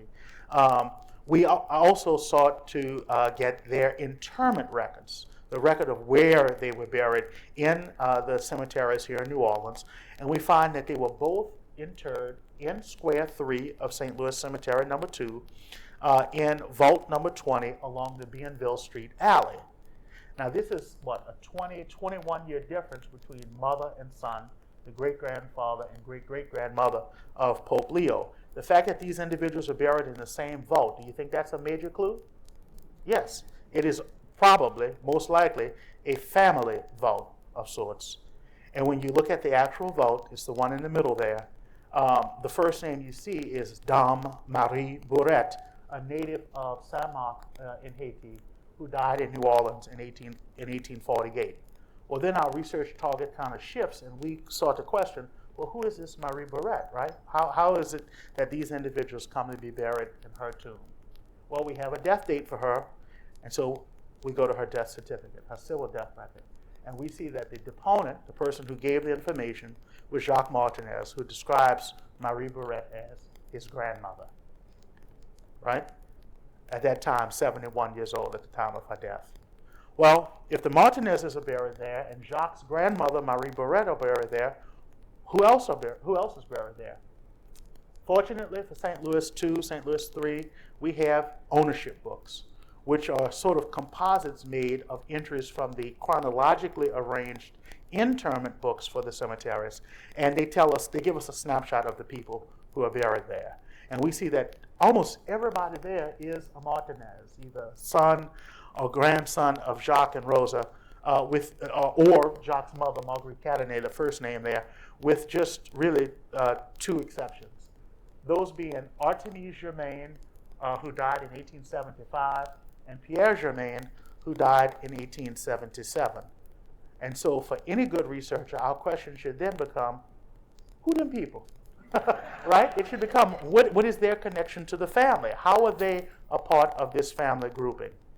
Well, they're not entirely foreign to us, because if you look at the 1866 arrival of the schooner Billy Butts back to New Orleans, earlier I highlighted in the middle of the page the whole Martinez family, but look who are the last people on that page. You have P. Germain Delivre, as he's surnamed there, and Artemise Delivre. Well, P. Germain, Pierre Germain, and Artemise, those are the names of the people who are buried in the tomb and in the vault, although we get a new name, Delivre. So maybe this is an alias, maybe it's a secondary surname, because we know that our people sometimes went by multiple surnames.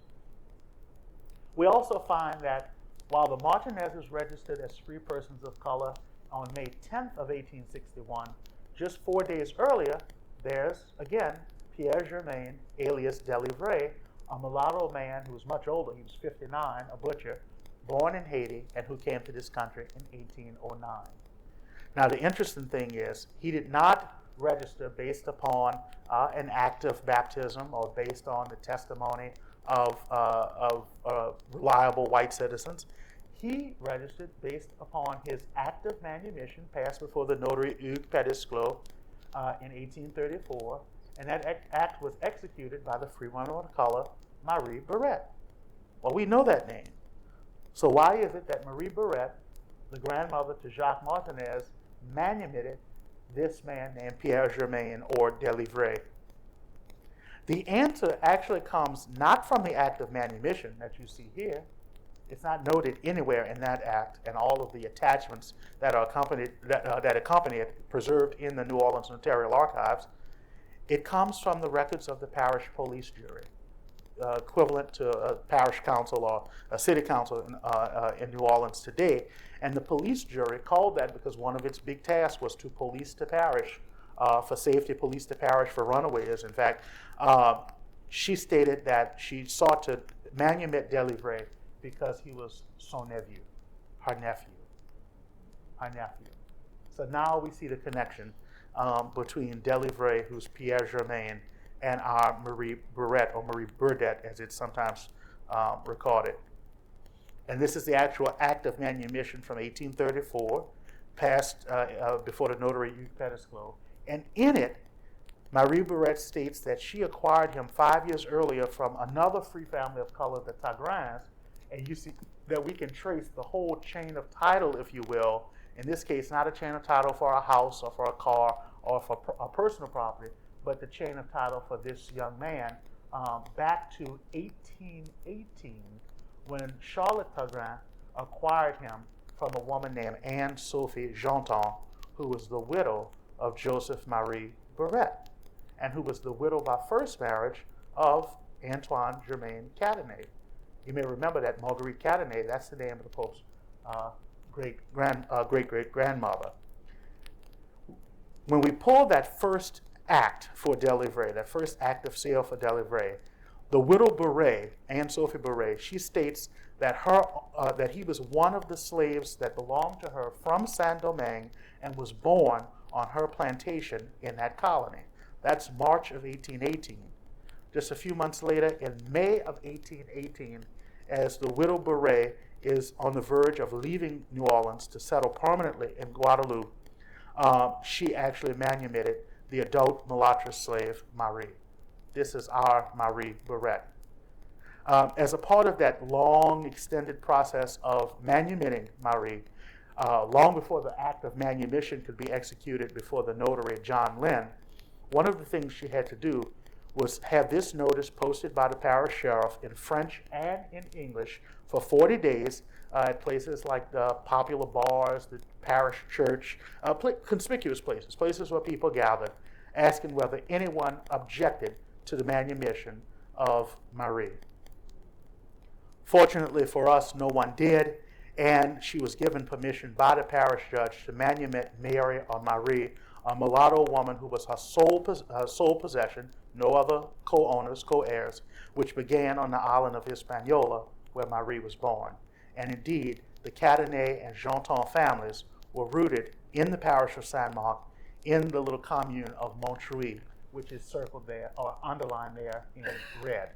That is the ancestral home, both for people in freedom and in enslavement of Pope Leo XIV. As a part of that whole timeline of emigration from Saint-Domingue, the Cadenet family we know was in Montrouille as late as 1793. They possibly went to Cuba or more likely Guadeloupe, where they began to form connections. In 1809, they arrived in New Orleans. In 1818, Marie is manumitted, and the widow Barrette, her owner, settles in France. Her boys settle in Guadeloupe permanently. In 1822, her daughter Marguerite gives birth to Jacques Martinez, who's the Pope's great-grandfather. And in 1833, Marie is finally able to manumit her own nephew, who also participated in that migration from Saint-Domingue to New Orleans, one which more than doubled the population, and particularly more than doubled the Francophone population of New Orleans, which looked something like this at the time. They were a part of the third and the largest wave of migration from the former colony of Saint-Domingue to Louisiana. When the English left Saint-Domingue in 1798, there was an initial influx of people here. There was another wave who came around 1803, 1804, when the French army departed the former colony. And then the largest group, as we all know, probably, I would say 60, 70% of you in this room have ancestors who came in 1809 into 1810, when the Spanish forced the French colonists, the French emigres from Saint-Domingue, to leave the island of Cuba, and many of them wound up in New Orleans. Along with all sorts of interstate migrations of people who went to all of the seaports along the eastern seaboard, places like Charleston and Savannah and Philadelphia and New York and Baltimore, and even places like Wilmington, Delaware, who had arrivals of these emigres from Saint-Domingue. And yet, most of them chose to make their permanent home here in Louisiana, where the historian Rodolphe Desdunes, in his major work, magnum opus, Nos Hommes et Notre Histoire, he said, there might have been three classes of men of color in Louisiana: the children of this soil, those who came from Martinique, those who came from Saint-Domingue, but they were all Creoles. They all lived on good terms, united in all circumstances as if they were from the same place and the same family. They shared a common origin, language, and customs, but above all, they had to suffer the same fate. They always encountered each other in the path of misfortune, and their confidences must have been similar in every way. And so while they may have been rooted in different sort of branches of this migratory story, some haven't come as free persons of color, some haven't come as whites, some haven't come as enslaved people, their descendants here in Louisiana all merged into this mélange that we call Creole. And again, when you think about that 40-day period that this enslaved emigre, later Marie Burette, who's interred in St. Louis No. 2, faced, you just have to wonder if she could have ever known that her great-great-great-great-grandson would occupy the chair of St. Peter. So thank you all so very much.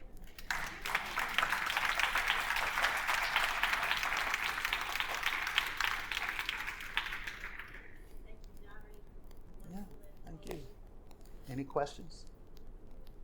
We will now take questions or comments. I can't tell you if they can tell you if you can or not, but based on the presentation and the material that you've all heard, would you like to have any comments? Yes. Melissa Daggett. I have a question. Have you done research where, like in 1920, what type of neighborhood they lived in? Was it other Creoles living there, or was it what type of neighborhood?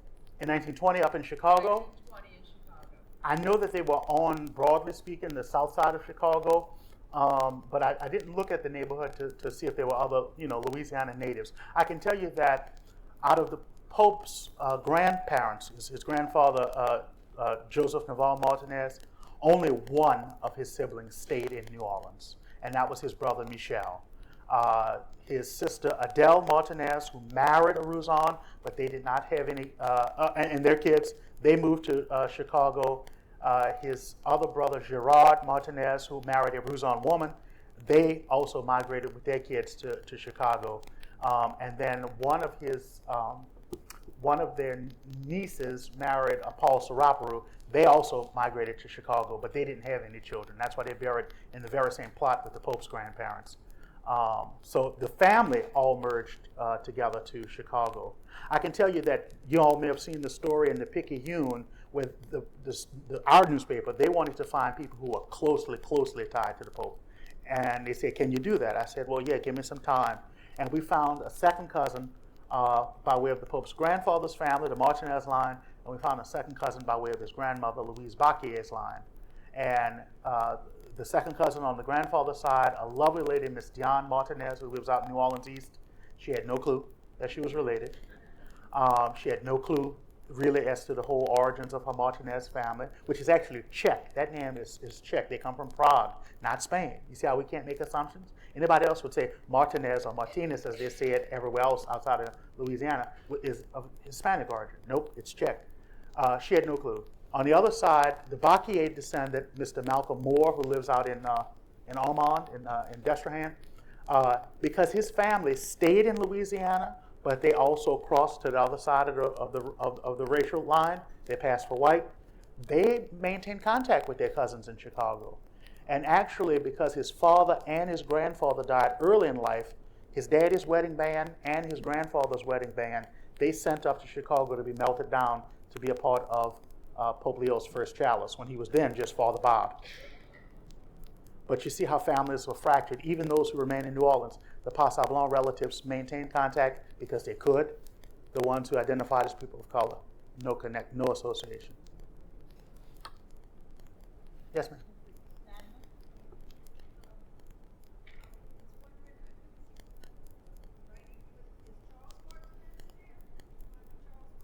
So far, no connection to Charles. So far, nor to our, well-known Martinez family, with the kindergarten school. So far, no connection.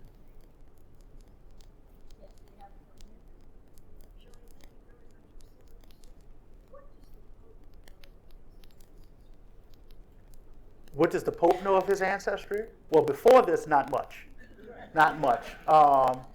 That's the sad reality. When you migrate elsewhere, and then when you make that change, intentional change in identification, usually the stories that you're told are not much at all. He knows now, as a result of all of this worldwide press that he's gotten, as a result of some of the visits he's gotten from researchers and what have you. But prior to this, nothing. And I don't think there have been really any statements from him about it. Not directly, no. Yes, ma'am.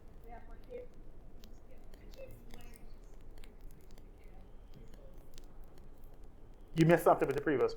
Okay, so the Pope's grandfather, his daddy's daddy, right, was a man who came here from Sicily as a teacher of Romance languages. And his name was Salvatore Giovanni Rigatano. As a lot of men do, he didn't really use his first given name. He used the second one. He was Giovanni Rigatano, Professor Rigatano. He married a woman from the Midwest, white, Sicilian equates to white. And he married a white lady from the Midwest, but they had no children in their marriage. At some point, he formed a relationship with another language teacher, a young woman who was French by the name of Suzanne Marie Louise Fontaine. She became pregnant by him. The wife discovered all of this, blasted it to the newspapers up there in Illinois, and they skipped town, and they reemerged, not as Giovanni Rigatano and Suzanne Fontaine, but as John Prevost and Suzanne Fabre. No, it was actually her mom's maiden name that they took as the family name. And funny enough, that's the only grandparent that the Pope actually knew. His mother's parents both died before he was born, and his paternal grandfather died before he was born, or very soon thereafter as well. So Suzanne, poor Grandma Suzanne, that's the only grandparent he knew. And she died, surrounded by family, and she was actually a third-order Carmelite. And y'all know off the record, I wanted to say, you need to be a third-order Carmelite. You took that woman's husband. But anyway, I couldn't help but say it. It's true. If we don't make count, we ain't gonna have fun. Yes.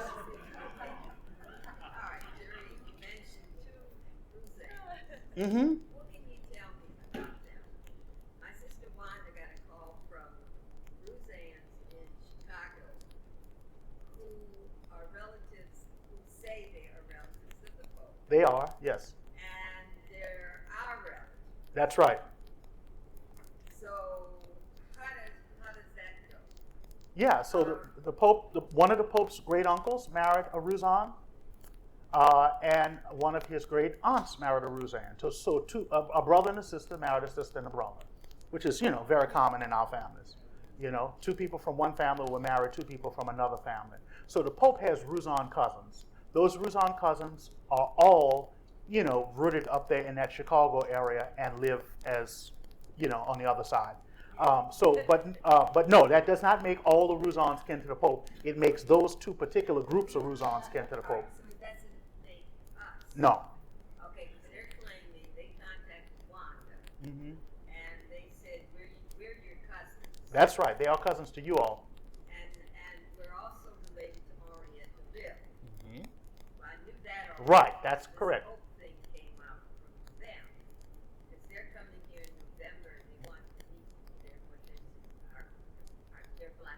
Right, right.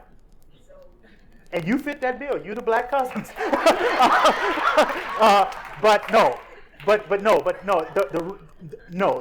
You all, Ruzans are not, have no biological tie to Pope Leo. Two of his great aunt and great uncle married Ruzan people, and they have, of course, Ruzan children and Ruzan grandchildren and great grandchildren. But no, it's not a link to the Ruzans en masse. No. And that confuses. They're wrong, yeah. They're wrong. Yeah, but we didn't talk about that part yet. And that happens in all of our families. Y'all know how we do. We figure, well, if we married into the Baptiste or we married into the Smith, then you kin to all the Smiths, and it doesn't work like that. But, yeah. Any other questions? I'm sure Alex will back me up in this. By and large, you look at these names in the Pope's lineage on his mother's side, because it's not on his dad's side, it's on his mother's side. And I think the two largest clusters of people who are related would be, of course, the Lemelle family, particularly the Louis Lemelle and Celeste Olympe Grandpré family, right, Alex?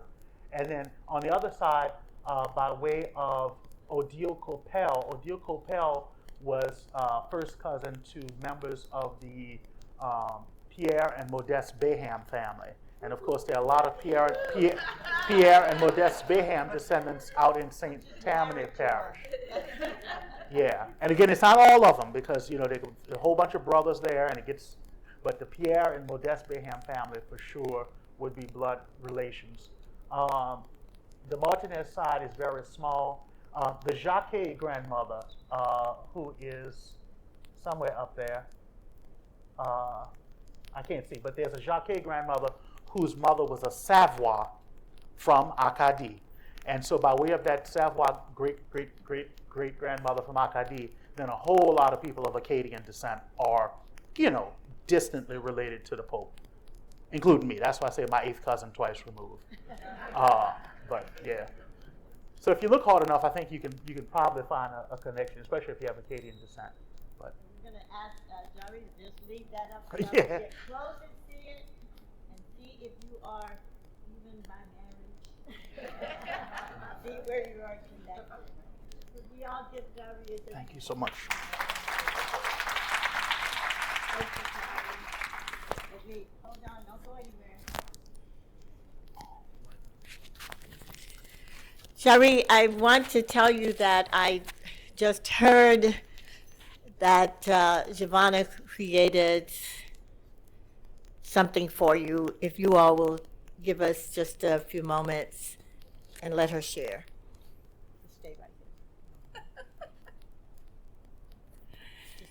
It is no accident. This is how the Lord works. It's no accident that the Pope was ordained as a priest on Juneteenth. Okay, so for our Juneteenth concert, I took a very well-known spiritual and changed the second verse for Jari, and I forgot about it until he was coming in the door. So I want to share a little bit of it. Do you mind? No, please. All right. So the song, the spiritual is Witness, and it goes, I'm so cold. Oh Lord, what manner of man is this? All nations in him are blessed. All things are done by his will. He spoke to the sea, and the sea stood still. Now ain't that a witness for my Lord? Ain't that a witness for my Lord? Ain't that a witness for my Lord? My soul is a witness for my Lord. The good Lord sent us a new pope, a man of black New Orleans heritage. D.E.I., the good Lord said. Divine ecumenical intervention.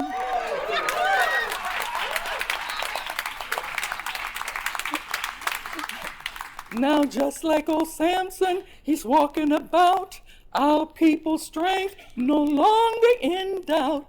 Strengthen me, Lord, is what Samson said, and the pillars of hatred he threw down on their heads. Now Samson's wife, she talked so fair, but her hate went down as well. Love one another is Jesus' brand, and hate will wash away from this land. That is a witness for my Lord, and you are a witness for my Lord. You are a witness for my Lord. My soul is a witness for my Lord. There is another witness. No, there's another witness. There's another witness. My soul is a witness for my Lord. My soul is a witness for my Lord.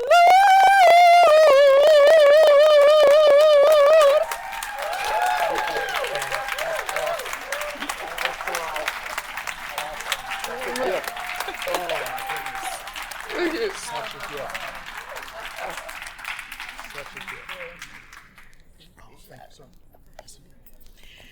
So Giovanna said that Jari had no way of knowing that she had done this, and so she mentioned to me earlier, and she asked me if she could come up, and I said, let's let him present, and then you could surprise him and all of us. So thank you. Today has been a marvelous day. Have you all learned something today? Yeah, that doesn't sound too encouraging. Say it, yeah. Okay. And all of our virtual family, send a note to Helen, who's our moderator for our online or our virtual attendees, on whether or not you learned something and enjoyed the day. We start planning this conference in the spring, and getting, throwing around all of what we are thinking for themes and the like, and I'm so glad that this one came to fruition for us today.